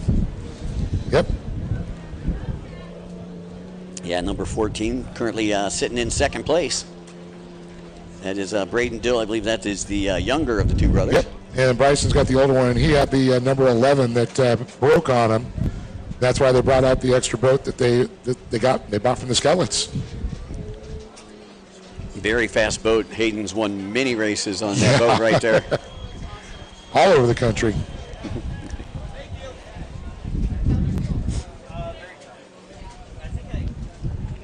Alrighty, your leaders on the outside split right now. It is still Snyder.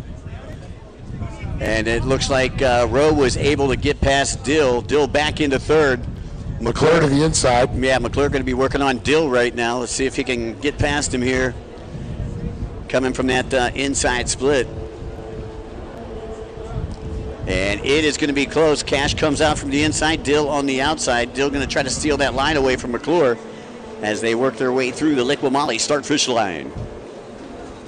And just a little bit farther there, you got Kirsten Hasty. She's on the double nickel there, followed by Tyler Reardon, who just got that pass on Bermuda. Johnny Bermudez, a.k.a., as you say, Bermuda.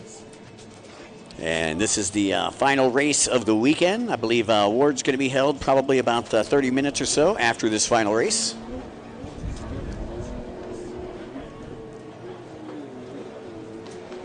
Been a great weekend of racing here in Sebring, Florida.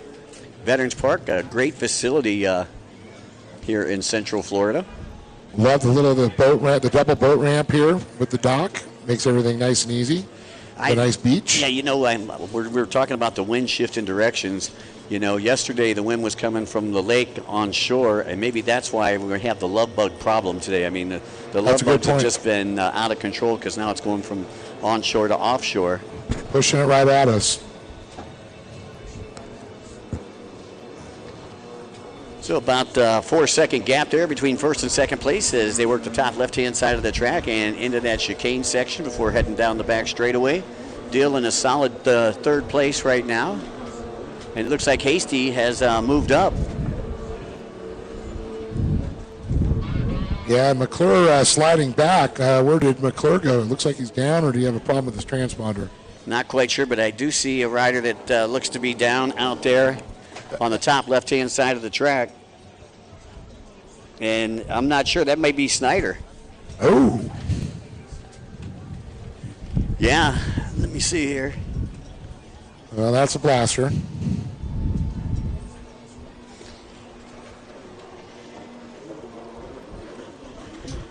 Yeah, so that's Jax Rowe on the outside split. So Rowe has moved into the lead, working his way around the double yellows, bottom right side of the track. And McClure's on the hook out there. Snyder went down. Dogs and cats, craziness ensuing. Yeah. So Dill moves into second on boat number 14. Hasty into third. And Snyder trying to find some power on that inside. Snyder back up to speed again here. Takes a look over. Settles back in the fifth spot, right behind Reardon. Now trying to make a move on Reardon, and you can see Snyder just goes right past Reardon. That is actually Tori's former, his old race boat. They just put a line between the 0 and made it an 18. So instead of the 110, it's a 118 now. So Snyder trying to take third position off of Hasty right now as they work their way down the back straightaway.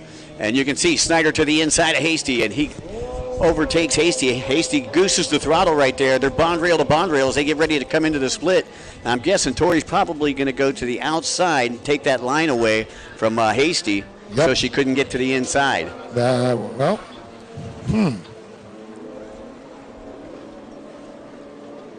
So now Snyder got his gun sight set on Dill as they work their way through the outside split.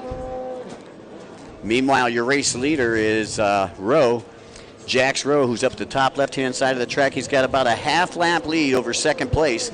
And here comes second down the front straightaway. 2 minutes to go right now. Okay. So I don't think there is enough track or time for Snyder to catch back up. But I got to say, if he can get by there 3 first and a second, not too shabby. Nah, not too shabby at all. He's going to try to work to the inside of Dill right now as they go up to the top left-hand side of the track and ready to go down the back straightaway. Dill can feel the heat. And Tori looks like he's going to try to work to the inside of Dill just as he did Hasty on that last lap. And you can see he's reeling them in as they work their way down that back straightaway, and both of them going to the outside split. Tori has to hit the brakes. So next time by for Jax Rowe, he should see that white flag. Clock getting ready to expire at 1 minute right now.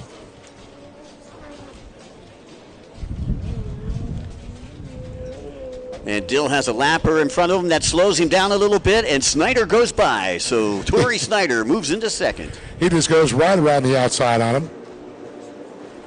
As unfortunately we're seeing now Cash McClure on the hook. Dill back into third. Hasty in fourth. Reardon in fifth. And then Bermuda in sixth.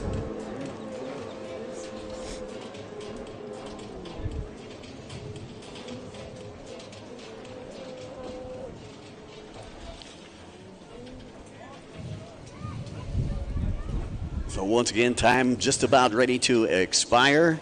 And Jax Rowe is your race leader. He's got about a half lap lead. Here he comes down the front straightaway. I believe not going to get the white flag this time around. He had 7 seconds left.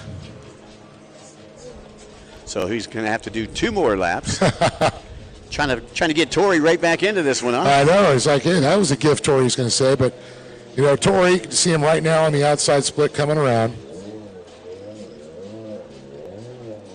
Yeah, it's going to be tough to make up half a lap.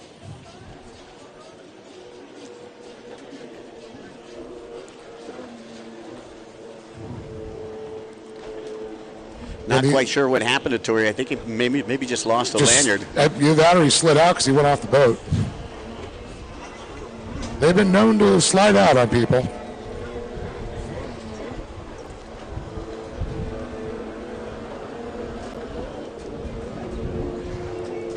Bermuda trying to make up some time on Reardon. That's your battle for 5th.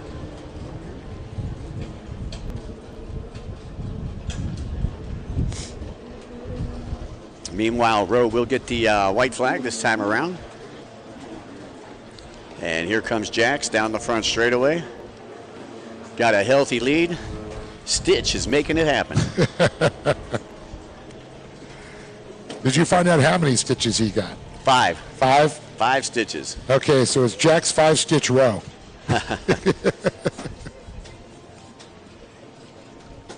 Riding a heck of a race out here. Yeah. Well, he's been on his game all weekend. He's been right there.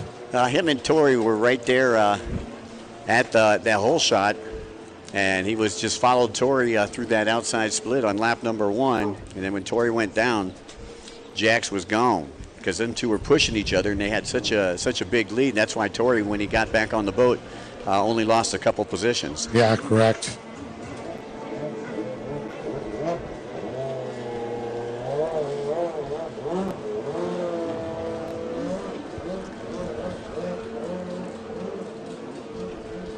So Rowe with just a couple more buoys to negotiate over here on the bottom right-hand side of the track. Checkered flag coming out for the final race of round number 2 of the Liqui Moly Pro Watercross Tour.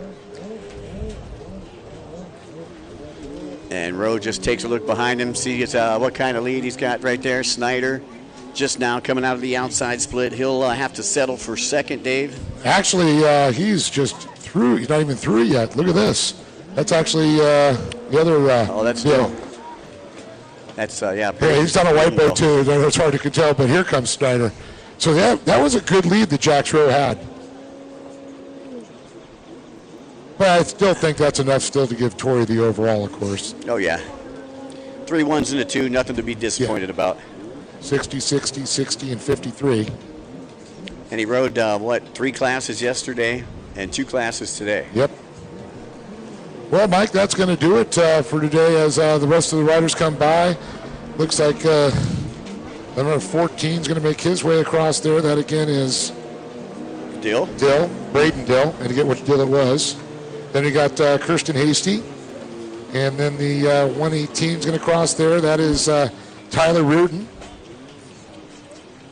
Followed by Onia Bermudez, a.k.a. Bermuda. Well, Mike, another great weekend of racing. I got to say a big thanks to the city of Sebring, all of our great vendors that came out and supported us, the barbecue. They were great. The snow in Florida, looks like they've already packed up and gone. But thank you to them. Thank you to Airstream Adventures. Thank you to Liqui Moly, and thank you to you, Mike. Hey, yeah, also special thanks to Jim Jordan for providing the lunches from Lake Yes, Jackson thank you, Landing. Jim.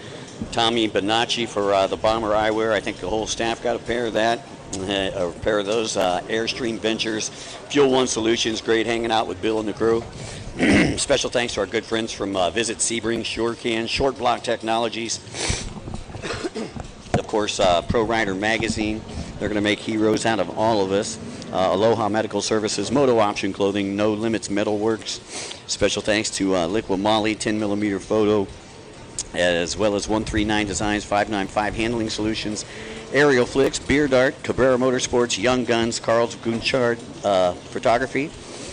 We've got Jet Tribe, Factory Fade, Global Integrated Technologies, Jet Pump Fit, Hammerhead Tactical, The Hot Slag Company, Commander Industries Works Components, and today's event sanctioned by the International Jet Sports Boating Association.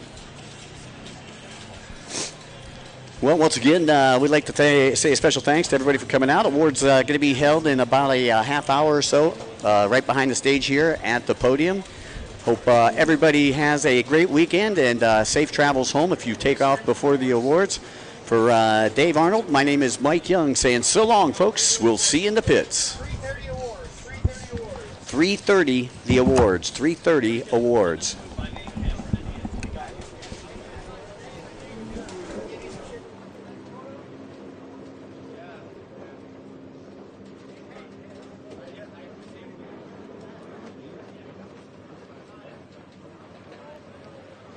A new tour.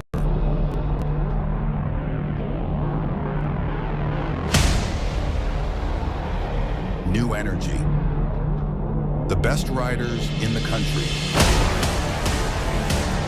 all chasing one thing: havasu. This is speed. This is chaos. The Liqui Moly Pro Watercross National Tour. The road to havasu.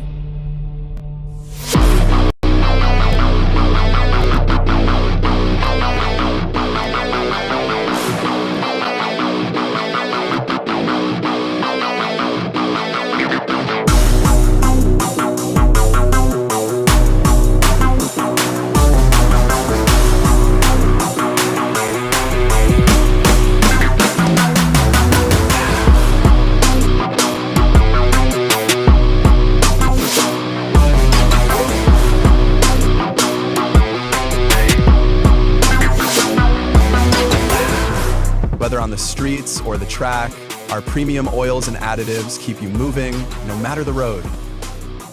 Powered by people, driven by passion.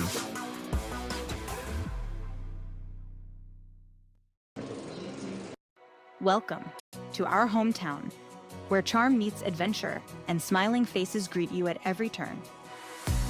Vibrant stories line our walls and invite friendly chats with our neighbors. Here, every sip, every bite offers an opportunity for cherished memories and beckons you to return again and again. That's what hometown is, and we'd love to show you around ours. Sebring, Avon Park, Lake Placid. 3 communities, endless possibilities. When you're racing at this level, every second matters, and so does every detail. I trust SureCan, the official fuel can of Pro Watercross, to fill up my jet ski. With the rotating spout at the bottom, I fuel up fast. No more tipping, no more spills. And the thumb control button at the top lets me dial in the flow so I get exactly what I need every time. Fuel smarter, race harder with SureCan.